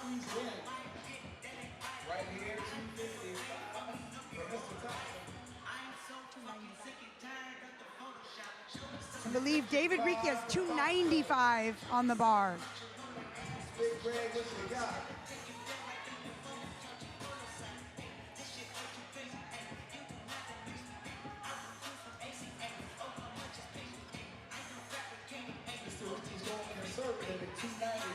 Almost halfway through this 4-minute window. Here's Taylor Foose at 275, and he will hit that. So Foose back in the lead ahead of this man, David Rieke, who now has 295 pounds on the barbell. As Gregory Douglas has 275 on the bar. Douglas has that slip out of the front rack, so he's going to miss that lift. Rieke has yet to make an attempt at 295. That's behind him. In lane 13, 280's going on the bar. Easy. 295, good for Rieke. Put some weight on the bar, David. Woo! The Rieke back in front of Foose. Yeah, get up there at 305 for reals. Tomohiro Itaya missing at 295. Rieke going up to 305. Taylor Foose Looks like also at 305. Don't forget, Foose has 10 pounds on David Rieke. 275 for Douglas won't happen. Now Rieke at 305 will hit it. Ooh, Foose is going to make a run at 305. And Foose unable to stand it up. So Rieke now in the lead here. Foose has time to make one more attempt at 305, 20 seconds to go. Rieke adding weight to his bar as well. Going up to 315. 10 seconds. Rieke taking a look back at Foose. And he's gonna make a run at this for some insurance. And Rieke will get it! And that will give him the heat win. 315 for Rieke for an unofficial total of 575. That was huge for David Ricci. Going into this event, Taylor Foose had him by 10 pounds on the snatch event. That's some grit right there. And I saw him have a nice smile on his face when he got underneath it. So he knew he hit that. And we haven't seen too many people hit right at the buzzer like that. They plan on it, and it's just kind of a flailed attempt. But that was a very intentional attempt. Awesome lift. Well, and if you think about the fact that he hit 305, maybe only about 30, 40 seconds before he hit that 315, even that much more impressive than David Ricci. We will get ready for the second and final heat for the 35 to 39-year-old men. Remember, for all your leaderboards and results, go to strongest.com. Once again, here are your overall standings for the 35 to 39-year-old men. David Syvertson with a 98-point lead over Michael Walsh for first. John Hazovac is just 8 points back of Walsh for second. That'll be a good race to watch here in heat number 2. Domino Stewart is just 10 points back of Hazovac for third. We're going to start with that 1 rep max snatch. We'll take a 1-minute break after that first 4-minute window. Then we'll do event number 7. And then it's back to event number 8 in the final 4-minute window, the 1 rep max clean. And I love that we have some strength specialists in these heats to really make this exciting, and the gamesmanship that's happening between all these different athletes. So if Domino hasn't been watching, hopefully he was back in the backstage to see just what he needs to do. He knows the numbers he needs to hit now, and he starts swinging for the fences. Yep. You know, I think it's important to note, we haven't talked that much about the event 9 that all of these athletes went through today.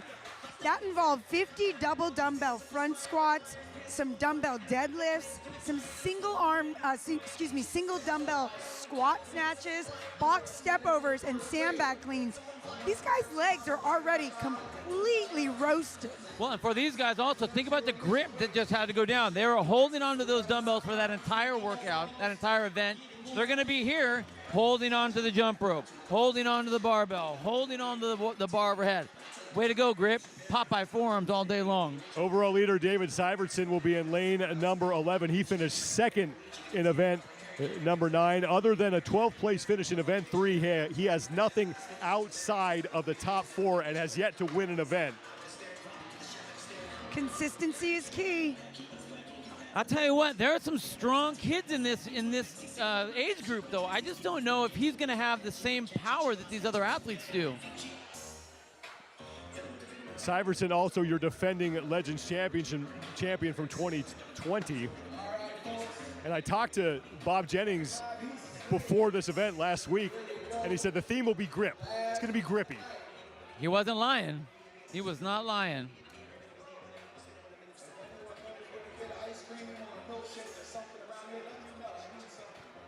So 225 out there on the barbell for Domino Stewart. Alan Joyner has 245 on his bar. 205 is on the bar for Syvertson. So a 245-pound opening snatch attempt for Alan Joyner. Wow. How about the fact that one of our smaller athletes, John Hazovac, has 225 on the bar, the same as Domino Stewart. Michael Walsh, also in lane 10, has 205 on the barbell. And in lane number 9, Gavin Burkett has 2 blues. Burkett's on the left, Domino Stewart is on the right. Meanwhile, in lane 14, Alan Joyner just hit 245. And 225 is good also in lane 2 for Tony Cohens. That was an easy 245 for Alan Joyner. He bumps up to 275. To throw out another quote from Anchorman, well, that escalated quickly.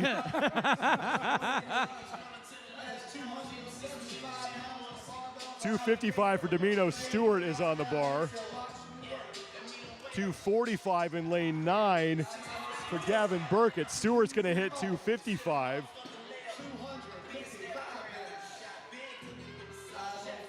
He's your new leader, but now 275 for Joyner. Oh, give me a break. No, he's your new leader. Great lift from Gavin Burkett right there, too, at 245. And now, Oh, Hazavac with 245. He's not a big kid either. 300 going on the bar for Alan Joyner. Woo!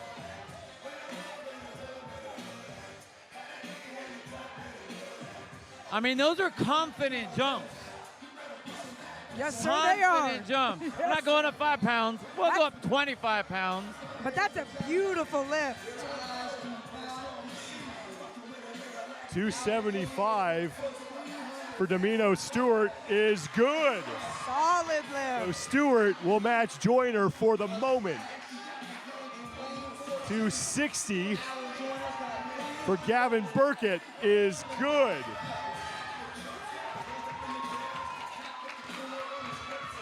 We're only 2 minutes into this, gentlemen.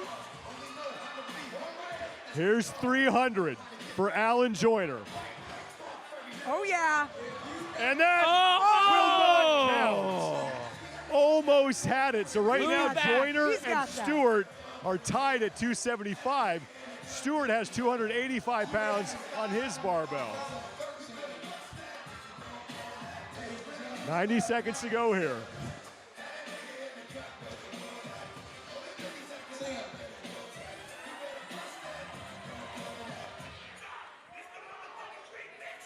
Lane 16, 245 goes up for Carlos Zayas. Now 285 for Domino Stewart on the left side of your screen. And Stewart had it, but not able to stand it up.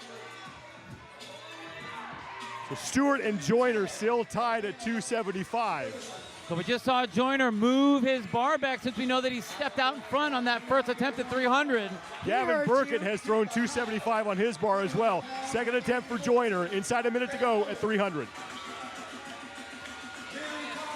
And that will not count. Come on.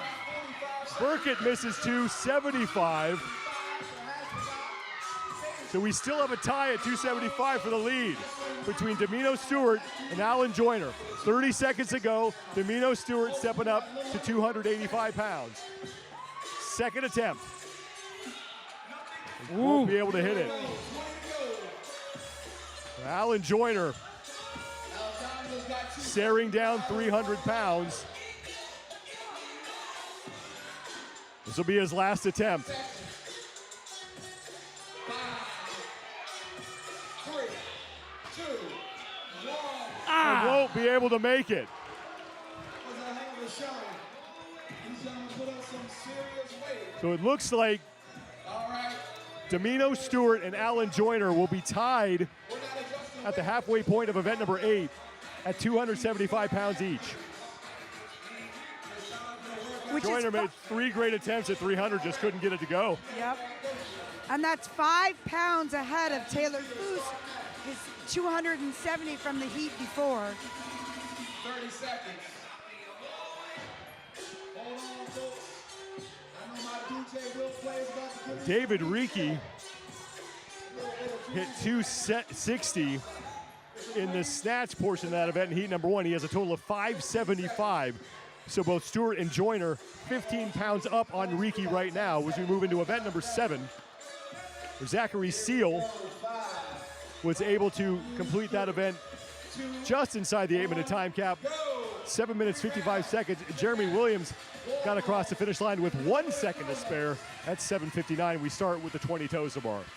Let's see who can get off the ring first. We got some big shakers. And I really think this will be a good race between Syvertson and Hazavac. Geez, I went blank there for a second. Just because of the fact that Hazavac moves so efficiently anyways. I mean, he had great lifts. That's because of his gymnastics. We've seen other athletes like that, same idea. But I think this is going to be a great race because both of them have a really good engine. Well, I like it. It looks like these gentlemen are racing right out of the gate, and super fun for us to watch might not be super fun for them in the second round. David Syvertson, who is your overall leader, only snatched 215 pounds. Not the result that he was looking for, but the good news for him is he is 98 points up on Michael Walsh for first place. So he has some insurance points to play with right now. Definitely. But nothing's over till it's over, Sean. Can't.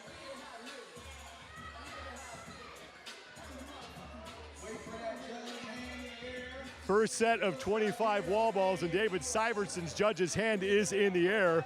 He is on the left side of your screen and now done, and he will head to the heavy rope, and he will pick it up immediately. Running to that jump rope. Gavin Burkett's coming over to that jump rope as well.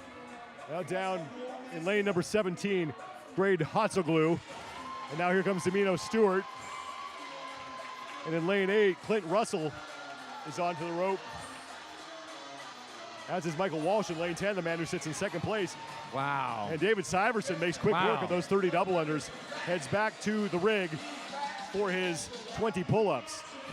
There is some hustle to Syvertson right now. I have to say, he has to have had a lot of practice with that rope because, one, his technique looks flawless, but two, it doesn't look like he really got ramped up heart rate-wise. But when you're not used to this, you don't really understand where to put your body, and you just are really fighting it. I didn't see a whole lot of fight. And the fact that he was able to rush right back to the bar and get to work, look out, rest of the field. David Syvertson is your leader. Michael Walsh and John Hazovac, the men who sit in second and third, respectively. We're back to the pull-up bar right behind Syvertson, and then in lane 9, Gavin Burkett is onto the pull-ups as well. Now Syvertson on his second set of 25 wall balls. Now here come Walsh and Hazovac. All Syvertson needs to do is just stay close to those two guys. Currently, David Syvertson is absolutely eating this event up. He went 20 unbroken on that set of pull-ups.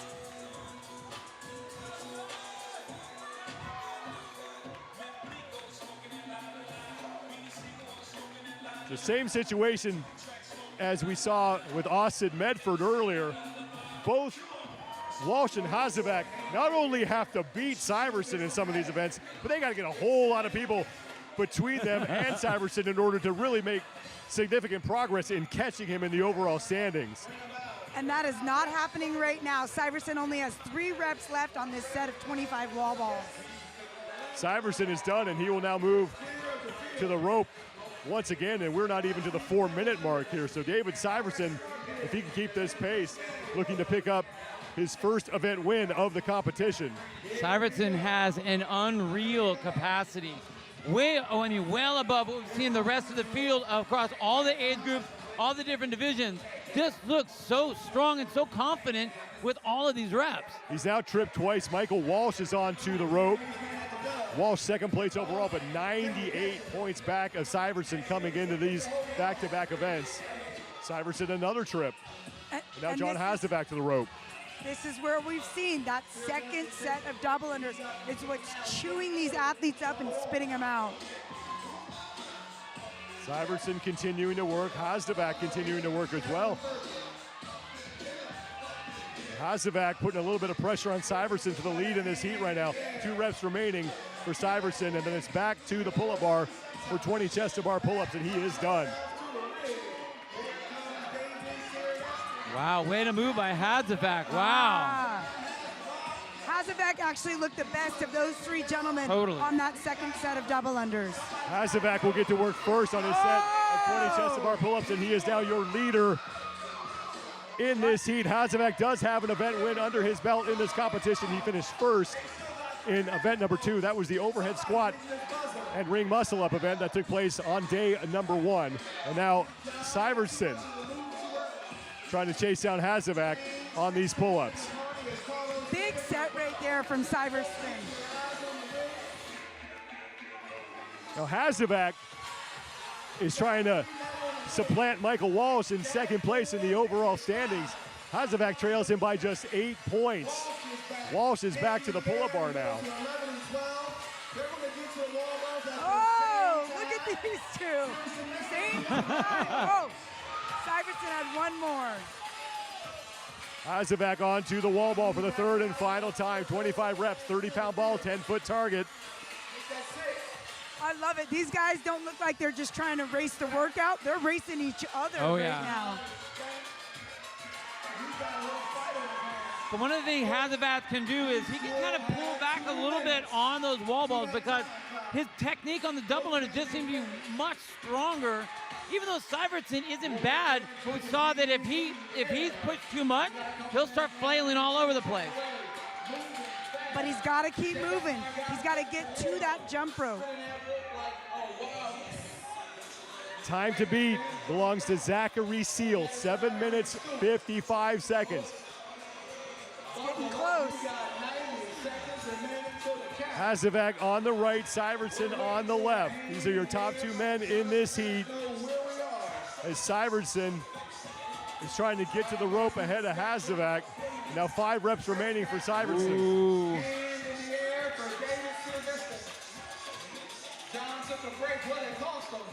The big Alan Joyner in lane 14 is on to his third and final set of wall balls. And now Syvertson is moving back to the rope for the final time. Hazovac has 4 reps remaining on his wall balls, and he is resting on his haunches. Syvertson has a chance to win this event.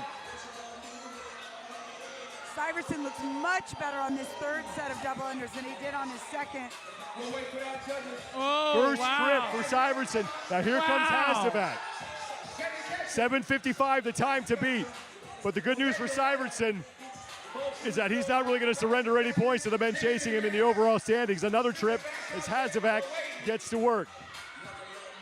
2 reps, now 1, and an event win for David Syvertson. 7:37 unofficially.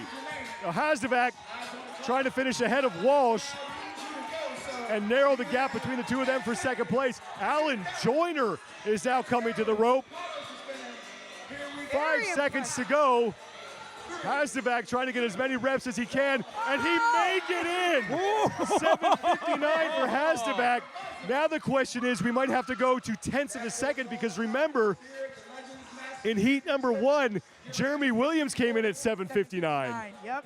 So that's going to be a close race, but that man will win the event. I'll tell you what, Syvertson, amazing. He pushed that first round.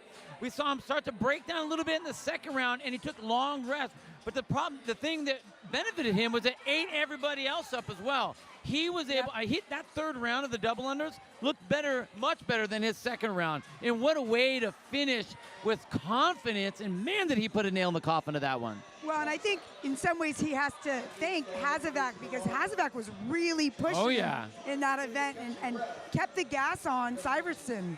It was really the wall balls that made the difference. It was Syvertson who was able to hold on for bigger sets, while Hazovac was taking bigger breaks. Oh, yeah. Well, I think because Hazovac was really trying to push, he was pushing the tempo. I think he wanted to try to break Syvertson. That wasn't going to happen. Because if you look at Hazovac, look at him sitting off into the background. You can kind of see him off on your screen there. The time has started. He's not ready to lift. Well, he's sold out. Syvertson is. As Syvertson just hit 2:15 to get a lift on the board. Now we go back to the battle that Domino Stewart and Alan Joyner were waging on that barbell. The two of them tied after the 1-rep max snatch at 275. And Joyner got pretty far into that event. I was just going to say, Joyner was very impressive. He made it back to his rope for the last time. And he just power cleans 245 to get a score on the board. 275 stays on the bar for Domino Stewart. 575 from David Reekie is the top total from heat number 1, and he cleaned 315 to get there. Easy 275 for Domino Stewart.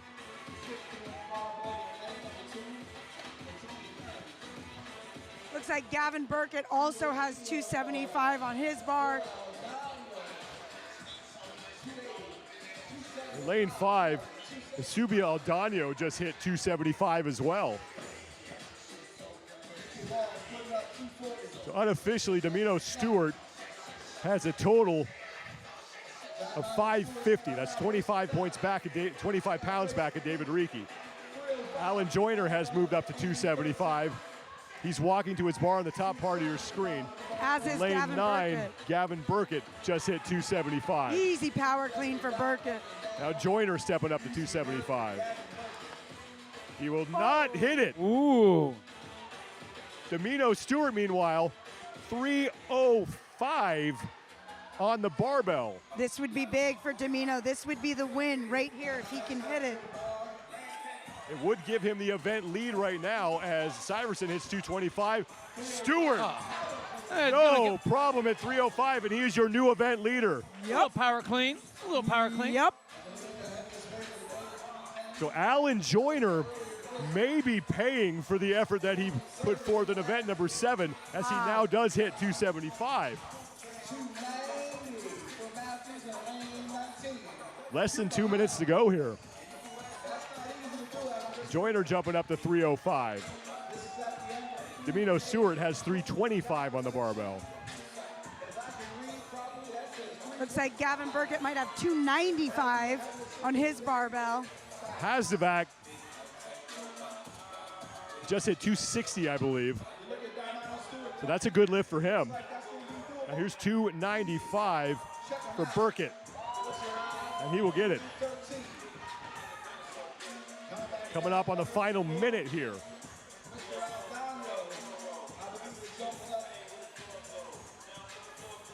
$275. Make that 255 for Syverson is good. Now here's Domino Stewart at 325 to add to his lead, and he will make it.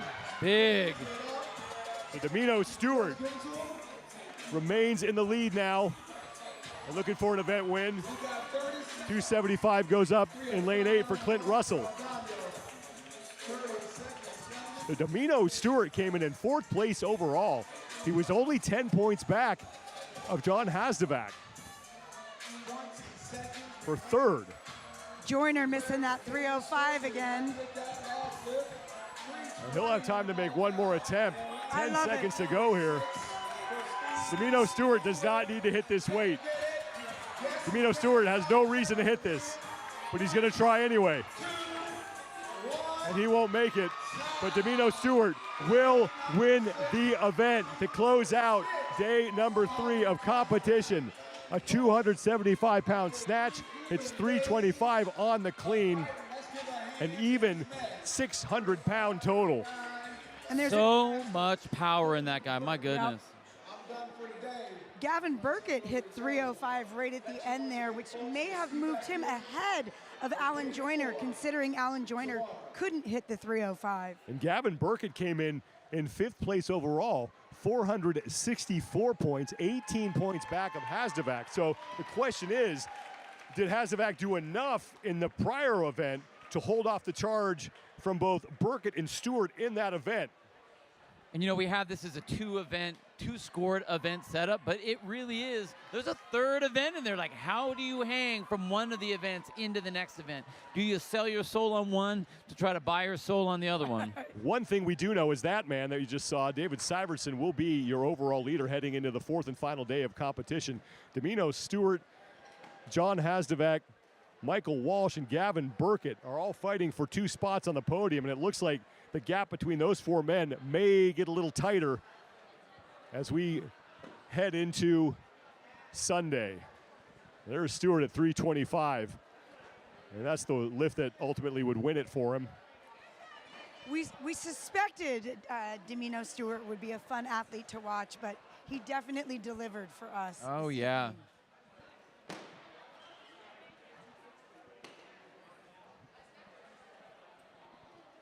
And that will bring day number 3 to a close here at the 2021 Legends Championship. And what a fun way to go out. Wow. Great Yeah, battle between Domino Stewart and Alan Joyner, and then we saw that fantastic race that David Syverson had with John Hasdevac in event number 7. I mean, I don't want to say, I'm glad to say there were a lot of great athletes in both of these because it made the race exciting, both on the lifting side as well as the Metcon side, because everybody was really pushing themselves, and man, what a way to finish off the night. Well, and it's kind of like Tony Tursky, said earlier to me, what's left?